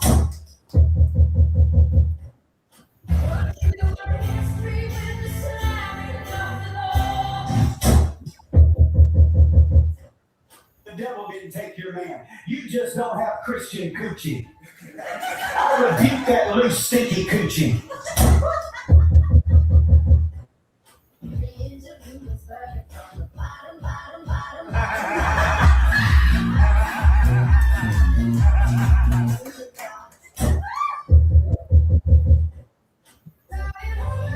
Nothing beats a Jet2 holiday.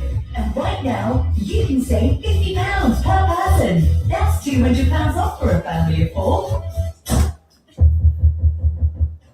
Well, someone's got crazy eyes, and it might as well be me. I mean, I'm used to being host. It's part of my husband's work, and it's always difficult when a group of new friends meet together for the first time to get acquainted. So I'm perfectly prepared to start the ball rolling. I mean, I have absolutely no idea what we're doing here, or what I'm doing here, or what this space is about, but I am determined to enjoy this.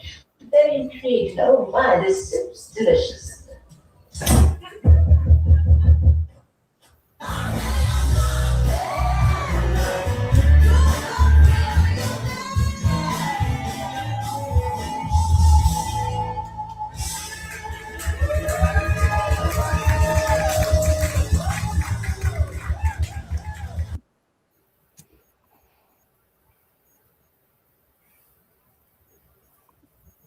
That was amazing. Thank you so much. Thank you. I appreciate it. Yeah, we love it. I mean, every little nuance I'm catching. I mean, there's so much talent there. It really is. Yeah.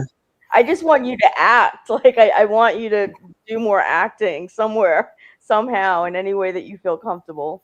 Oh, I It's appreciate so good. it. It's so good. Thank you. Plus, you did really amazing at stand up That was at Fergie's You recently. look really comfortable. Thanks. You did. That's years of practice. I was not comfortable. I was very much a duck that night, which is very calm on the surface and going like this. Oh, you can't tell. The good thing though is that you can't tell at all. Yeah, Can't thanks. I tell. appreciate it. I was very lucky that I had good friends there with me that night, so that made it a little bit easier. And I'm working on that a little bit better. Like I mentioned earlier, drag really is like an armor for me, and yeah. So if I make a mistake in drag, it's not necessarily me, Right. which I know is not necessarily true, but it just makes it a little bit easier to be braver. Yeah. But with big risks come big rewards. So sometimes you have to take those big risks. That's your art, It's always the best, most talented people who feel like this. It's so Yeah. interesting. It's like no one would know that, no one would expect that, like, because you're so good, and it's frustrating to hear this, but I respect it, and it's good to have that humility, So.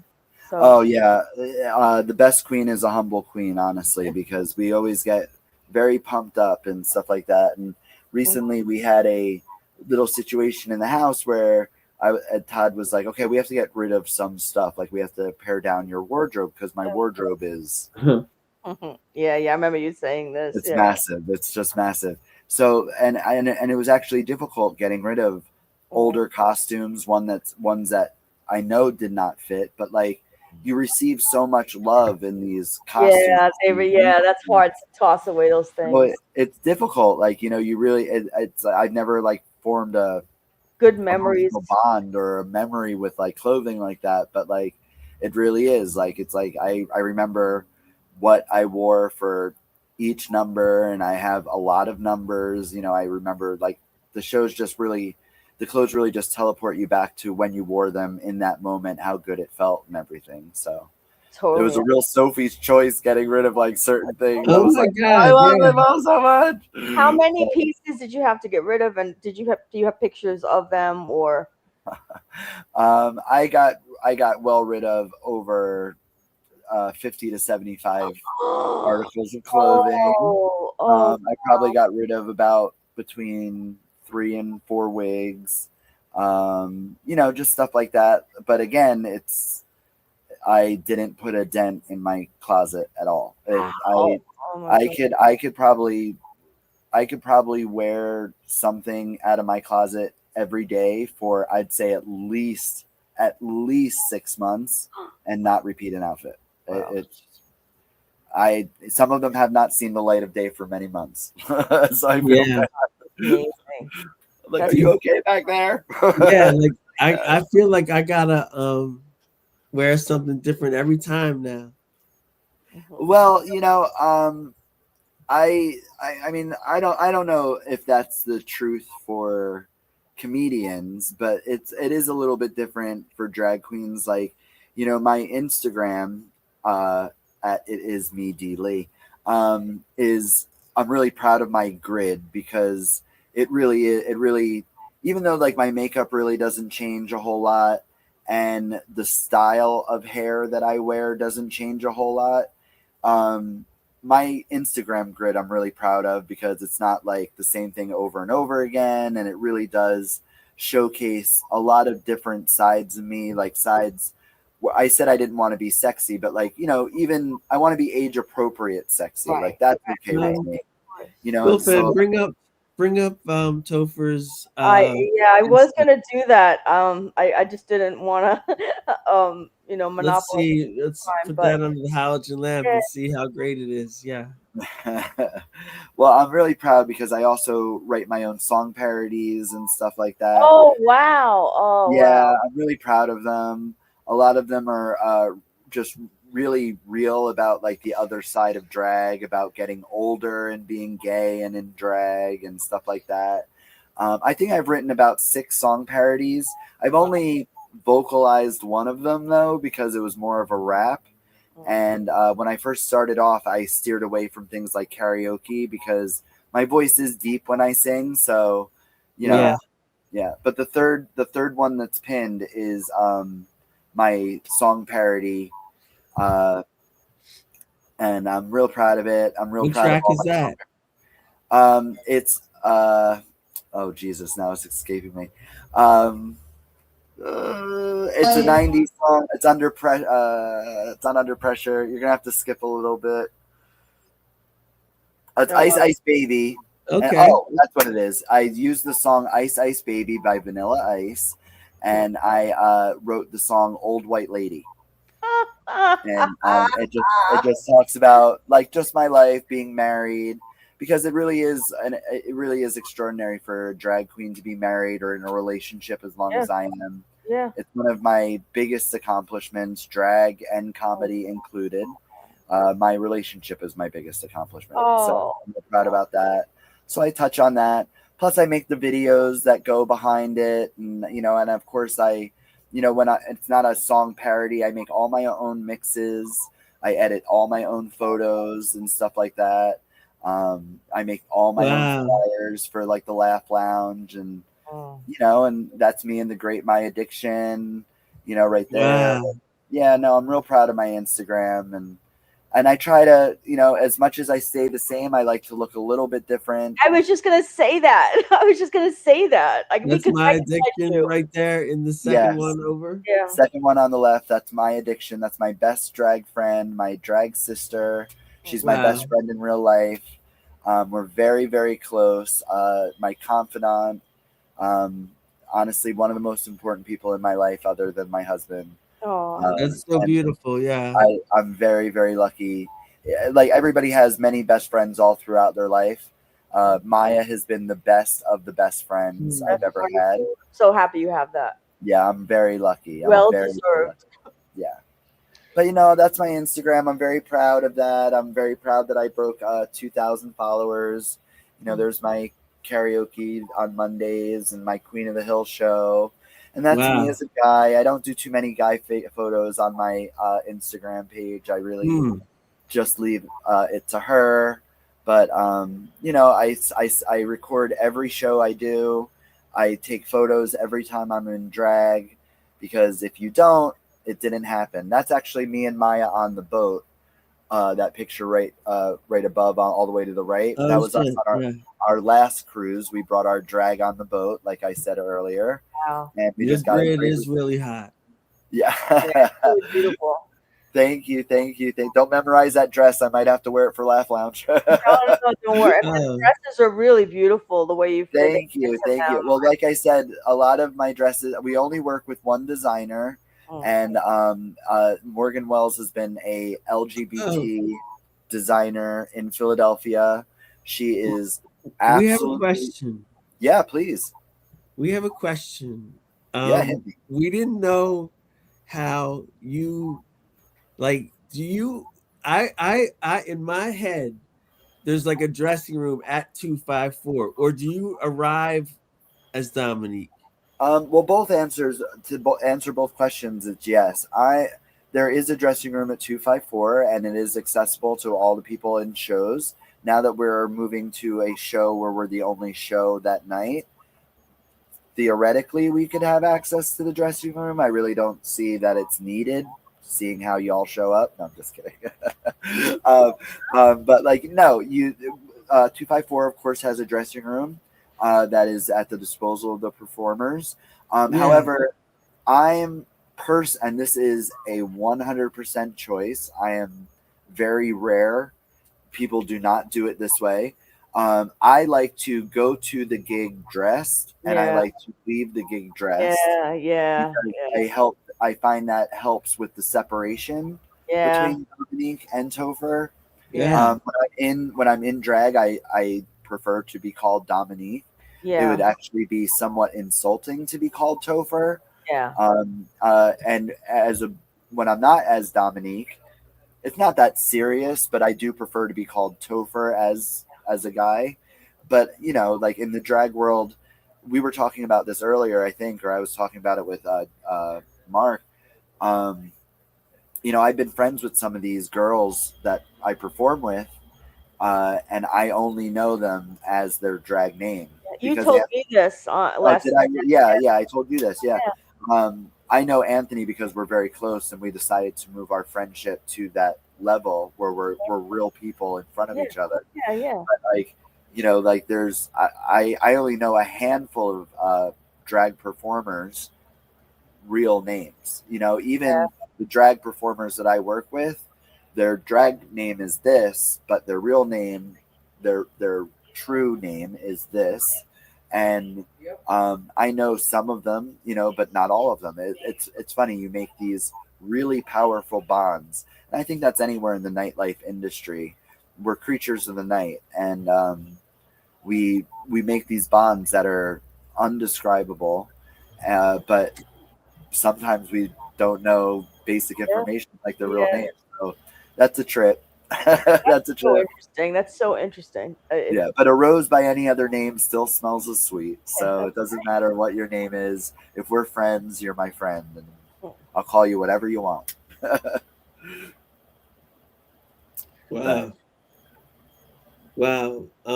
How you doing on time? Do you want to hang out? We're getting ready to go into Matarese hardcore. You got to bounce. Like, no, I think, you know, I really feel I put my best foot forward today. You did. And I really want to end on a very positive note. And thank you. Yeah, of course. Joe Monroe was absolutely beautiful, and I learned a lot about him. And he was, you know, I really hope. I wish nothing but good things for Joe Cruz. You know what I'm saying? So, and I wish you nothing but great things with this podcast. I hope it goes on. I hope he keeps putting out content for you to dissect the way that you do you in the loving way that you do. Because I know you're a fan. I know you want nothing but great things for this man. And I know I might have painted you a little bit of a. That's okay. That's okay.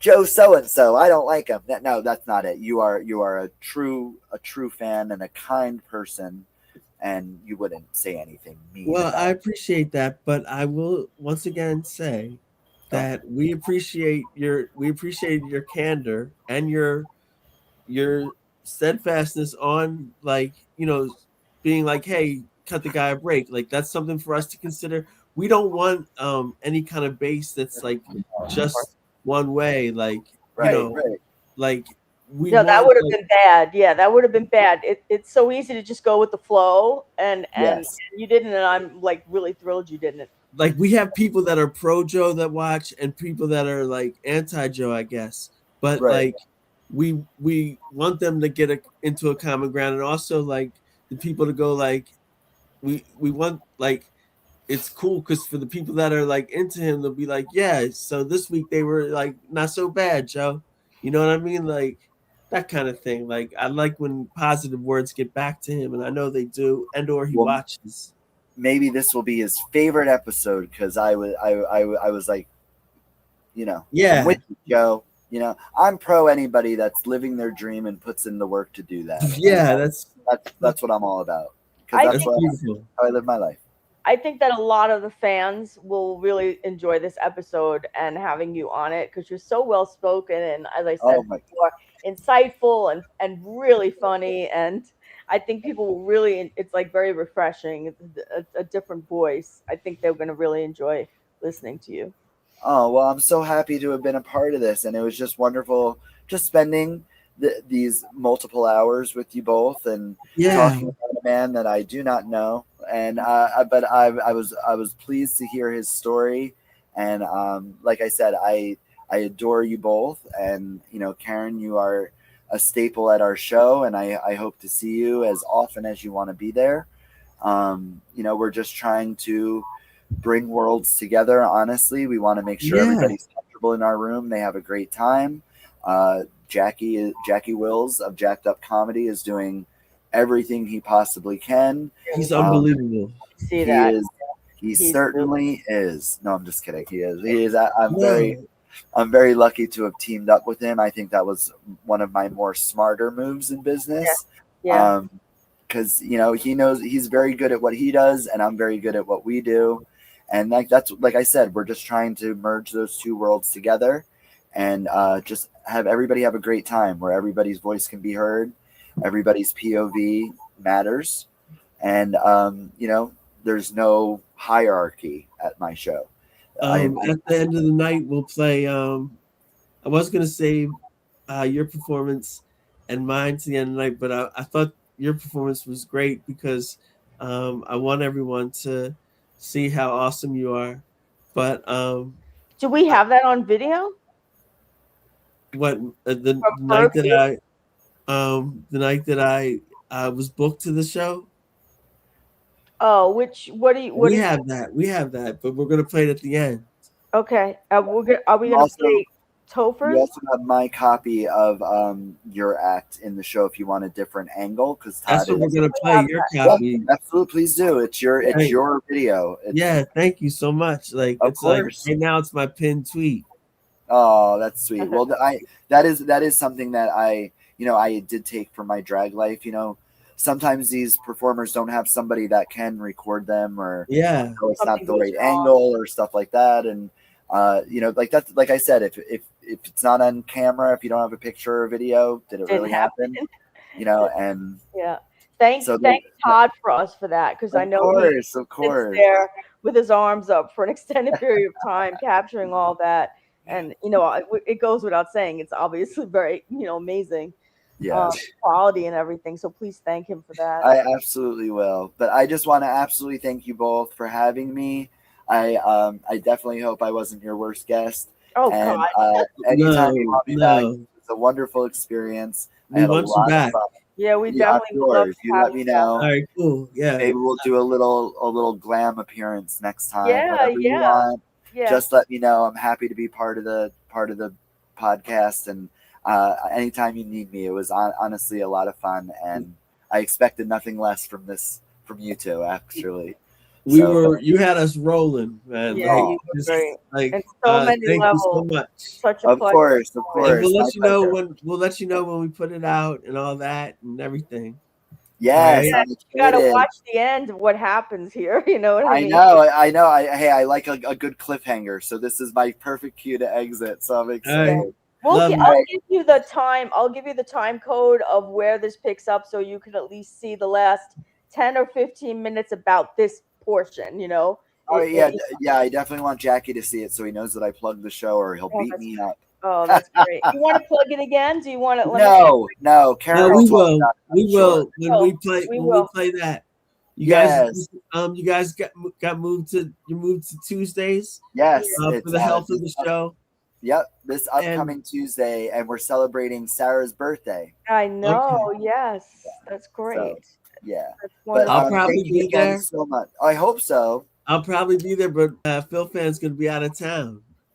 I know. I'm really sad. So it'll be me. Like, that's all right. I'll keep my good eye on her. I'll babysit Karen from Philly. Okay, cool. Very good. All right. I appreciate the time. Thank you so much, everybody. Enjoy the rest of the show. Love you back. Thank you so much. Bye-bye. Bye. I don't know how to do anything, just so you know. I'll cut you out. It's gonna be Yeah, do sad. that. I'll remove you. Oh, bye. So wonderful to have him join us.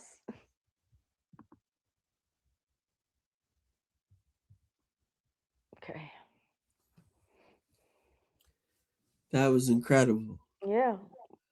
All right, so let's talk about that. Like, first of all, I think it's really good that our audience get a fresh perspective like that from Topher. Absolutely. Who Knew nothing. is a very authentic person. Absolutely. Okay. Yep.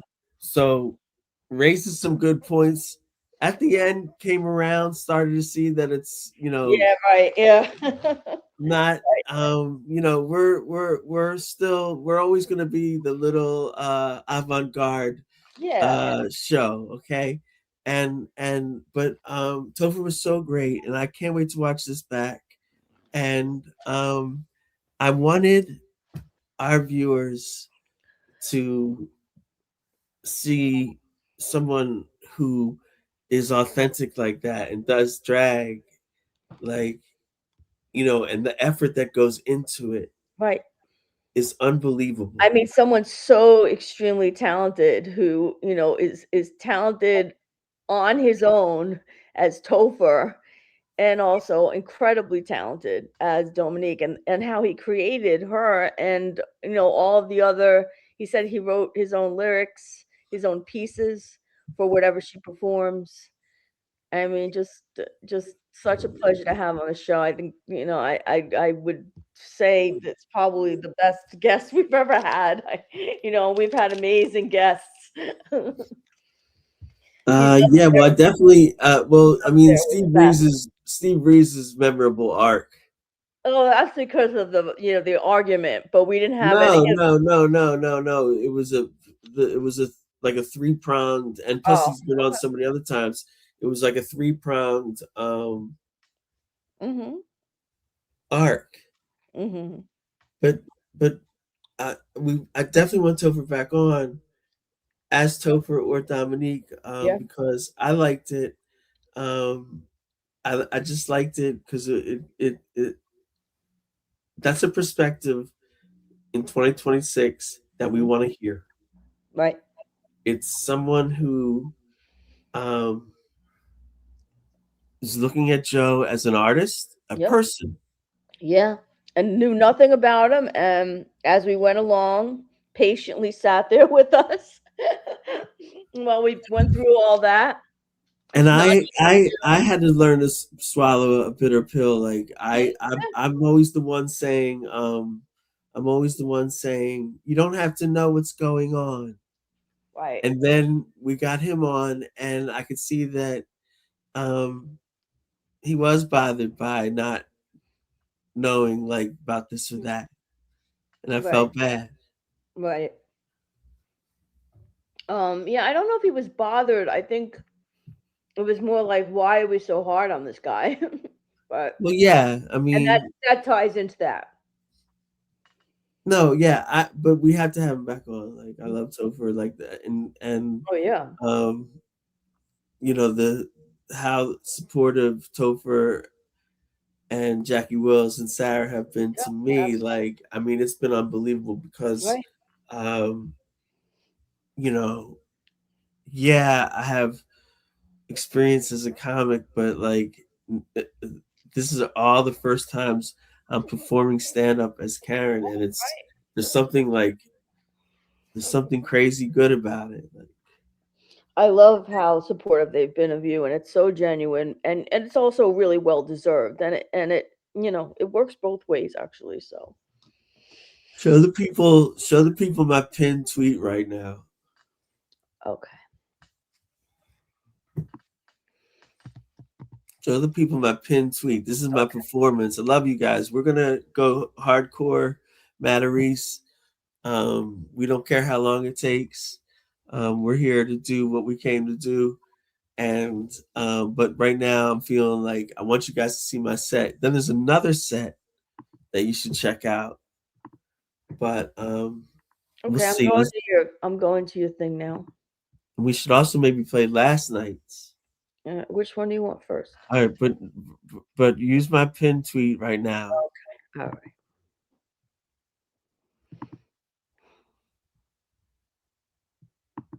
It should take over the whole screen, right? Yeah.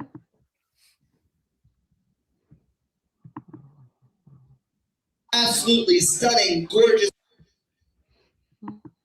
Yeah.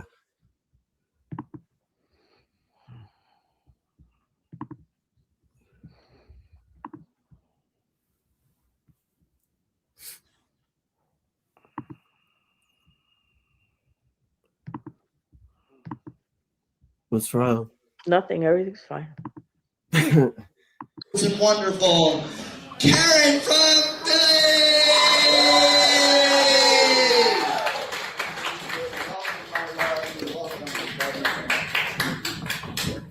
Wow, give yourselves a round of applause. This is amazing. I knew I was trans since I was like 3 or 4. And then, like around 2009, I picked the name Karen. Not knowing that 7 years later it was going to be the name for the most repulsive people on the planet. But actually, that wasn't so bad. My second choice was Melania. So it's working out. It's working out. But being trans is kind of, you know, it's interesting. Like when I was, before I transitioned, I used to get with a lot of chicks. But it got a little ridiculous, like, because I would have to pretend to like their pets. You know what I mean? And at first, you know, just cats and dogs, that wasn't a problem. But it got a little ridiculous. Like, I love elk. Elk are great. And, you know, I was like struggling with the sexual part. Like, so I would like take, fellas, I'm sorry, I'm going to give up some of your things here. I would take things from porn and bring it into the bedroom thinking that would work, but it was kind of stale. Like, ladies, here's how you know if your man is watching porn and bring it into the bedroom. If while you're blowing him, he's standing there like this, that's a porn move. Another is if you get a little dry down there and he goes like this, that's a porn move. I don't know. That was the sexual stuff. A little raw here. I was watching TV and I saw a commercial for a drug called Herpesine. And on the commercial, the girl was like, oh no, a cold sore, not now. When is a good time to get a cold sore? I don't know. I guess if you're going to jail or something, I don't know. Thank you. And then I was watching PBS, and yes, that's right, I watched PBS. And the show was called Frontline, and the topic was the dancing boys of Afghanistan. And what these are hairless young men who sing and dance for Afghan men, and later on they're sold as sex slaves to Afghan warlords. We actually have this in this country. It's called American Idol. I don't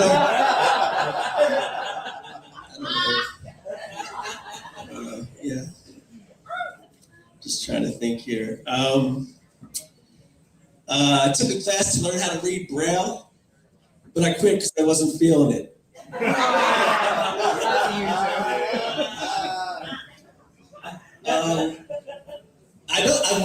I was watching the news too, and I don't like it because like they try to give us work. Like they show the crime and like surveillance video is always so grainy.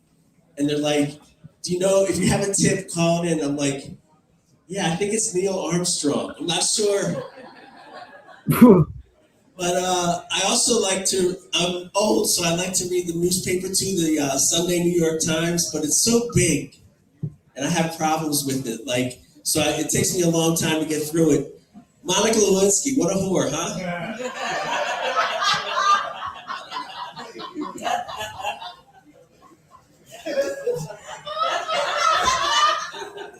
I really love J-Lo's ass.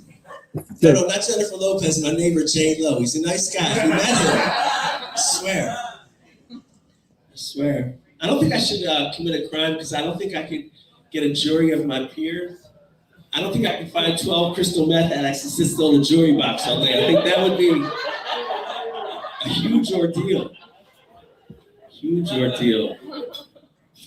And what else is going on? Oh, this is cool. The Harlem Globetrotters are touring U.S. military bases all across the world in an effort to boost morale of the troops. And I think this is kind of cool because, like, now the Globetrotters get to hang around with other people that didn't get drafted.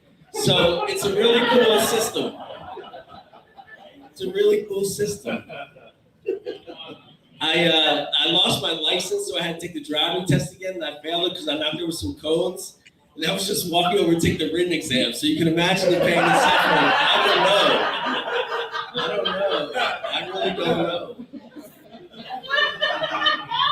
Any organ donors out here? Organ donors? Oh, very cool, because I am looking for a Wurlitzer. So if you email me here at the club, that would be amazing.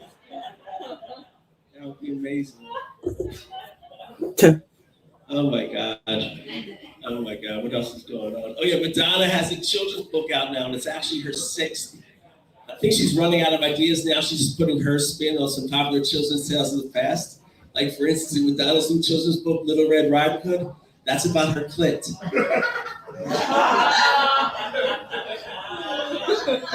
And also in Madonna's new children's book, the ABCs, that's about all the various forms of hepatitis you can get if you have sex with her. So it's an important read for the entire family. It is. I spent a lot of time in the hood. It's leather and really enhances hardcore S&M. So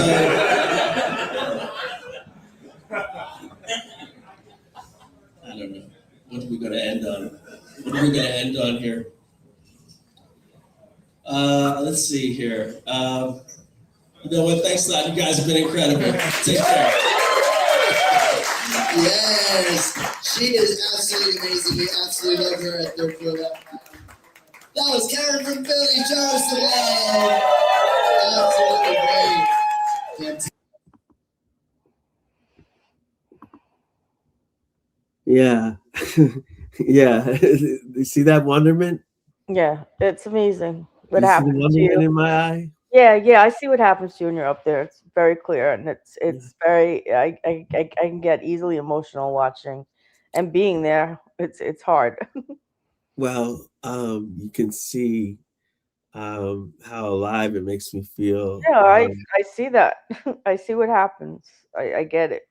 It's not my favorite parts. You'll hear like this, like almost like hacky thing where like they say the comedian just lives to hear the laughter. Yeah, right. Well, The I applause. actually do understand that, but I don't care if it's one laugh across the room or a cascade. Like I've said this before, like I'm really into it for, like I'm getting to do it as Karen now. Yeah, right. No, that must be amazing. And that was my first book show. Yeah. I had won an open mic contest the week before, and that got me the right to open up the show for the real portion, the main event, the following week. And I came out and I did well, but now, and we know we're going in a different order right now, but I really like what's happening with MWOT. But now I want to show the set from last night. Okay. It's probably located underneath the pin suite, like not too far from it. Okay. Because it's real special because I did it wearing Red Bar heat, and that felt like so good. And so I was in a good mood, and like I wrote, like I knew I wouldn't go down. You know what I mean? Like I knew I was gonna have a good set because I knew I was repping Red Bar, and like I just had this like glow. It was magical, like, you know what I mean? Yeah, no, I saw it. I saw it happen to you. I mean, I think that really inspired you to have, you know, that T-shirt on, or from Red Bar. And I had never worn that shirt. I've had it for years. I know. I saw that you I had said never that. worn it. In fact, I like damaged it a little bit or something with like tried it on one time with like, and I got like underarm deodorant on it. Really? Like, and it was like hard to get out or something. Yeah, this set everyone needs to see. Like, great. This is an open mic.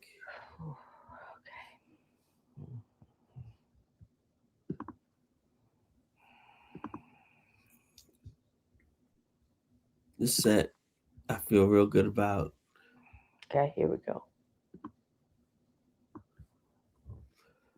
Give it up, it was already everybody. Heck yeah. All right, guys, we're down to your last comic of the night. So everybody, I'm gonna need you to clap as loud as possible. Start screaming, everybody.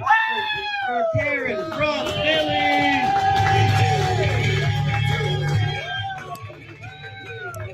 Yes.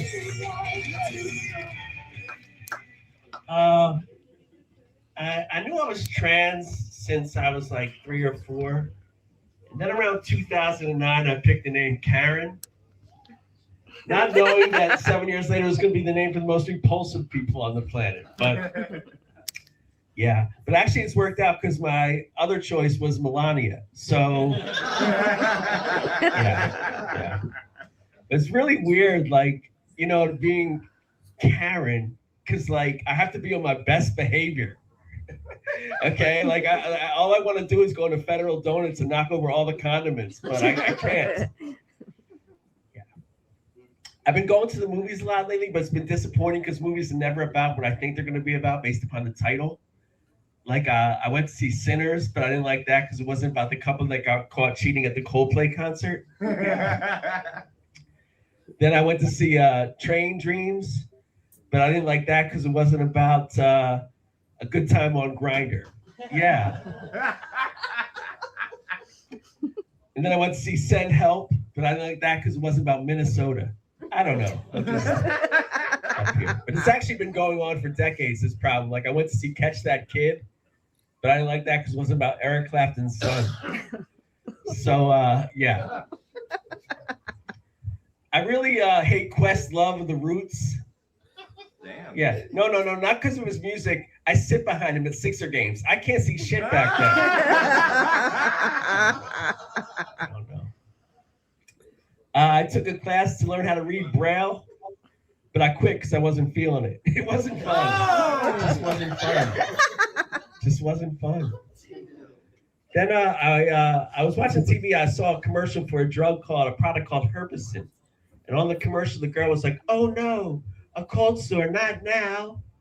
When is a good time to get a cold sore? I don't know. I guess if you're going to jail. I don't know, guys. I'm just up here. But I was watching TV, and then I switched the channel to PBS. That's right, I watched PBS. And I was watching a show called Frontline. And the topic was the dancing boys of Afghanistan. And what these are hairless young men who sing and dance for Afghan men, and later on they're sold as sex slaves to Afghan warlords. We actually have this in this country. It's called American Idol. I don't know if don't know if you guys watched that. I am trans, and you know, a lot of people like the other comics said, and so much for the novelty of being a trans comic. I don't know, but anyway, so a lot of people want to know, like she said, like, you know, have you had the surgery? And I don't really tell people, I don't care, but sometimes it just comes out in conversation. Like I was at the dentist, and she's like, Karen, you got to floss more. I said, I want to, but there's no time. She's like, do it right before you go to bed at night. I was like, that's going to be kind of hard with Vaseline and cum on my hands. I don't know if that's a good time for that. I took the driving test again. I failed it because I knocked over some cones. And I was just walking over to take the written exam. So you can imagine. But I'll wrap it up with this. I don't think I should ever commit a crime because I don't think I could get a jury of my peers. I don't think you could find 12 crystal meth addicts to sit still in a jury box all day. Thanks a lot, you guys. Thanks a lot, you guys.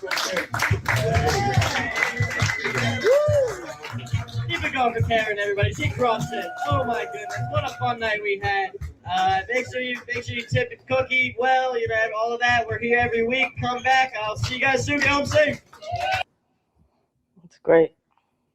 That was one of the highlights of my like comedy career. Like not because I did so great, but just I hung in there. I tried a couple of edgy things, like, but that aren't really edgy. I enjoyed myself. You did. I did enjoy myself, and I felt really great. I felt really great wearing a Red Bar shirt representing Red Bar. Like, I felt really great, and it just, you could tell like that set was gonna go like a certain way. Like it wasn't an easy room at all. You saw like I had some that didn't hit, but I had some good jokes that hit. Yeah. Sometimes things don't hit because, you know, the crowd is too young. Or just Yeah, well, you were talking about earlier today. You were talking about how, like, you know, it's weird, like a joke will work in this room but not in that one. Like, you know, you got to fight that. Yeah. And just any kind of like little nuance in your delivery can throw things off. Like, yeah, it could be sometimes within the same demographics, like people you would expect, like the people same age, maybe, you know, all of the demographic variables somewhat being equal in both sites and venues, and it's just, yeah, it's true that it could just be timing, or I don't know, a number of different things. And I like the part where didn't even make sense probably to people watching it, but had been another trans comic before. Yeah.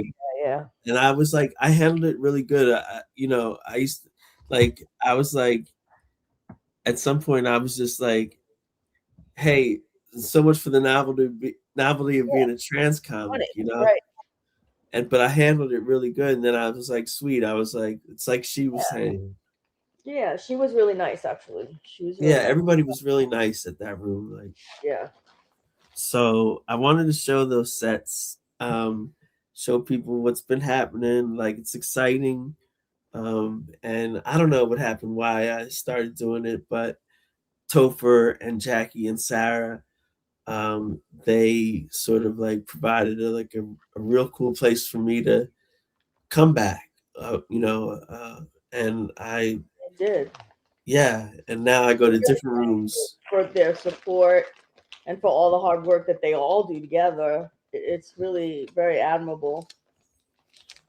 And we really respect that. Yeah. So what do you got? Okay, so I guess I want to just finish up this part with the trip, and then, you know, we have more after that, depending on how, you know, what you want to do. Okay, good. All right, so the last video we saw was Joe talking about in Honduras, like, you know, chill it out, you know, don't go after people, you know, too heavily, too aggressively. And we talked about that a little bit. And I think Topher started to see, you know, Joe's like, you know, less attractive traits. You know what I mean? Well, yeah. I mean, but I wanted to make the point that video where he said all the things that were happening. Yeah. Like that's I understand that the content was bad, like what he was saying. Right. But that's what he's capable of doing. Like Right. So is he still in that mode here? Yeah, it's coming up. Yep. All right, let's let it rip. So check this out. So here it looks like he's still in Honduras, I think. We'll hear it. Yeah. And he's saying, but he's already doing the Cherry Hill, New Jersey zip line. But this is not in Cherry Hill, New Jersey.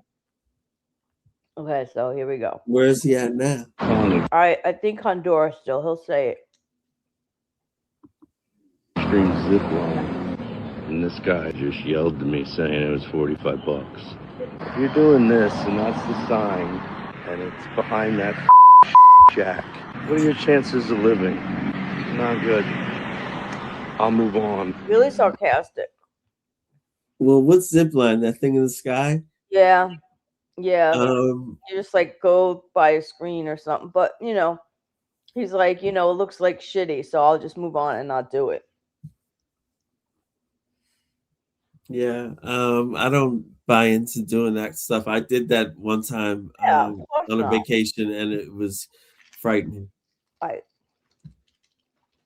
Paris. I almost think it's a All right. sign. Is that the country's zipline? hurting. Parasailing? No, it's different. Mm-hmm. You know how frightening that was? Yeah, I could imagine. When they start throwing zip lines all over the place. Imagine if they did that in New York or Philly or Cherry Hill. That's when you know Cherry Hill's going down. When you see a zip line that you can ride going down Crescent Road. Like, what the when did they put that up? You haven't seen the zip line? Dude, it goes all the way from Cherry Hill East all the way to Haddonfield, dude. You can zip line it. How much? $112, but it's fun, dude. So check this out. Well, he's saying that like if they put up a zip line in Cherry Hill or anywhere, that it's a sign that things are going downhill. It's really kind of nasty again. I don't know if you heard that. Did you hear it? Do you want me to play this again? No, I saw that he was the SD about something. I was zoning out. I'm not gonna lie, but like, I know that he's in a mood right now. Yeah, he's definitely in the mood. He's ready to come home. Yeah. He's ready to come home to a good woman. As Topher said before, you would think he would have, also kind of experienced, had the great experiences of the people and the food, and it doesn't sound like that's what happened. So, because he's really kind of in a really foul mood now, compared to how he was acting the first couple of days he was there. Well, what changed? That people didn't like him. So let's continue. All right. I can't even believe that Just when you thought. All right, here we go. Now he's in Cozumel. Okay, he's in Cozumel. I can't even believe that I had to go. Of time that we're dealing with here. It's almost done. This is the last. I know, but how long in chronologically say? Oh, with the news? No. This part? This This trip. part? This trip that he's been on. Very, very, like, it depends on how long we talk about each one, but we can finish this in the next. No, you're not. I'm fully engaged. That's not my question. He was on this ship for 2 weeks. Okay, and this is almost like day 13, 14. This is the last. Yeah, this is the last. He stinks. He's got a stink on him from the cruise, for being on the cruise for all that time. Yeah, he needs to come home, shower. He needs a good meal, a good woman, and family time. Oh. Okay. Just when you thought you've seen everything in life. Just when you thought you've seen everything in life. Okay. Now he's not wrong here, but look at this. Your fault, Joey, for booking your tour through Temu. She's like, okay, so here. All right, here we go. You come to Cozumel and see that.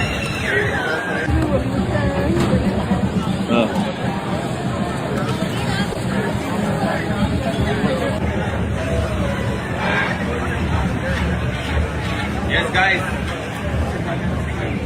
Just when you thought you. All right. I mean, just Well, try he's in danger. He's doing like he's mocking the people. I know. The It's not a local. good look, and it's not a good thing. He I shouldn't be know. doing it. Yeah. Right. Exactly. With his little tourist hat on, he's got to There's just. that aspect because he could be like he could really anger somebody. That's correct. That's exactly what I was trying. Almost like I was holding back on telling you early this week that he was. I was afraid that he was going to get arrested. And when you get arrested in these places for whatever little small reason or some misunderstanding because of a language barrier, it is really brutal. No, I don't think anything's risen to that, but it's just No, but it's a possible. It could happen, and he would be the person that it happened to because he's not smart. And some people travel internationally and they lose their mind. They think they're immune to local laws or something. Like he's not like that. Like, but he's not immune to like. I'm really on my best behavior when I travel. I mean, it's like, and I feel the same way when I see tourists, like where I live. I just don't like. I don't know. I'm really on my best behavior when I travel, no matter where I am. I have to be on my as someone named Karen. I have to be on my best behavior. Yeah, right. That's a bit I'm working on, so a little bit of shtick for us.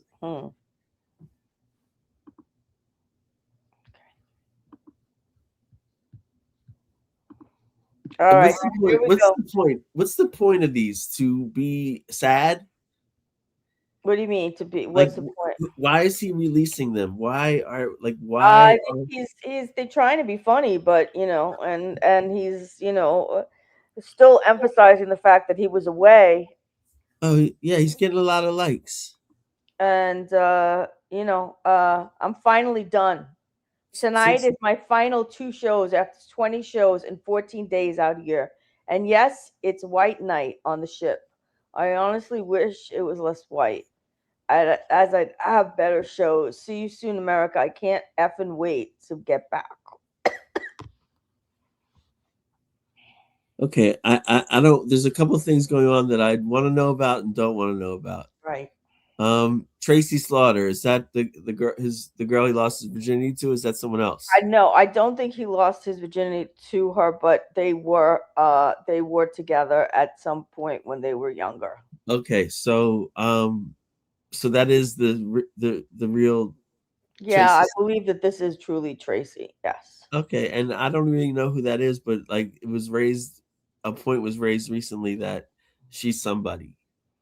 I told you she had a relationship with him. They dated each other. I don't know for how long. That's cool that they can be friends. Like, yeah, and, right. And Stephanie doesn't mind. Well, I don't know if Stephanie minds or not minds. But how do you? I mean, But hey, it's none of my business. Right. So, in this thing he wrote here, it's nasty. It's just it doesn't. He didn't have a good time, but he was beaming at the beginning of it and bragging about the whole thing at the beginning. And this then guy's going out with zero class. Like, right? Exactly. Zero class. I mean, this is really terrible. And now it's like it's like that. He does this reverse discrimination again with the white knight on the ship. I wish it was less white. Is this? It can't be mine. Is this yours? I don't know. Yeah. Okay. Because I think I'm blocked. Because otherwise, I would comment. I would comment and go like, "Hey man, lighten up and delete this post, bro." Yeah, it's really too much. Okay. All right. It gets worse. So All right. This is probably the last one now. Yeah, no, there's 2. That's this it. trip has turned ugly. That's what I was telling you. What did I say at the beginning? They don't pick. Okay, 1 minute. They say. All right. All right. Here. I'm gonna play this video for you, but first it says, "I can't wait to get home. Cruise ship comedy life feels a lot like prison." That's why he did the Shawshank thing. But at the very beginning, when we watched the video of him on the boat, he was like, this isn't that bad. Comedians complain, but this isn't so bad. Do you remember him saying that? Well, actually, I've seen this phenomenon live with Joe, and I will now explain. Yeah. I think I've talked about this before. On the night that I hung out with him at the Borgata with Joe, the night I was at the Borgata with Joe, he had a lot of plans. Like I saw him the week before, like the 7 of like 14 days. Okay. Right. And then it got around and he was like living that life and sort of like, the free drink that he probably got, the free meal, like, and all this stuff. And then day 12, he starts getting nervous. Okay. Because what he knows is he gets depressed because he's facing the fact that he has to go home. Okay. And then he acts like he really wants to go there. To put his best foot forward. But sometimes I think he really does miss them. Because, people that are in that type of relationship, they're very happy. Hey guys, we're back from break. What an amazing show. We've been peeping out the downward trend of the trip. It's kind of taken on a negative note. Let's see if Joe can resolve it. We're coming up on the last parts of the trip. Let's see if Joe can save the trip or turn it around mentally or any kind of anything, get some positive energy going. Okay, so here we are. This was posted 1 day ago. And he's saying, "I can't wait to get home." So I think he got home sooner than this, but I think he posted this more recently. Well, this isn't my first time seeing this. So did we already cover this? No, we didn't. We started to, and then you didn't play it. Okay, because the implication is that he's performing in front of whining, crying kids on a trip. Yeah, right. Right. Exactly. That's never a good thing. Kids are a little bored, and it's nasty. And in episode 45, Josh Jacobou said, like, it's a struggle for him sometimes at one of his shows because there's kids at the restaurant. Right. Yeah. And they're all wearing T-shirts that say the Johnson family, like it's that's like a family reunion type thing or whatever. Now, is this a cartoon or is this AI? It's probably AI. All right. I mean, like, I don't know what it is or how he got it. It's AI. Okay. You just go like, I think you just go like, "Hi, AI. I would like a cartoon of me performing outdoor on a deck, and add some things on your own." Yeah, right. Is that AI? I guess. Yeah. You could tell it what to do. Yes.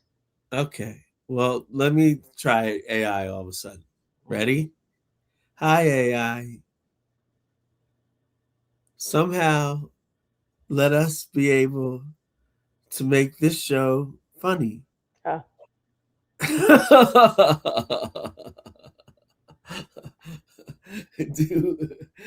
do your magic and let's have we're just back from break. Let's have let's have it be funny. Okay, here we go. Okay.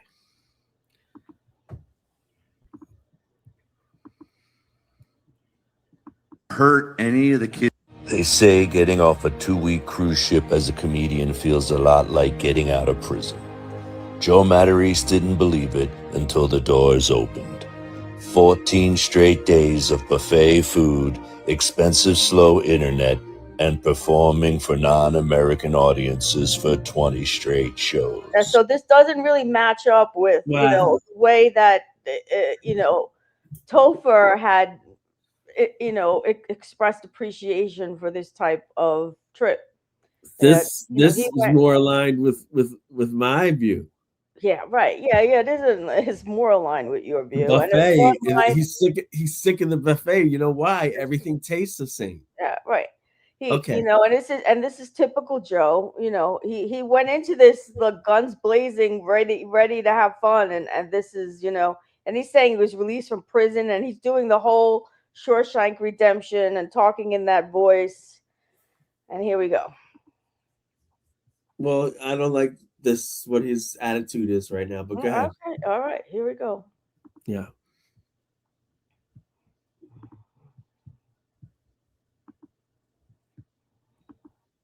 They say getting off a 2-week cruise ship as a comedian feels a lot like getting out of prison. Joe Matarese didn't believe it until the doors opened. 14 straight days of buffet food, expensive slow internet, and performing for non-American audiences. Performing for non-American audiences. That's nasty. Here's a picture of it. I mean, this is really nasty. That's like non-American audiences. That's disrespectful to his employer. Totally, it's disrespectful in general to anybody who lives outside of the U.S. And I'm embarrassed for him. It's disgusting. Well, He's we're so embarrassed. angry. Yeah. He's angry because they didn't listen to this. This is for 20 straight shows. Well, I also like that. Listen, he's on a cruise ship. He's stir crazy and he can't create. He's got to do AI. Yeah. Okay. No, what you do, he's probably beleaguered and starving and yeah, that's true. He's probably beleaguered and starving for some foods that have nutrients because Maybe. everything there is so what do they call that? Not industrial, institutional. Yeah. Oof. You're eating institutional food daily for 14 days. And you're moving and on a ship. Yeah. It messes with your equilibrium. Yeah. So anyway, but it's not a bad gig when you're trying to get away from your family for a couple weeks. You know what I mean? Right. Yeah, and he was very excited about having the opportunity, especially since he didn't have to shovel. Yeah. And I didn't want to say it because it was right around the time we were you have to know what's going on or whatever. Yeah. But when he was talking around that time, Joe was going he was nasty about where he was as opposed to where we were. Mm-hmm. You know what I mean? He was doing that nasty thing, and he was being nasty a lot. I know you're all shoveling, and here I am in the sun, and but yeah, and he was doing a lot of you wish you have type things. Right, yeah. I forget what he was saying. I wish we had that's that. Exactly what he's saying. He's nasty. It's because he was always the guy that was at home, watching everyone else do it and being really jealous, and now he's trying to show us that now he's the guy who's away. But he's still not happy. He wants to get back. So, he's never happy. It's really tragic. Well, this is the story of, the problem is you. Everywhere you go. Right. Yeah, that's correct. That is a problem. That absolutely is the point. Absolutely. I once had a, great friend give me that speech. Yeah. I was, I would have a proclivity for saying oh man, it's this town. It's the reason why I'm floundering. Yeah. And then the person said to me, did you ever notice that it's always the fault of where you are? Yeah. When actually the problem is you. And I took that lesson. This was around in 2001. Yeah. And right around that time, I hit rock bottom, but I took the lesson of what that person said and changed my life. It was life-changing advice, and I'm giving it to anyone who would go like, Wow. oh, it's this small town, and not to say you can't move to a big city or whatever, but like, or in a big city like New York is killing me, or it's everyone's this or that. No, the problem is you. Everywhere you go, the problem is you. If there's a problem everywhere. All right, so here we go. When you finally step back on the New Jersey land, sunlight hits different. And nobody's waiting for a joke about the cruise ship's suction toilet flush sound. Freedom feels strange, but damn, it feels good. Now Joe's in an Uber, off to the airport, back to the wintry cold Northeast, where the weather is brutal, but the audiences totally understand his humor.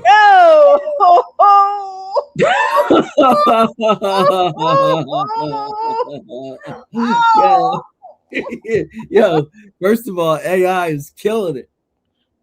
Well, this is I think it's his deck. This must be his deck. No, I know, but AI wrote that for him, and he's just reading it. Oh yeah, it's possible. Yeah, it's possible. Possible? Like, come on, right, like, or no, or maybe he wrote that because that last part was funny. Like, Yeah, it wasn't. It wasn't that brilliant.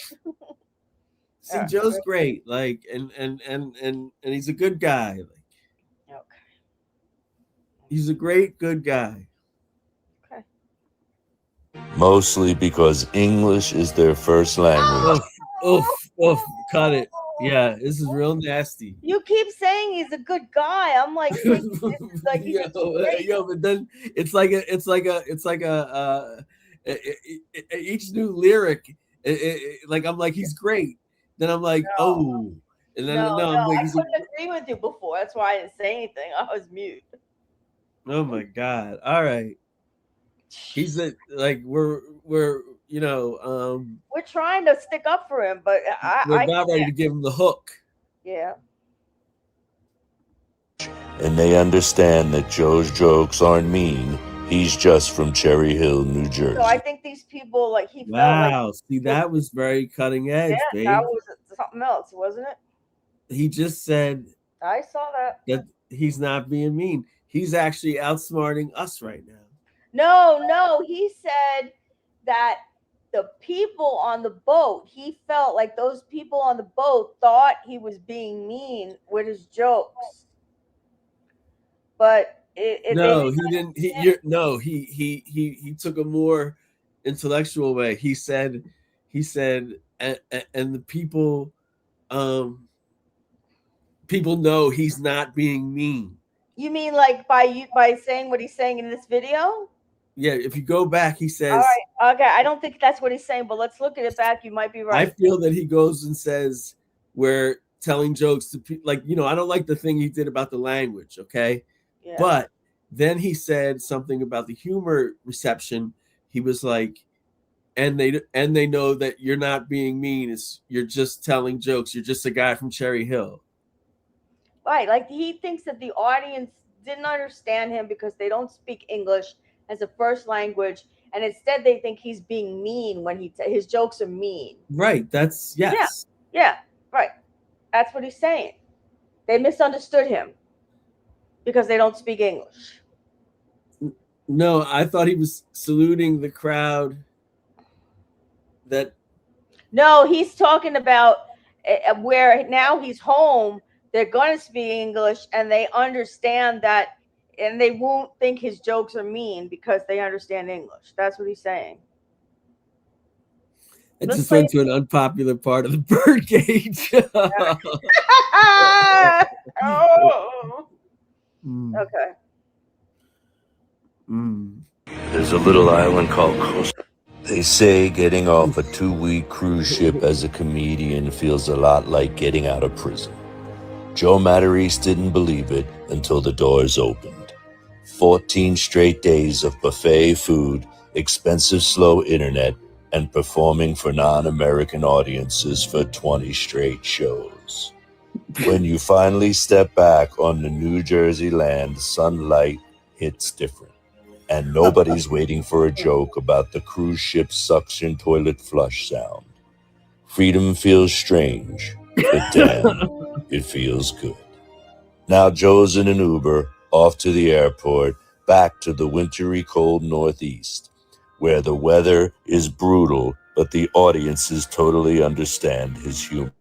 See? Mostly because English is their first language, and they understand that Joe's jokes aren't mean. He's just from Cherry Hill, New Jersey. Yeah, so he's saying that basically now that he's home, people understand English and therefore they won't think he's mean. His jokes aren't mean. He's just from Cherry Hill, which is No, I know, but I had to teach you. no, that I understand that's what he said from the beginning, but it's like he's implying that the people on the boat thought his jokes were mean because he speaks English and they don't understand him. I know. I'm just saying that my initial very perceptive reaction was correct. That like he was saluting people as opposed to. Oh yeah, you're right. I okay, right, but it is implying that on the trip, he's saluting people who live back home, but he'll complain about them too. You know, it's like you know, as soon as he gets a chance. He should have just followed through with it by saying like he did something really good. He was like, they understand that I'm not being mean. Yeah, right. And instead of saying he should have just said, they know that I'm just telling jokes. Yeah, right. To make people feel good. And yeah, right. and but instead he's like, they know that I'm just a guy from Cherry Hill. Like, yeah, I know. Right, here he goes with the like, always... what does that mean? Like, I don't know. Or he should have said like, or better to have gone like, I'm just an everyday Joe. Right. And then like have the camera pan to that Cherry Hill thing. Right. They say getting off. Oh, so that was the end of that. All right. So no, I like that he he gave a realistic portrayal of being on a cruise from both sides, as a creator and also as a creator and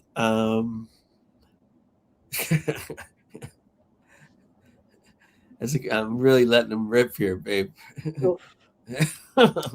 Okay, as a creator and as a boat goer.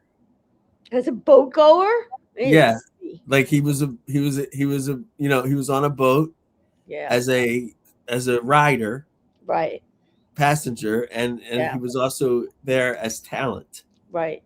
Okay. So that those were the two perspectives that he was hitting, and like I all my worst fears about being on a rider on a boat like that, a cruise, came true. And also he sort of indicated that the creative part wasn't that great of a process either. No, look, I mean, this is the way it's depicted. It looks like there's a freaking tornado that's about to drop. There's a big like seagull that's gonna like eat something out of someone's hands. There's a lot of waves because of the storm. The waves are so bad that they're making, they're coming up on even on the stage aside from on the boat. Kids are bored right in front of him, and and aside from the fact that they're bored, there's nobody standing in front of him, and he's on the stage by himself. Ugh. Look at him, all wet, getting soaked. Yeah. Well, this has been a fantastic exploration into the world of AI. I don't use it in my personal life, but Joe does, and we cover his life and work. He seems to be very comfortable with AI. My dilemma with AI is, and I don't hold it against the people that use AI. Right. All I'm saying is, I came this far, and I'm like doing my best work ever now, and I'm doing my best work ever, and I don't want to use AI now. I just want to use myself. So like every morning I put the song of the day together, but I piece it together with like real internet clips. Like I don't go like, give me that. And people love that. Yeah, like, but this is cool, like for him, I guess, because he's like, I don't know, like I want to see how it goes, like when he gets home. Okay, so here's now. I want to see him home now. Now here's the problem. He now posts this video when he's home, which tells me he's like really depressed, because he says something here which is really sad. But okay, here we go. Don't think that the trip is still going on. It's just okay. He's home and he's posting about the trip. But he probably decided not to post this while he was on the trip, or maybe forgot about it. But now he's posting it, and it's kind of like he says something. It's really like really dark. Okay, let's go. There's a little island called Costa Maya. It's right in between Roatan and Honduras and Cozumel, Mexico. They say if a comedian gets off the ship there, he can become invisible. Thinking I'm just gonna stay here, polish up that fishing boat, start taking people out on fishing tours. It doesn't matter that I don't know how to fish. I just can't go back, man. Nobody speaks English on the ship. It's so hard to do stand-up. I just hope my best friend Red finds my note that I left right in the fort, right at the Senior Frogs. So this is the Shawshank. You know, he's referring to Shawshank, my best friend Red. This is lazy. Yeah. This is really lazy, and this movie is getting up there in age too. Like probably. Yeah, I know. 40 years, but that's not my problem. Like, let him enjoy these movies, but you know, like I would just prefer this if he was talking like himself right now. Like, yeah, right, exactly. It would be better if he's talking about, you know, like as himself. And I mean, the fact that he's saying like, okay, I want to be like shipwrecked someplace and have a whole new life and be invisible. Yeah. You know, and it's like, because I can't get back on that ship. But I also think you know, it's implied sort of maybe that he doesn't even want to really go home. You know what I mean? Because he's like, yeah.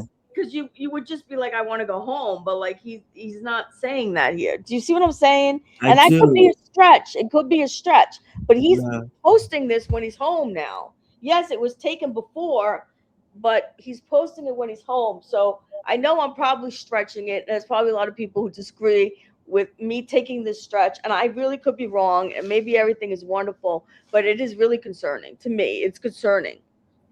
And that's really all I have to say. I mean, this is it's dark. I mean, if you hear what he said here, you heard him, right?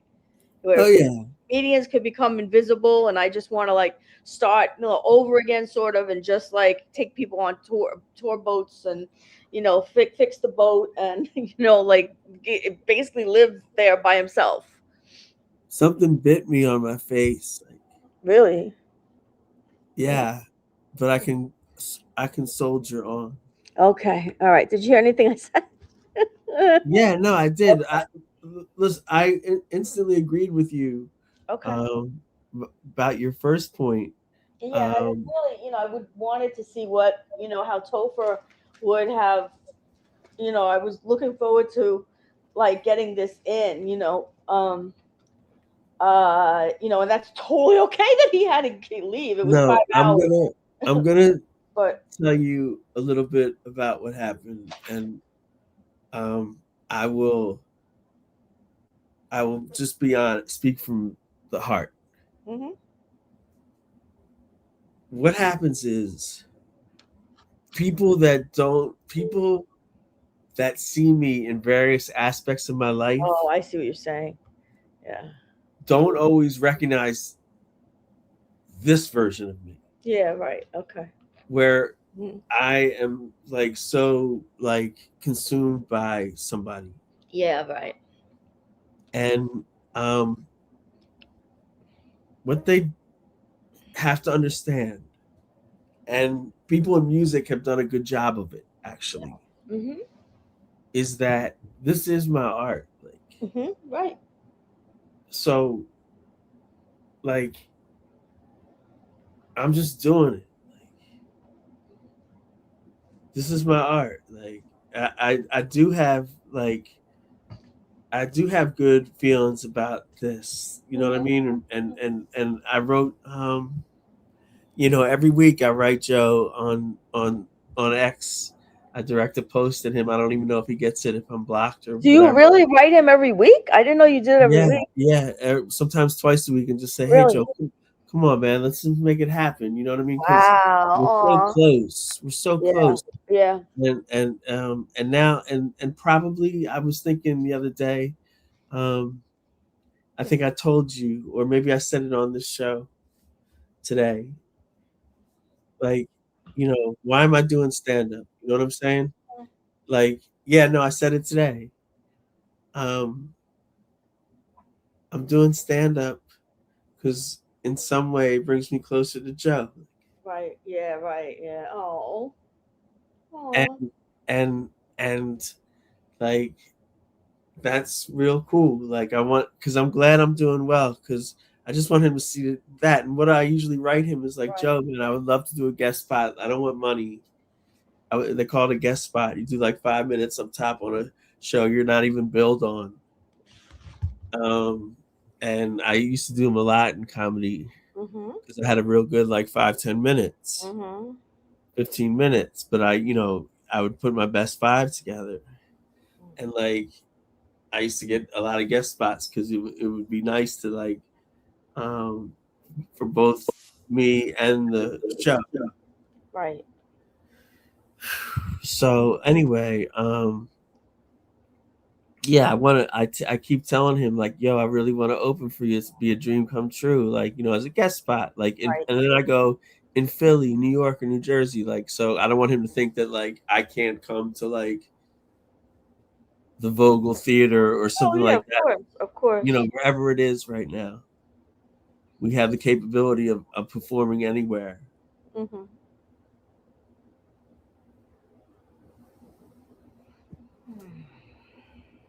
And I love comedy right now, but I love being an outsider. Yeah, no, and that's very important actually, to keep that perspective. I love being an outsider to comedy. Yep. Like, I don't have goals to like get booked at like all the hot clubs. Like, right. The pure, like, the energy for me is going out, seeing myself grow, putting it out on tape, and letting you guys like, be the judges and enjoy it, or be like, yo, where's Karen going with that, or whatever the feedback is. Right. So anyway, like, Joe should, like, I'm trying to show Joe, I guess, with comedy, and it's not the only reason I'm doing it, I guess. I'm trying to show Joe that, like, I'm normal, man. Like, you know what I mean? Like, I'm comic too, bro. Yeah, like, right. He's not. He just has trouble seeing that. Well, he's worked with everybody, and he should no longer feel like I'm some kind of like threat or something. Like, if I'm working comedy, like, what does he really think I'm gonna do? Like, well, you wore red bar heat the other night, and he thinks you're still, he wears yeah, but why wouldn't he? Okay, I wore red bar heat, and you know what? It looked incredible. It looked incredible. Like, can I look good? It's true.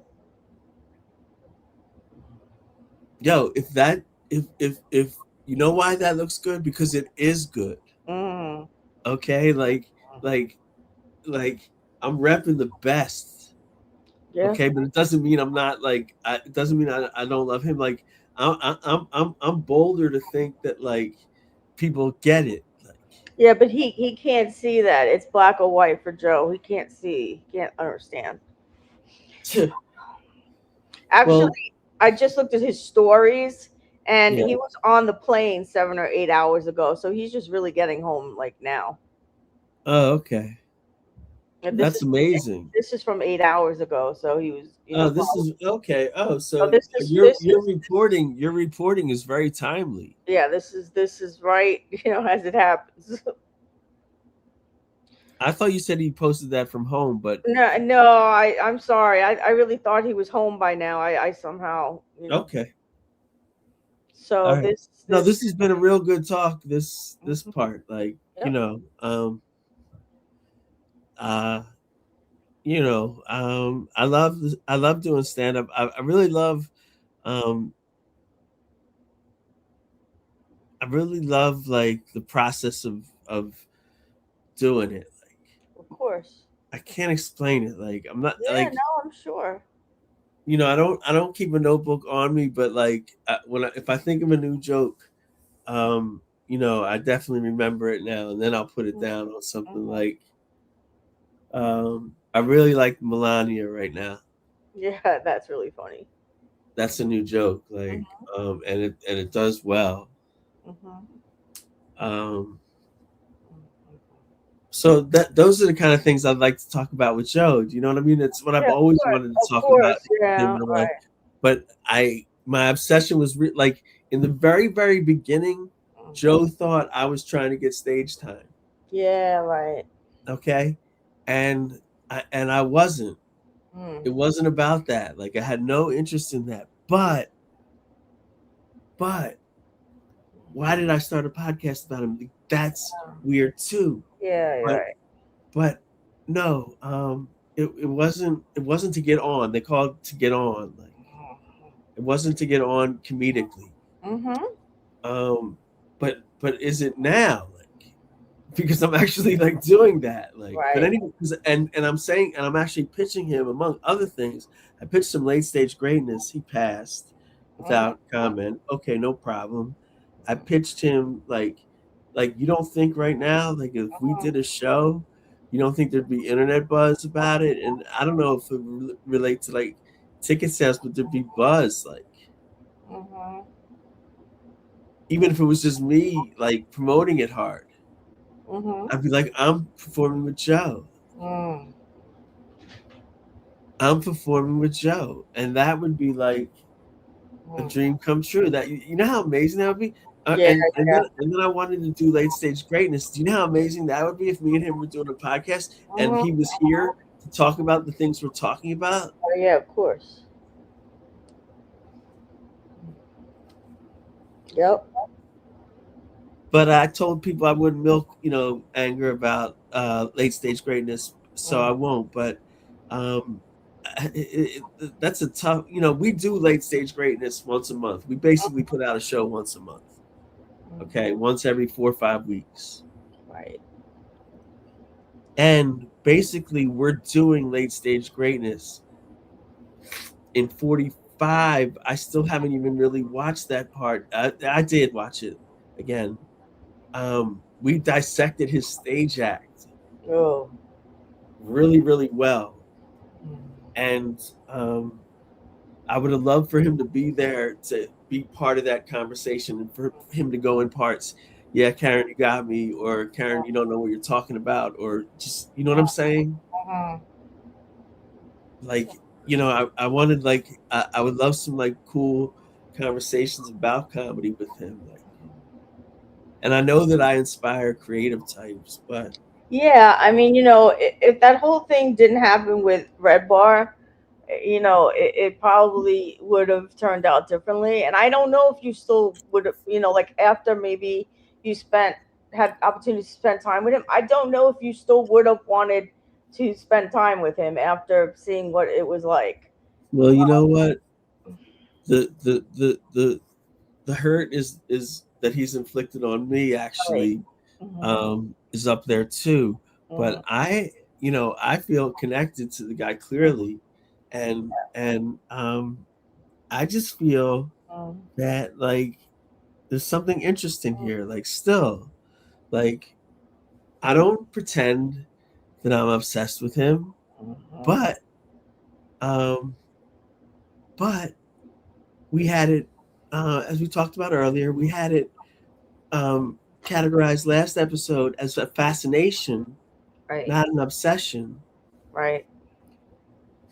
And then Topher today was like, that's your Dalai Lama. Yeah. That's so smart. Yeah. Of all the people that have sat in and listened and came up with different explanations, I mean, it's amazing that no one said that. You know what I mean? Yeah, And my interpretation is that Dalai Lama hands out like great advice. Yeah. And He's Joe like doesn't spiritual. really do that with me, although the advice he has given me has been really good. He said to me, Karen, do your own thing. Yeah. And I know I overtell that story like grandpa or something, but like, you know, hey, like he told me to do my own thing, and I had to like go like, you know, wow, like he's calling me out. Like, yeah. And I don't know how this one ends. We may have finished it, but let's just see. Costa Maya. There's a little island called Costa Maya. It's right in between Roatan and Honduras and Cozumel, Mexico. They say if a comedian gets off the ship there, he can become invisible. I'm thinking I'm just gonna stay here, polish up that fishing boat, start taking people out on fishing tours. It doesn't matter that I don't know how to fish. I just can't go back, man. Nobody speaks English on the ship. It's so hard to do stand-up. I just hope my best friend Red finds my note that I left right in the fort, right at the Senior Frogs. oh my God. Yep. Oh my God. First of all, I wanted to make a comment. Didn't he like have the like a third nipple or something? Because now he has none. Ill. I don't know. What did you say? Like there's some character or some person in real life that has like a third nipple. Really? And I, for some reason, I'm equating it with like Joe. But right now, like, is this done so as not to like show his nipples? Like the angles, like I don't know. I don't know. I'm trying to find. Look. Oof. you know, like because last I had a nipple over there. I don't know. Yeah, like he's got like not like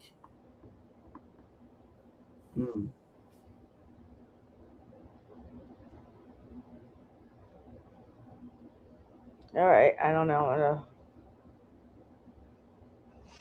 I don't know where you're seeing these nipples. I can't really see that, love. I don't know why you're just like, I don't know. Maybe they're gonna be flashed in my face any second, but I'm really not seeing anything. I don't know what you were seeing or imagining. Well, I'll tell you what. Whether he has nipples or not, so what? I'm you know, I like Red Bar too, Joe. So what? For real, dude. Really? You're gonna like worry about that? When I'm like, you know, so like happy to like want to work with you and like you're such a hero. Like, so what? I also like Red Bar. Like, so what?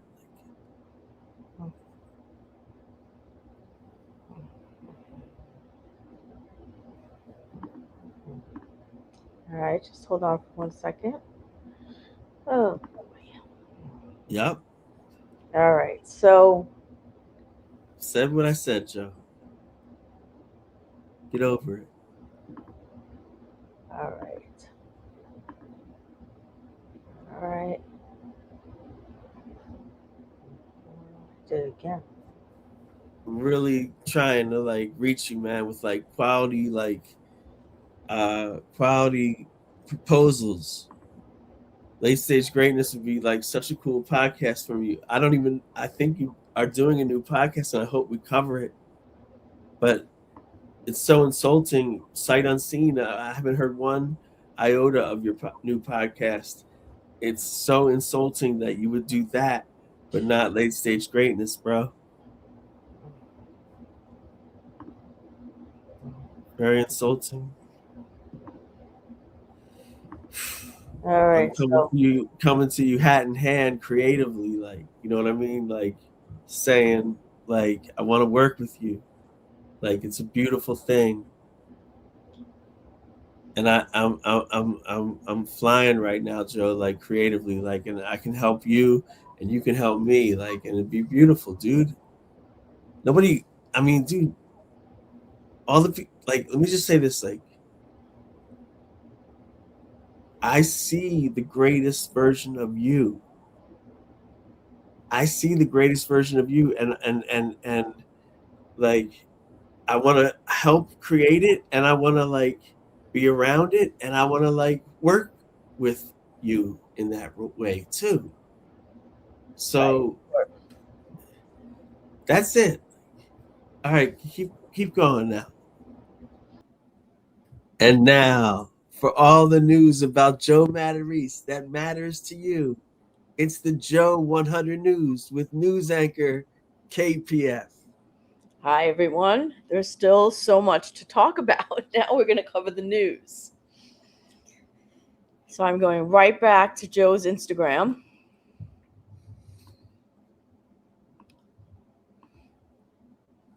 And first up in the news is that Joe continued to have experiences with the pretzel company. Shortly after he returned from the cruise, he had another experience in that pretzel store. And I'm just going to bring that up now and share it with everybody. Here we go. Inside a little bit. This was February 3rd. He was definitely back. He did this in February. I don't know. It says February 13th. Mamaroneck. I don't know. Oh, that he's advertising his show. Okay, so this was February 3rd. He was definitely back from the other cruise. And then he wrote, me trying to make Philly pretzels. So now he's trying to make, maybe he's going to need a job there. And then the Philly Pretzel Factory said, you crushed it, Joe. I thought you were talking about Center City Pretzel. No, it's not. No, it's not. This clip right Okay. is going to show. What we're going to do. Oh, man. Okay. All right, here we go. Want to kind of pull from the inside a little bit. Going to stretch. Want it to be almost the length of a full board. Can you reattach it like that? We cannot. No? So once the rib broke, it's yeah. So I'm going to stretch it almost the size of your board. Like this. Now we'll want to hold it in a horseshoe. So you want to kind of keep it on the board a little bit. So you want your left hand to go in front of your right hand. So it's going to look like this in slow motion. Oof. Just a little bit. Oh, he can't do it. Oh, Perfect. Now, once you're here, you want to bring both of these pieces. See this little bubble? Oh, that's pinch my in. boy, Joe. Just push down. Now all you're going to do is just pull apart. Oh, it's a pretzel. You know what I just noticed that's funny about these? Watch this, everybody. If you go like this, don't tell anybody I reattached a piece. If you go like this, like he said, and do this, if you went just like this, That would be New York. it's a New York pretzel. Yeah, right. Once it's New York, it won't go back to Philly. If you dropped it on the ground and then threw it on a fire and just burnt it and then took all the moisture out of it, it's a New York pretzel. So what we're going to do, want to kind of pull from the inside a little bit. Going to stretch. Want it to be almost the length of a full board. Can you reattach it like that? We cannot. No. Once the rib broke, it's yeah. So I'm going to stretch it almost the size of your board. Like this. Now we'll want to hold it in a horseshoe. So we want to kind of keep it on the board a little bit. So What, babe? Why are we watching this again? Because he's obsessing with pretzels still. It's unreal. Okay. Why are we though? I don't know. It's just as bad, if not worse. Okay, so everything's cool. I don't know why he's doing that, but he's doing that. Yeah. Yeah, I just didn't want to watch it twice because Yeah, I thought it was still going on, but it's okay. well, no, he's got a fetish almost for going backstage at these pretzel stores. Right. And he's not turning it into gold. Right. It's been really bland. Well, maybe Joe feels that now he turned all those efforts turned it into gold. Watch what happens. Huh. I just got something in the mail from the Philly Pretzel Factory. I don't know. Is this thanking me for the videos that I made for that? Okay. When I was down in Florida. So there's a shirt. Phillies. Here we go. With pretzels. Eagles. Written with pretzels. There's a box here. Philly Pretzel Factory. You got a lot of merch. So you get sent like a lot of free stuff? I don't know who this person is that's talking. It's an unidentified individual. It's not his son. It's Dr. Dr. E. Successful comedian. I wish the answer was yes. It's like a game.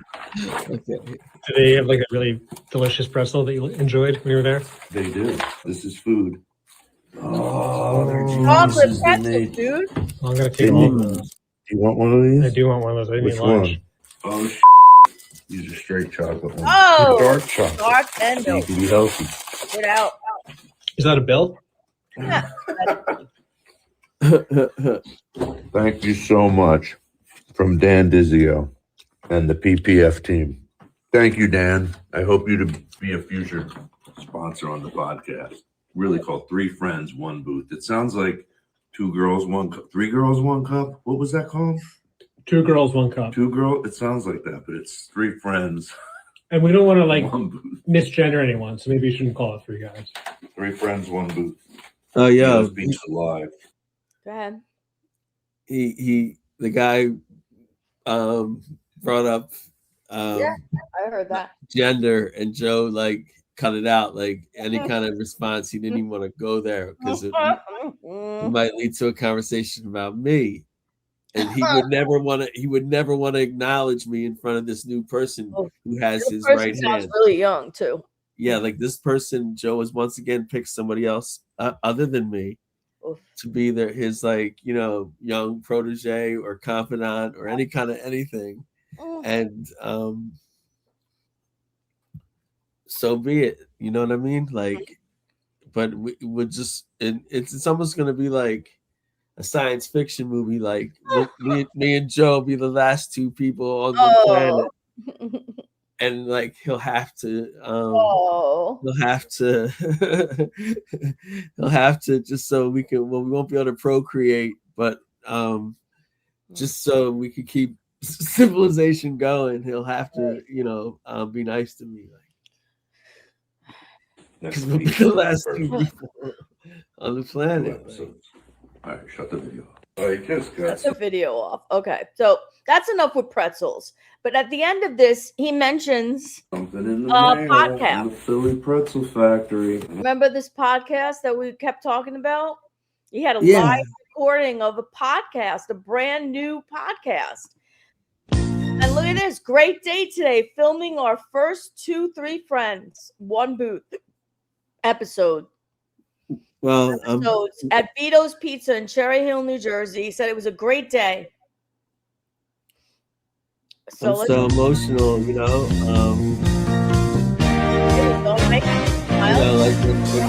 when Joe does a podcast. Karen gets emotional. Yeah, I get emotional. And I think that this is gonna be, I want to support it, even though he should be doing late stage greatness with us. Yeah. Anyway, this is great. This was February 12th. Okay, so nice big smile. There, I guess it was a little bit later in the day. Neither one of them still happy. They look really annoyed, but okay. Yeah, you know why? Oh, I guess maybe this was that guy. I don't know. You think that was that's about as young as the guy sounded? I don't know. Well, these are real men with real lives. Oh, do you know who that is? I think I know who that is. No, I don't know who that is. I think it's Chris Daniel.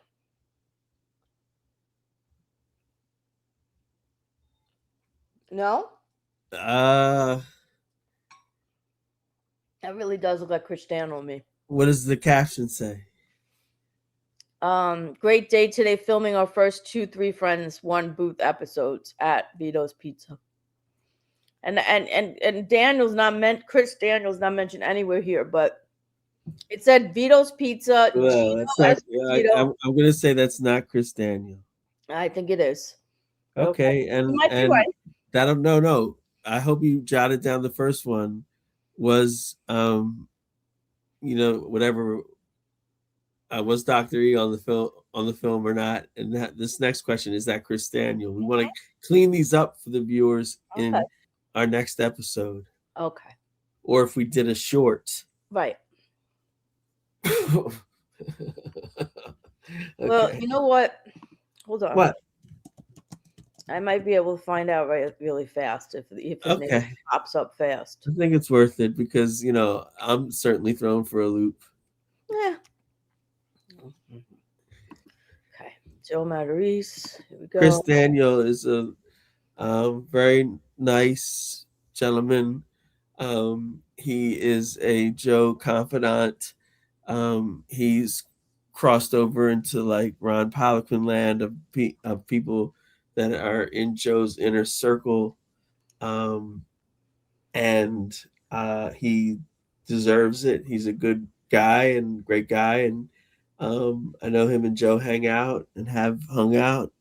And that's really great. But I don't think that's him though. Okay. If I can't find it right away, I'll just keep, you know. Oh, but anyway, like I was gonna say, somebody like Chris Daniel, so close to Joe, they really can't afford to, or they're under instruction not to communicate with me too. Like if I was to like say, you know, but you know what though? Well, I don't want to get anyone in trouble. Like, yeah, no, some people are cool. Everybody is still cool. Like I think with me, like I still like everybody's stuff online if I see it. Like just to let them know, like, hey, you know, like I'm still a good girl. Like, you know what I mean? Like, you know, I'm not a bad person. You know what I mean? No, like, and I think they know I'm not a bad person. Yeah, yeah. I think they don't. I'm starting to realize they just don't want to deal with like what I bring. Possibly, yeah. Which really, you know, blows my mind. But all right, so here's trying to see if I can find him with a picture of. All right, hold on. I did find him. Maybe you're right. I don't really know. He doesn't. I don't know. This could go either way. Let me just see this. You might be right. It's not him. I don't know. This guy's more New Yorky than okay. Chris. Chris is like, if I'm not mistaken, like yeah, Ashland, Mass. He's a New England guy. Okay. This is more New Yorky. Okay. This guy looks like, you know, an executive producer. Okay.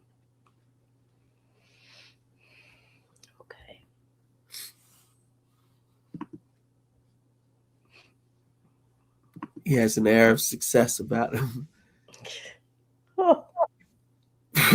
Oof. Yeah, well, I sometimes don't, but I battle.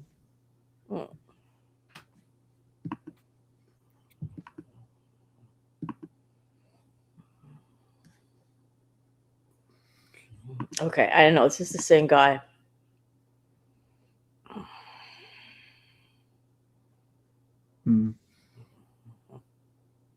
There was an issue with your file. This thing is not. All right, take it easy. Yeah. Take it easy. Okay. All right, because you know the emotional swings are going to be too much. Okay, just take it easy. All right, we don't need to do. Let's just agree to disagree, and we'll answer it on a later episode or later in this episode. Yeah. That I can't pull it up. So is that Chris? I believe his last name is Danielle. Daniel. Yeah, it's DANI. All right, we don't need to spell his last name. All right, well, just asking me. So yeah, but we'll find out. Was that him or not? Right. I say no, but I could be wrong. Right. But somebody was there supporting Joe, and oh no, it looks like they made him a whole pasta dish for this recorded live on February 12th. Okay. And then Joe left shortly thereafter, after his Valentine's Day gigs, which we can look at in a second. And that I don't see anything mentioned again about this podcast. So I hate to disappoint you, Karen, but I don't know where this podcast is. Nothing Yo. was mentioned. It's now All right. really a month later. All right. This is the last time it was mentioned, on the day that it was recorded, and then we have, all the stuff with Valentine's Day and other nonsense here, and then we have the whole boat thing, and then he's back, and I don't see anything of any podcast, so I don't know what happened there. Joe, your Lord and Savior Jesus Christ wants us to be connected creatively. And how he's showing you that is by having you work fail every single time. With the most hodgepodge potpourri Pepperidge Farm variety pack list of talented people that all share one characteristic. They're not Karen. Correct. Okay.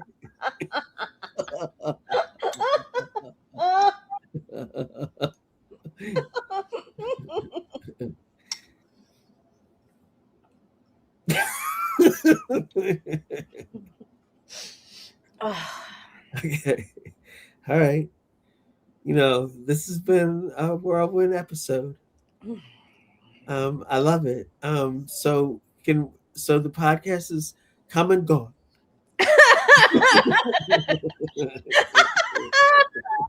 Hold on.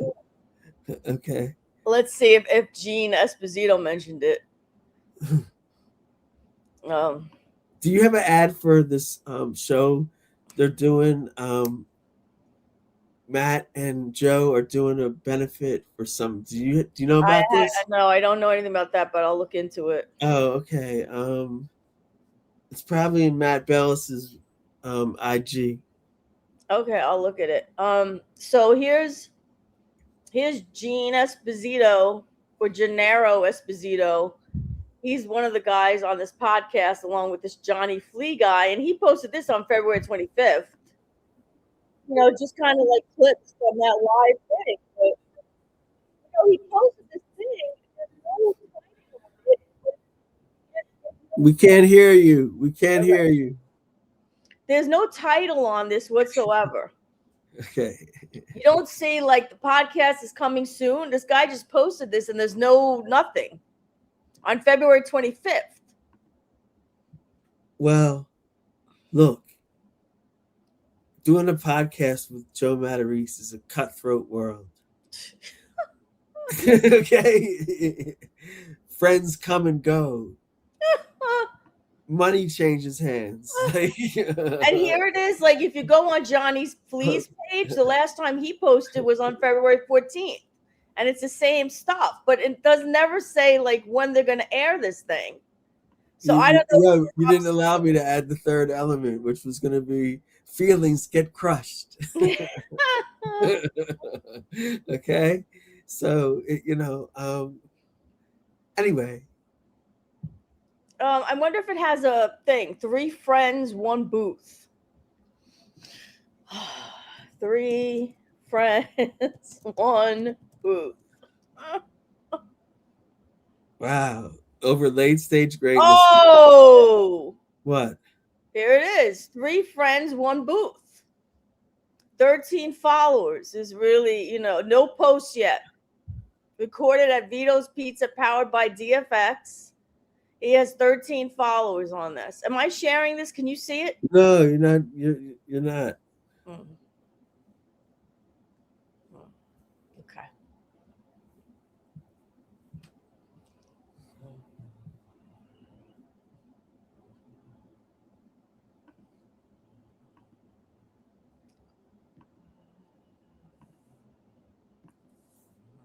Okay, can you see it now? Yeah. He has an Instagram account for this thing. All right. Well, I want to follow it. I want to follow it. He's got 13 followers. Eric Peterson, Johnny Fioravanti. You know what? That's a little. Vito's Pizza. I don't think we need to identify these people. Like the Okay. people know where to find them. That's not our role. Okay. Well, there we go. And not one post is on it. So that's it. Well, you know, this whole thing was shrouded in mystery, and it's really just to spite me and his Lord and Savior. Oh. We would be so blessed. We are blessed. You know what I mean? Like, All right. We would be so blessed to work together. It'd be a blessing, Joe. Like, you know, the energy I could like infuse you with, and vice versa, man. Like, we could feed off each other that way.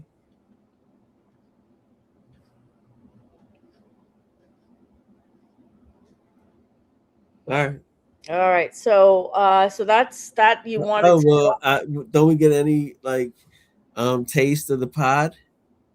How can there's nothing. Never came out.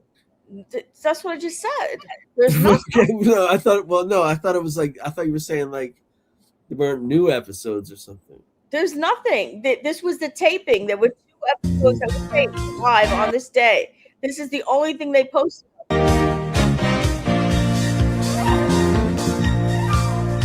They looked so happy there, so that was probably, you know, when it went downhill. They look really annoyed. Let me tell you what happens in these situations, okay? And I don't mean any offense to the people that it doesn't even have to be about the people you're watching here, but there's a occupation out there where sometimes it's called like media services or something. Okay. Where like a place over convinces you like how much it would cost to do a podcast. Oh yeah. Okay. And I don't want to besmirch anyone. I'm not going to say any name there. Yeah. Like because I don't really know, but I'm just guessing. I know that as someone who's gone around and like wanted to have a podcast recorded somewhere. Yeah. The prices that are thrown at you are outrageous. Oof. So things are happening that way. When all you really have to do is sign up for something, and you know, boom, you're doing it. Right. And what is it about anyway? 3 people in a booth. Okay. Talking about New Jersey. I mean, that's what it is. What do you know? Is that what it was going to be about? I guess the recorded live at Vito's Pizza in Cherry Hill, New Jersey. 3 friends, 1 booth. They're gonna chit chat. You know, the way they did. Well, no, they could talk like men, and people might find that interesting. Like, see what's really on the minds of like men. Like, yeah, but that would be interesting. But you know that they're gonna just talk about their days in you know, Cherry Hill, New Jersey, and surrounding areas. I don't know what happened. It's almost a month since it was taped. You know, I really 5 days short of 1 month. Given February is a short month. Do you know anybody close to the scene that we could ask, like, what's going on? No, you could go ask Ron if you want. I don't think he's going to answer. I love Ron still. I don't know what happened here. You can't find it. They even have a dedicated page for this, and there's nothing listed on it. Gennaro Esposito posted about it on February 25th, but all it is this. We're seeing some clips from the live show, the live recording, and there's no title on this or anything. All right, they're gonna come out. They're in the lab. I'm gonna follow up on a point I was just making. Mm-hmm. Now this place has convinced you. I've been down this road. Ready? Yeah. Now, who's ever running the show here has convinced you that to do a podcast requires all this, right? Yeah. Okay. And now they take you into a world that only belongs to them. Okay. Post. Okay. Okay. Now something's in post. Okay. And it takes on a whole other like dilemma. And then Well, when finally, we do a podcast and then we post it within like a week at the latest. I know, but like, look, But he was away. like I know, but look, post is so dreadful, and we love each other. Think about like post and post and people just barely know each other. Yeah, that's true. Post. I'm not built for post. Like, Yeah, no kidding. You're not even built for pre. oh yeah, I'm not. I'm just like during. Yeah, let's start. That's what you're for. Well, I'm bringing guest energy to the show, with great results, and I'm happy. I want to like I was really counting on hearing some of this podcast because I do like compare it to what we could be doing, and yeah, I'm kind of emotional about it because like just you see the energy I bring to stand up. Like, what I would do if I was doing a show about Joe's return to the big time with Joe. You know how much I would show up for that. Of course. Okay. So that's where that stands. And I know you were eager to hear about it. So that's where that stands. All right. All right. So it's in post. Yeah. It's the only thing I'm going with. All right. So now let's find out how Joe's shows went. Remember, he had like a couple of shows around Valentine's Day, maybe one the day before, and a couple ones on the day of. So let's find out how that went. so wait, let's not let him off the hook that easy, or not. I want the fans to think we're not here. Like, okay, so he's been home for how long now? 2 days? No, he's been home like 2 hours. Okay, and so now he's got like 2 shows. He has 2 shows in Ardmore. No, this is on Valentine's Day, remember? Or okay, I'll tell you what's coming up. Marinette. Oh, hold on. He had what's coming up next is Emus, Pennsylvania. Okay, but what I'm saying is, when he came home, like, how soon is this from? You said it's hours. So didn't he do Ardmore in around Valentine's Day? And I think that, and then right after that, he left for 2 weeks. Wow. And did it snow again? Yeah, it was a huge snowstorm. It was the worst one. Remember, it was like blizzard and the whole thing. Didn't we already talk about this trip, or is this a third trip? No, this is the second trip that we just did today. He did that during right before the snowstorm. I'll tell you when he left. Hold on. Good morning, everybody. February 21st. February 21st, it seems. I just got to see this guy home. I avoided another snowstorm in New Jersey. Where does he cut us off when he's at home? Like February 22nd. I don't know. He just got home. I don't know. That's the access you really want, but like he doesn't do that as much. Right. All right. So here's Joe now. He had Valentine's Day shows. And he's talking about, so happy Valentine's Day. These are the 2 things. You're going to see exactly what we saw the last time. It's the same thing. He's going to do the same thing with the crowd. Okay, here we go. No, I don't want. I hope not. Like, I thought he would have like cutting edge like material. Yeah, have cutting edge material. Super fans showed up last night. Everybody, no front teeth. Okay. Oh man, this whole thing, dude. Super fan showed up last night with no front teeth. What incredible shows last night in Ardmore for Valentine's Day. Sold out. Thank you everyone who came. You guys were effing incredible. It's in the water tour. It's growing fast. Stay tuned for 3 Guys, 1 Blue podcast. We just finished filming the first 2 episodes. They'll be out soon. And that was 2 weeks ago. Okay. Yo. Yo. I'm not gonna be able to stomach coming off the emotion of last episode's segment about my teeth, the saga of Karen's teeth. God help us. Like I'm still reeling from the emotions of that great segment, but it's gonna bring up real bad like emotions for me if this person gets ridiculed because I can relate. Not to that degree, but like dental depression. So hopefully, all right, go ahead, try it. So then someone says it looks like a great crowd, and then he wrote, they were definitely my best crowd in a long while. Tons of energy from them. The second I walked on stage, they were as Philly as you could get. I'm so proud to be from there, and I hope to get back to living in the area again. I was like, it's just so bizarre. So bizarre.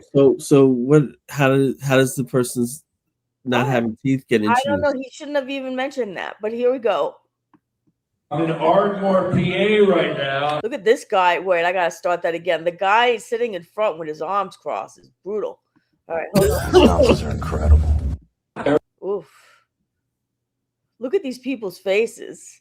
Some of them are just like, this guy looks like he's on death row. Everybody, I'm in Ardmore. Look at this guy. He's just like, who? PA right now. Yeah, of course, I'm in Ardmore, PA right now, and he gets them to cheer. Oh God. I got major super fans right And he's trying his face. I don't blame him. here in the front row, wearing my Remember When t-shirts from No, 1999. man. I don't know when I made them. I remember when. Isn't that like a rock? No. Like that's like a Van Halen or something. Yeah, Van Halen. I knew it was one of those. I don't even know if it is. I think. All right, but it looks like something like that. All right, here. Didn't A Plus give me a Van Halen T-shirt? I don't know. This is Yeah. if I could. Yeah, I think so. I'll have to get it before the end of this episode. Smile. I'm trying to see what this. Remember when it says? Oh, it does say remember when. It does say remember when. I don't know. All right, here. I don't know. It does say remember when. I think this is just I don't know something about it, some tour, but it might be like an old tour. It says something tour. All right, whatever. I don't know what this is. No. Guys, oh, it's a joke. missing all this front dental work. Oh. And I just said, this was so funny that I'm refilming it. Why? Why does he have to go at him? He's saying he's refilming it. Look at the way this guy's looking at him. Like, are you really going to do this, sir? Look at that. Look at this expression. And look at him tortured. This guy's like, are you serious? Right? Just let it go. Like, he's punching down. Like, let it go. He shouldn't be doing this. Look at his face. I said, Bobby Clark has more teeth than you. Oh. Oh. Let me tell you something. Yeah. Let me tell you something. I don't think that's a well-timed joke or something. Like, I don't even want to get into it, but this is bad. Like, I don't like this. It's terrible. And just because they're like clapping doesn't mean that they all love him. It's in the water. It's in the water. So he's claiming what? That he lost his teeth because of the water. Philly, baby, this is a Philly show. Everybody, I'm in Ardmore, PA. Oh my God. And look at just the four of them, how they're looking at him. Yeah, because they know. Yeah, they get, especially this guy. This guy's incensed back here. Him and him. These two, the younger ones, slightly younger. Incensed. It's not a classy thing to do. No, and it sounded like he recorded it once and then did it again. Like, I don't know. If that guy got up on a podium and was like, go in on me or something, like. Yeah, no, he's like, look at him. I don't know why he says remember when. So maybe there was a freak. No, that logo, regardless of whatever it says, and maybe it even says remember when. Yeah, it does. That logo was put out by Joe. It was like he used that logo. He used the logo of Hollywood Video. Yeah, I think you're right. Yeah, you're right. It's either Def Leppard or like Van Halen or something. Yeah, you're right, probably. I don't know. I wouldn't be able to tell the difference. I would know the difference, but like I wouldn't. It sort of remotely looks familiar, like, all right, so whatever. So that was that. I think that's the end of it. Wait, what was that? What? That was that. That was that. Yeah. I was trying to show that it's also sold out. That was that. Major super fans right here in the front row wearing my Remember When t-shirts from 1989. I don't know when I made them, but I just said to this, smile, sir, smile. Look, he's saying something to his wife. Look. Oh God, come on, Joe. Come on, Joe. Look, he's annoyed by it. Oh, Joe, come on. I just said this. It was so funny that I'm refilming it, everybody. Yeah, I'm refilming it. See, he did this to him before. Now he might have said, like, clap louder or something. Show him how much you love Philly. You know what I mean? Like, it's just sad. Yeah, like, I mean. On the internet, I said, Bobby Clark has more teeth than you.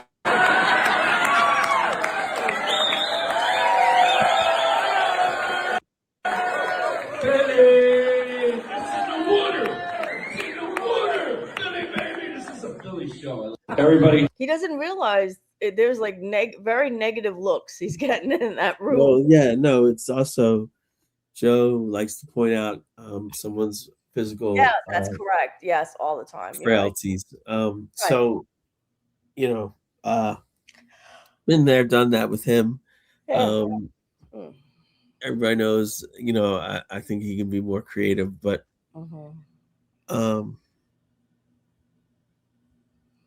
and here's the next, I guess, the same night. I think maybe there were two shows on one night.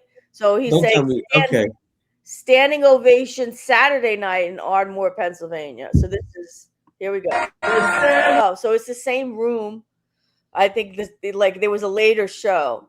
So Tracy's all in here saying, well deserved, Joe. Standing ovation Saturday night in Ardmore. What did he say right before this to get these people? It's always a question that I have. And you know that. He never shows that. So here, watch. Everybody, hold on. I'm going to go there. And now let's just watch immediately what he says. They're standing.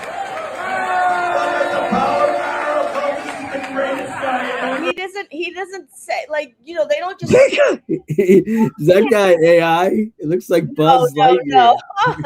You don't see him making his last joke and then them standing. You just see him like, you don't know what he said to them. Show your pride of. I've never had this reaction to this guy here. So Joe's doing something right. Like, look at this fan. No, this guy's frothing at the mouth, dude. No. No, he could be showing his pride of Ardmore, Pennsylvania or something. It's not.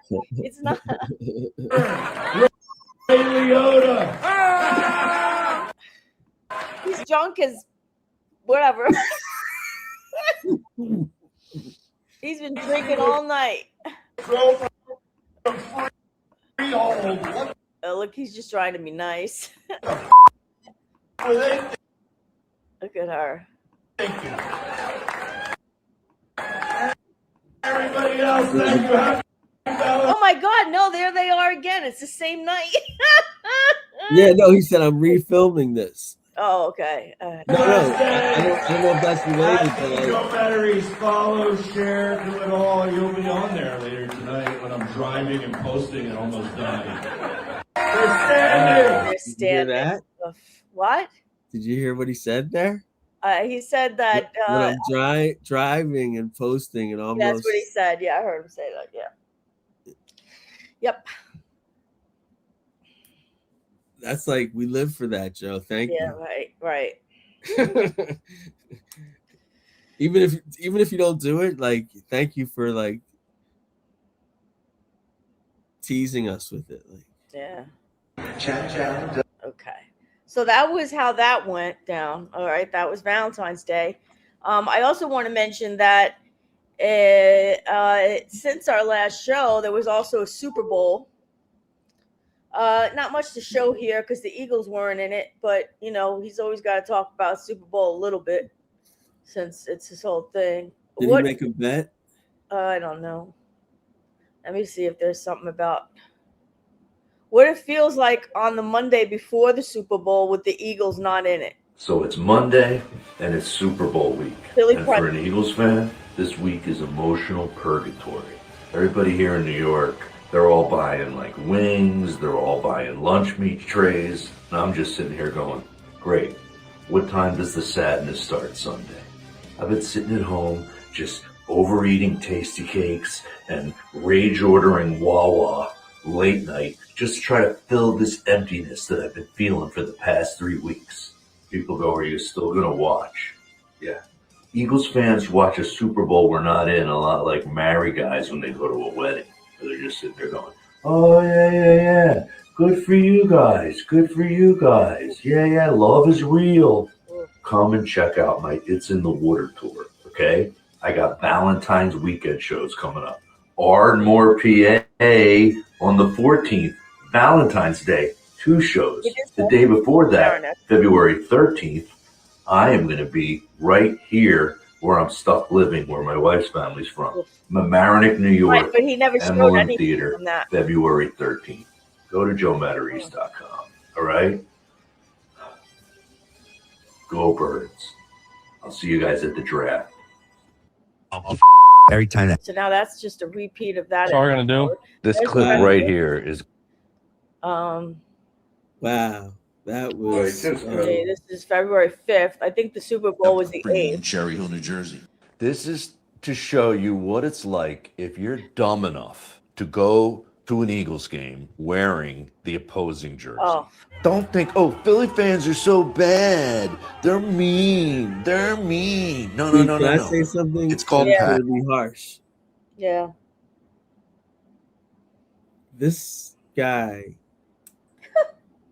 is. Does he know? Like, you almost want to go like, okay. Does he know like how? No, the answer is no. How bad this is, and like it's a bit. Yeah. Like, is this a bit now? Yeah, I don't know what it is, babe. Philadelphia You know what I'm saying? sports Like, fans, it's called passion and not meanness. Mm. Ooh, look at this. Your name appeared in the Epstein files. Oh. Oof. Some of these comments. Yo. Oof. Oof.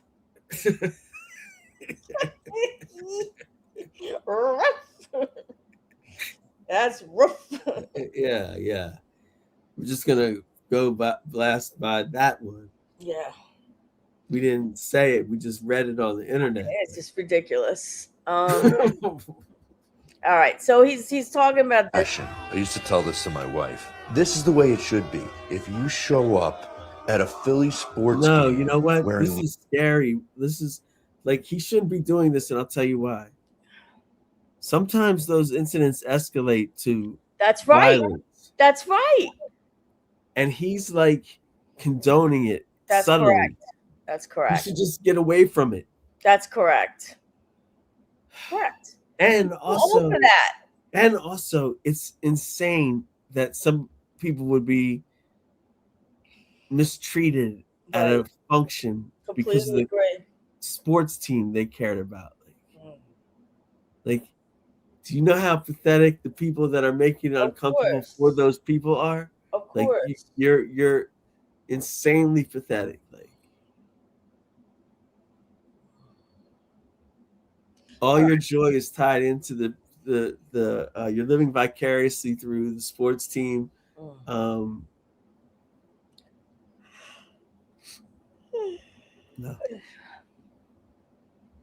I put my foot down when it comes to that. Opposing jersey. I love it. That's the way I want it. If I'm in another city, I went to a Dodger game once where they were playing the Phillies, just in case I didn't wear any of my Philly stuff, because I'm like, I expect to get thrown on me. I don't want to have stuff thrown on me. I'm going to be the undercover Philly fan. You might say, no, you got to be proud. No. You could be smart. Be smart. Don't wear the opposing jersey. Just go and watch the game. Shut up. Don't be like it. I remember even quietly celebrating when I was at that Phillies game. I'm like, yeah, good hit. Go incognito. This is to show you what it's like. Okay, so not really wrong. It's probably the smartest thing you said all night in 8 hours. Well, I'm not the target audience of this. Right. No, it's not. Yeah. And I don't know, but it doesn't seem like it's hitting. Like, it doesn't seem like it's right. Doesn't seem like it's resonating with a larger group of people. Like, and I feel bad about that, but I know what he could be doing. It's not this localese thing, but no. And now the next day, I guess the day before the Super Bowl, he's like, "What will you see if you take Scepter to an Eagles game? I don't even want to play this." And then I want to see that. I have to see that, please. Okay, and then on this guy back again making the same comment as he did on the other one. Can you see it? I don't want to talk about the comment, but let's talk about. I want to see what he says about Scepter. He has no clue about it. Right. Yeah, that's a good point. But this hat I'm wearing. This is to my. Hey, good morning, everybody. Great month. All right, before you say anything about this, you probably remember this one. This is like one of the greatest Philadelphia fan moments. If you're wondering what it's like and you're not from Philly, going to a Philadelphia game, whether it be baseball, basketball, hockey, or football, this is the kind of stuff you're going to see, especially if you take the train in. Love this moment. So watch this. A little subway moment. Everybody's celebrating. This guy, he's got his Brian Dawkins jersey on. He's screaming. He's pumping everybody up. He's feeling good, as my dad used to say back in the day. Probably feeling no pain. So this guy is celebrating, and the train starts to move. And I love that we got both angles of this. Wha-bam! Oh! Wha-bam! Love What that. happened? Hits the He banged pillar, right into and the we get pole. to see it from both sides. He was running along Love with it. the train. Wish Harry Callis could have announced that moment. Here he is, a Philadelphia Eagles fan. He's wearing a Brian Dawkins number 20 jersey, and he's feeling no pain as he's celebrating with other fans on the train. Scepter's starting to move, and he's starting to run, and oh my God, he walks into a pillar. Great moment in Philadelphia sports history. You probably remember this one. All right, so that was that. All right, so that one hit. That one hit. Okay, yeah, that's true. Good job, Joe. This is the day after the full Super Bowl. The greatest Philadelphia Phillies play that nobody talks about, Pete Rose. Do you want to hear this? I have no reason. I do. I'd like to see this through.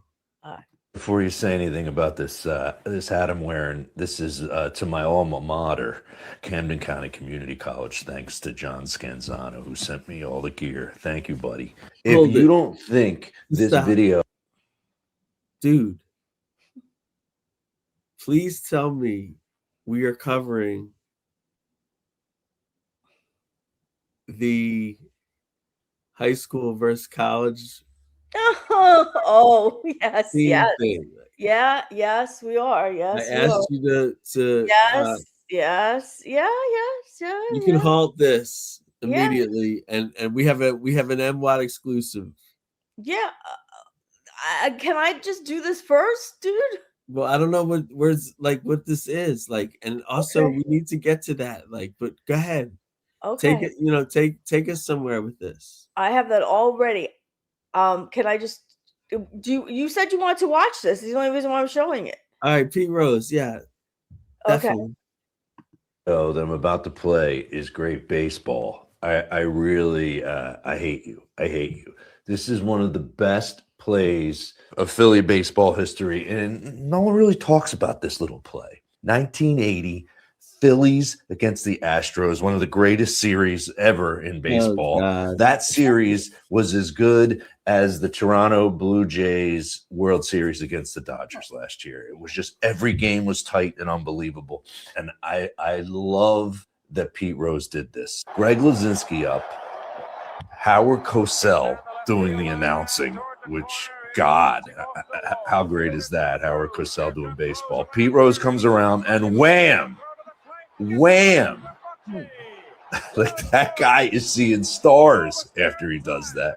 And it's a completely legal play. And I love the Pete Rose low fives. Guys are always doing the high fives, but Pete Rose did the low fives. You know, with the I love that. Shouldn't even have tried to score. It was like really a mistake, unless Pete Rose is like Nostradamus and he's like, I'm gonna knock this guy out if he catches the ball and I'm scoring.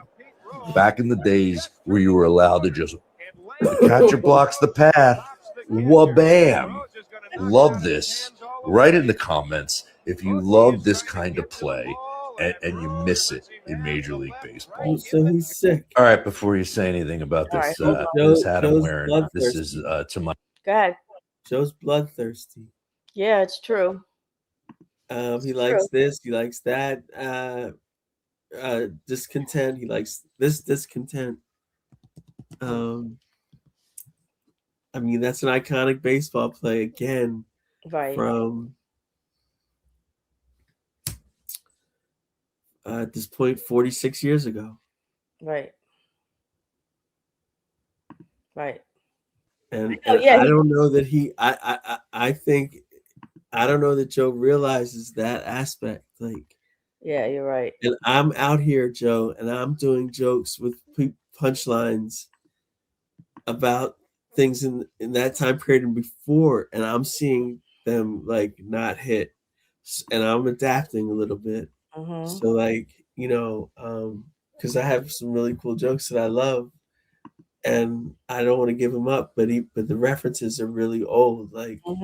And now it is time for a very cool exclusive MWOT 46 segment about us learning concretely that Joe Matarese not only watches this podcast, he utilized our behest to to stop something in action, and we saved the day. Our pointing something out saved the day, saved a lot of embarrassment. We're gonna queue up an earlier show where Phil Fan, you can intro it if you like. Yeah, sure. So this was December 13th, episode 43, Cruising for a Bruisin'. And at this point, you will hear us mention that the Scottish Rite Auditorium show that was going to be sponsored by a cannabis dispensary called Ginger Ale. And then there was and then I have just discovered that there was another association that was tied into the Scottish Rite. So we'll find out exactly what that is right now. All right. It's in the water. All right. Yeah. Listen, I just found this. This is posted on Facebook 2 days ago by the Audubon Varsity Wrestling. I don't know what that is, but it says that comedian Joe Matarese grew up in South Jersey, and his comedy has a very strong connection to where he comes from. He titled this current comedy tour, blah, blah, blah, blah, blah. Word has it that he's hysterical. Joe is eager to support the Audubon AHS, I guess, whatever wrestling team, and has offered to donate to our team $5 for every ticket sold with promo code Green Wave. This Green Wave. All right. Offer is only available for December 27th. This is Scottish Rite at 8 p.m. Show at the Scottish Rite Auditorium in Collingswood. Purchase tickets here. Please don't forget to use promo code Green Wave.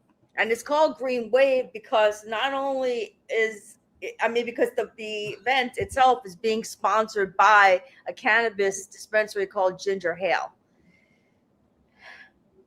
Okay, so I'm going to continue to play this. Look at this. Look at the worry on my face. Like, yeah. I mean, Benny doesn't look too happy either. He's kind of like stunned. And Joe is like looking like he's holding the trophy. He's very proud. Okay. No, the wheels are spinning for me, I think. Yeah, I know. And there are 3 likes on it, and that's it. Yeah. This is a great idea, and it's also bad. Like it's fraught with potential problems. How many people actually came, paid this, that? I know, this, right? This, that. Yeah. But the concept is great. So what's going to happen is somebody somewhere is going to go, that's it? That's $5. All we got? Like, $5. Somebody somewhere is going to be like, wait a second, I thought it was fat. You're telling me to stop? Yeah. I'm within a program within a program within a program. Please stop. Yes. Like this is really cool because it's also very odd. I thought I was the hero, but really before I even talk about how wrong it is, I'm more talking about how to like maximize the idea. Right, yeah, but then you go ahead and I think you do go into it. I remember you calling it a scandal. All right, come on, yeah. So that should be pretty good. I mean, like we get 5 for everything. So even if they but this is a good idea by Joe. And these are all the guys that are using the cannabis place down the block. I make a joke that these young faces. Yeah. From the Scottish Rite. And I think that's when it dawns on you, right? And that's what I was trying to say. Like, yeah. So now we have a scenario where, and I'm sorry to say this, Joe, like Phil fan, I'm sorry to cut you off. This is actually your joke, your story. Like okay. Joe is being sponsored by a cannabis thing, and he's also sponsoring a high school sports scholastic. No, right, exactly. Yeah. Okay. No. So I'm done with this topic, but if you like this is like a scandal. This is like a scandal almost. Yeah, right. Uncovered scandal. Yeah. Nobody thought of this. Like nobody thought of this except for us. All right, nobody thought this was odd. All right, cool. Right. Go ahead. Right. So made the point. So now we get to that point. Unless there's other funny stuff, let me know. But I don't know what else you say after that. I didn't watch. No, we get the point. Right. And then what actually happened? How did we impact? So what actually happened was then on about a month ago on February 5th, which was like 2 months later after the December 13th program episode. This was episode 45 now, 2 episodes later, called Sexually Frustrated Married Guy. We pulled up a little posting about how Joe did at the Scottish Rite. Joe posted something about the Scottish Rite Auditorium after the event. Right. So this is him on stage at Scottish Rite after the December 27th or whatever date it was. Sponsored by Ginger Ale. And when I was presenting this to Karen, she's the one that noticed, but I also I didn't fully process it, but I did. I noticed it, but I didn't say anything. That it's now instead of a varsity that's like wrestling, it says baseball, help raise money now for baseball program. So it was changed at a university, Camden Community College, instead of high school varsity. Yeah. We used strong language. We said this is an uncovered scandal, and he got the point. Maybe. Yeah, it looks like and, that. and Unless it's someone still else. it's still improper to do it with a college team. And it was horrific that they put a hashtag on. Yeah, it most definitely is. And it's really horrific that they put the hashtag on green wave, because it's like, it just made it all so much worse. But here they pulled the green wave. I don't see that mentioned anymore. Wow, that's really remarkable that we did that, because now I realize we're not even the heroes anyway, because it's still improper, but we saved massive embarrassment. I mean, this is terrible. Promo code green wave. We saved massive embarrassment. That's like, look, hey, it got to the end of the show near, and finally, we had our big hit of the episode. Like, look, we saved a major scandal. And Joe, that's the kind of flavor we bring, baby. And we're glad that went off without a hitch, or maybe it got canceled again to April or something because of the snow or no, the Scottish Rite went on, and this was the post that Joe did from that event that night. And this is when he finally said that he was helping to raise money for the baseball program at Camden Community College instead of high school varsity. And yes, that is bad enough. That you definitely don't want to associate college kids with cannabis industry. I mean, it's so bad. It's just so bad. So here we are. It's Joe Matarese. This is the rescheduled local theater show from December 26th. I also want to mention, as Karen just pointed out to me, that Matt Bellis is scheduled to join Joe at this particular show, and maybe to boost tickets, but his name is not listed here, which is really a horrible mistake. No, it seems like there's been late ads and late changes to the program. Well, can't In they other just words, add like his name? there's an ad on Insta from the organization or Matt. Okay. There's an ad. I think it's from the organization now. It was in my algorithm, of course. The organization is putting on an event to raise money for an issue. And also on the show is Matt Bellis, Joe's cousin. Okay. Matt Bellis has in the past said positive things about me. And also Matt Bellis and I, although we weren't like friends at the time, we both would perform every Wednesday on the Laugh House open mic in 2003, hosted by the legendary Win. As you know, we were getting our like training up as comics. So Matt's on the show, and it's for a special cause. And anyway, we can save that one. We're here to help.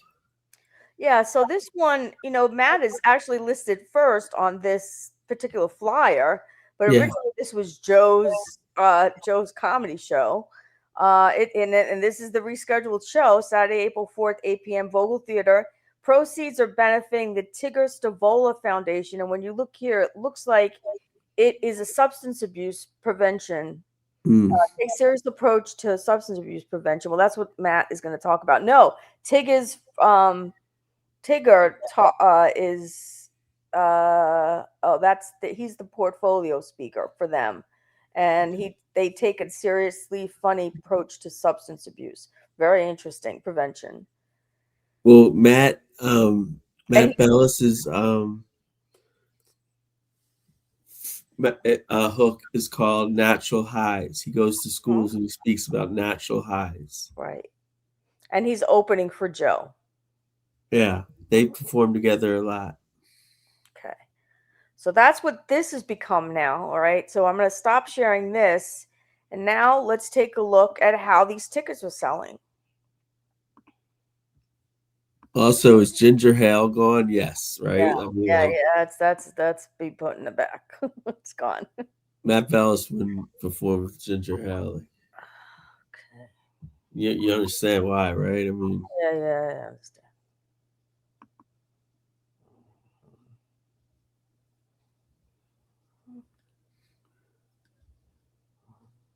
Okay, here we go. All right. So how is this going? April 4th is coming up. It's not that far away. It's less than a month, right? Here it is. Is blue good or bad? Blue means the tickets are not sold. And Oof. and anything that's in gray, those tickets are sold. So if you look here, these are tables with 4 chairs around each table. So when I make this bigger, you can see exactly what's going on here. Here's the stage, okay? And anything that's blue is you can buy it. It's available for purchase. $45 to sit in the front, $47. Anything that's grayed out, it means it has been purchased. So all these tables along this side, this is the table in the middle, and then they have 4 chairs around it. All 4 chairs around. So these tables are completely available except for this one. Someone purchased 2 chairs here. These tables are purchased. And then all these other tables are all available with some seats maybe taken, very few. Well, wait a second. Yeah, go ahead. If Matt's involved, it's probably a dry event. Like, You think that's why? I don't know. It doesn't say that anywhere, does it? read the purpose of it. Like, more info. Like about Matt's involvement. Matt Bellis's credentials. Oh, okay. Are written in there. Somewhere, like. All right, it's not on the Vogel Theater website. No, not Vogel Theater. Back on that instant thing. Yeah. All right. I'll look at his credentials. I'll pull him up again. He's a PhD neuropsychologist, speaker, and comedian, author of A Better High, Life is Disappointing, and Other Inspiring Thoughts. So, as Karen said, he talks with adults and I guess maybe, youth about how to, abstain from using drugs and instead maybe exercise, eat well, do whatever to actually get a natural high. So his involvement in this is very interesting. Well, I think that sure we'll give it a proper send off, but unless there's something else that we need to go over, I think we have to take responsibility that perhaps this program is now over. Yep. Okay, so yeah, like we're gonna have to cut the cord, like, and go back to our regular, non-exciting lives. All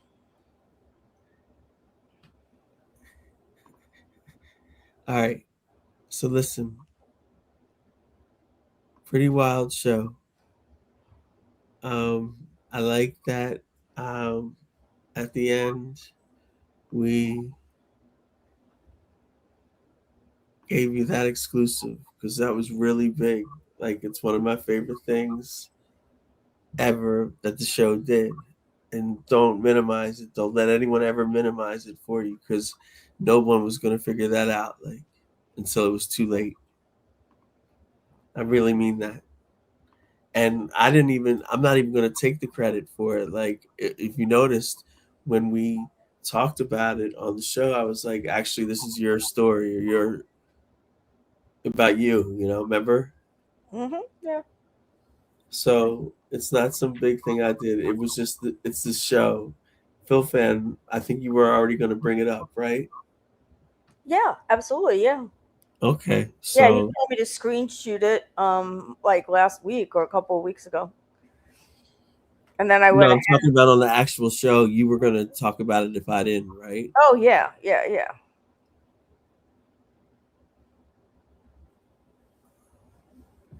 So All right. really, it's you get all the credit for that, and Well, it was a magical moment in show history. Like, I think it was the both of us in tandem, like, you know. yeah, certainly. You know what I mean? Like, You could hear the kind of like thrill in my voice, and I mean, it's terrible to be like, you know, but it's like this juicy stuff, so you can't help but be like, oh my goodness, look I at mean, you see how big it is, right? Yeah, Like, oh, I'm of just course. trying to tell everybody, like, look, like, You got to you think came about what you're absolutely doing. correct with that. Like, You can't be money hungry, so money hungry that you get blinded to something that's really so horrific. I mean, that's bad. no, it just would have been real embarrassing to everyone. Yeah, yeah. And because of what we did,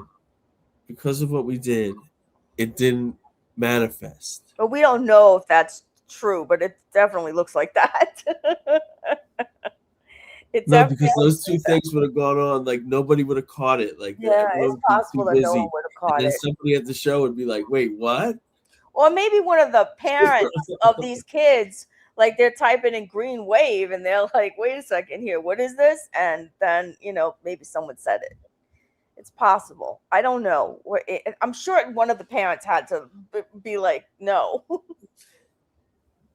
And you know, Topher was amazing. Oh, yeah. Topher was amazing.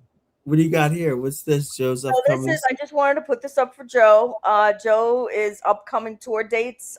Next show is March 28th in Emus, Pennsylvania. Here's the April 4th Vogel Theater. Vogel Theater is in Red Bank with Matt Bellis, New Jersey, Red Bank, New Jersey. May 2nd, New London, Connecticut. May 15th and May 16th, Joe will be out on Long Island in Belmore, New York. That's all he has so far in terms of this. It's in the Water Tour. And can I open on any of these shows? No, you got to ask him. Again? Yeah, you could ask him. Joe, I would love to open up for you. I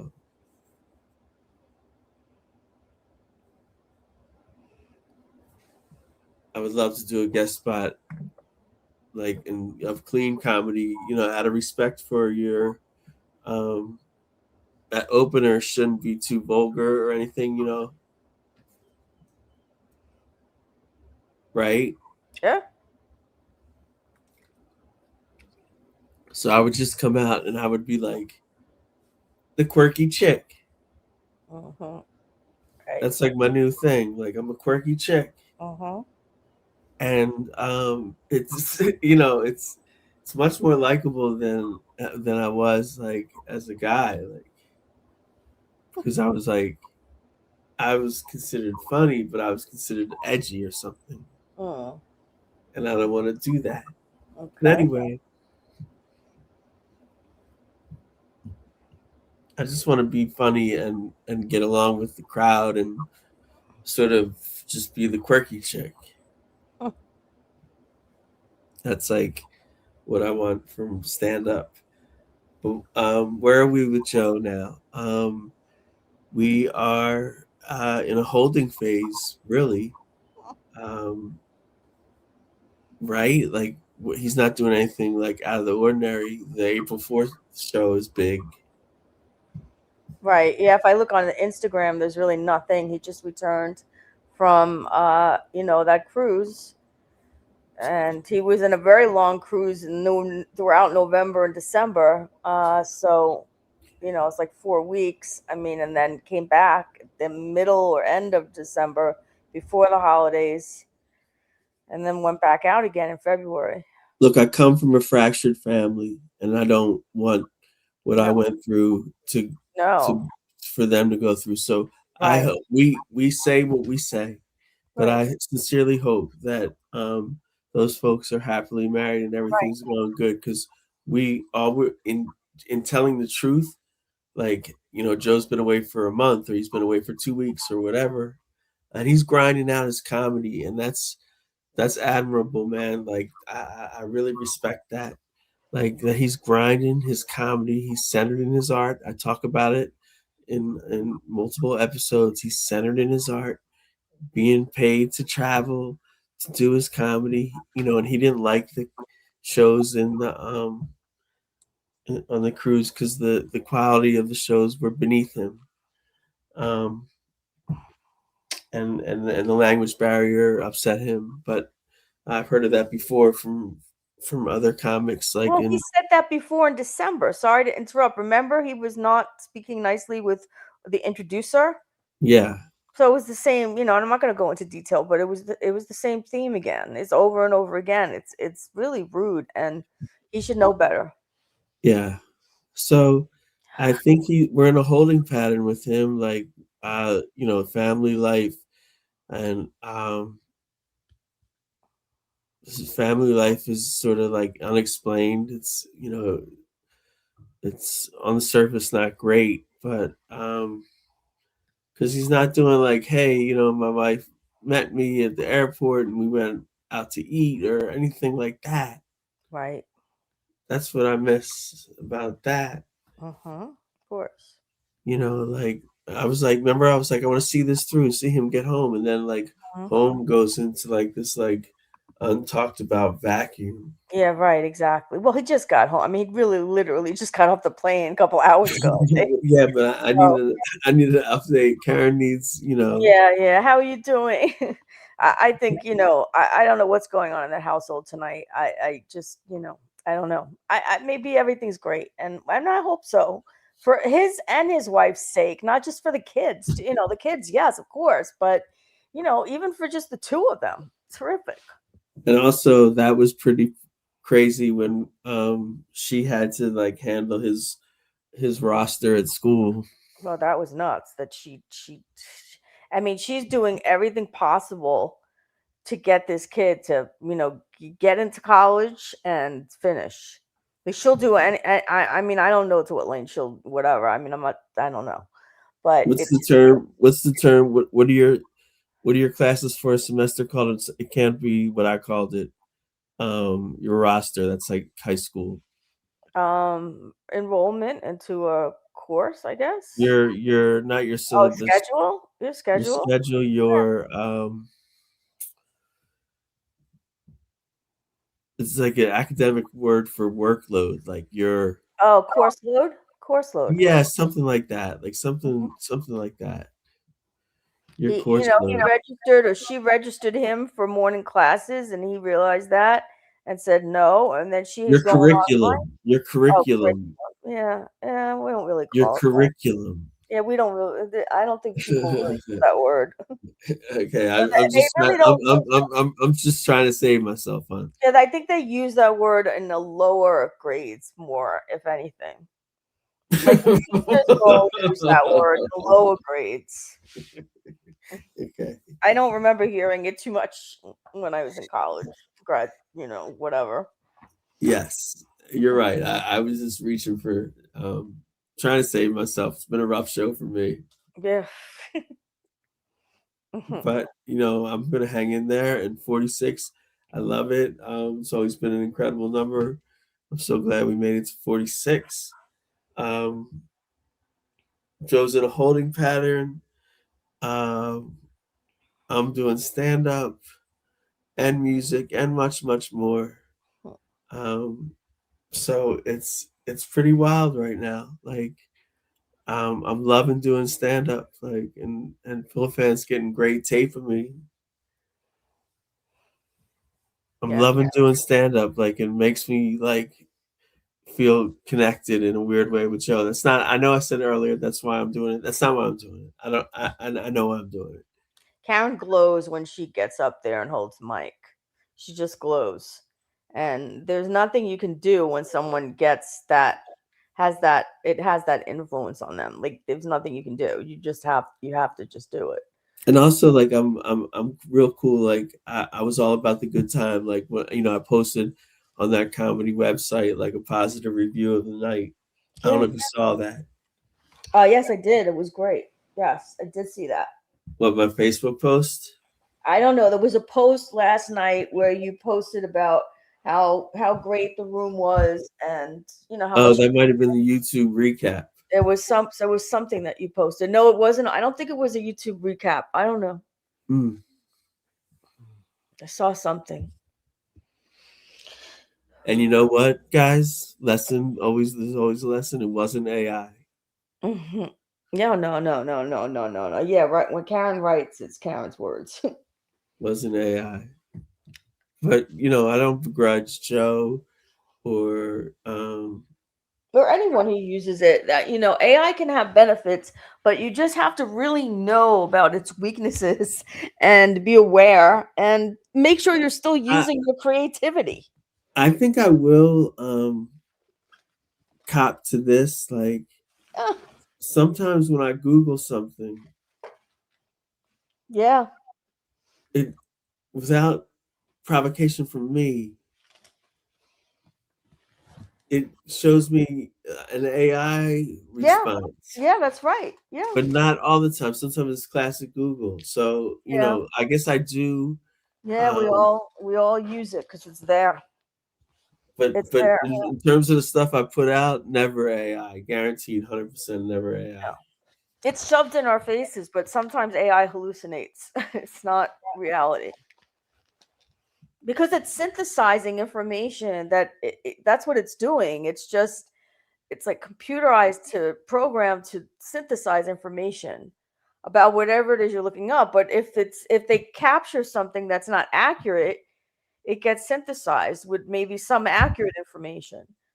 Topher asked me my opinion on some shirts that had AI designs. Yeah, and they were beautiful. I honestly said they're great. But I just want you to know my personal position. I'm vehemently against AI. But they're great. They were beautiful shirts. I mean, there were so many different types and very colorful and exciting. I just like when people are centered in their art. But evidently, like Topher said something today about like he's like, well, they have to be prompted. So that like taught me a little bit about the AI process. You have to like prompt them, so there is some creation to it. Right. And I'm sure like it's very expensive to get an artist to design like something like that, right? So that's what's up. Like remember that dude? Remember that dude we met at yes. At the mall? Yeah. Yeah. I'm glad we brought that up. I'm glad we brought that up because I want him to like design some like gear, not to like sell, like to like wear. Okay. Because I'm into like wearing cool shit like now, like when I can doing stand up. That was such a thrill. All right, cool. That was such a thrill to wear a Red Bar. Oh yeah, that was great. Women stand up, like that was such a thrill. Like, you know what I mean? You got to create your joy too in life. You know what I mean? Go for it. Right. And like what I wrote, I talked about it already. Was like I wasn't going down. Like I knew I was gonna. Of course not. Represent great. Like, and I did it, and it was like an honor to rock that. Like, it was an honor to rock that. And you know what? Like I like I said before, I had never wore that shirt actually, and I debuted it for that. Amazing. And that means I had it for like 3 or 4 years, 2, 3, 4 years. Oh my God. Yeah. I can't believe you never wore that. I love it. I don't think I did. I don't think I wore it. I don't remember ever seeing it. Yeah. And I wear like my stuff a lot, my Red Bar stuff. Very cool. But yeah. All right, cool. So this was 46, and we love you, and thank you for joining us. Love you, everybody. This is probably going to be like 6-7 hours long.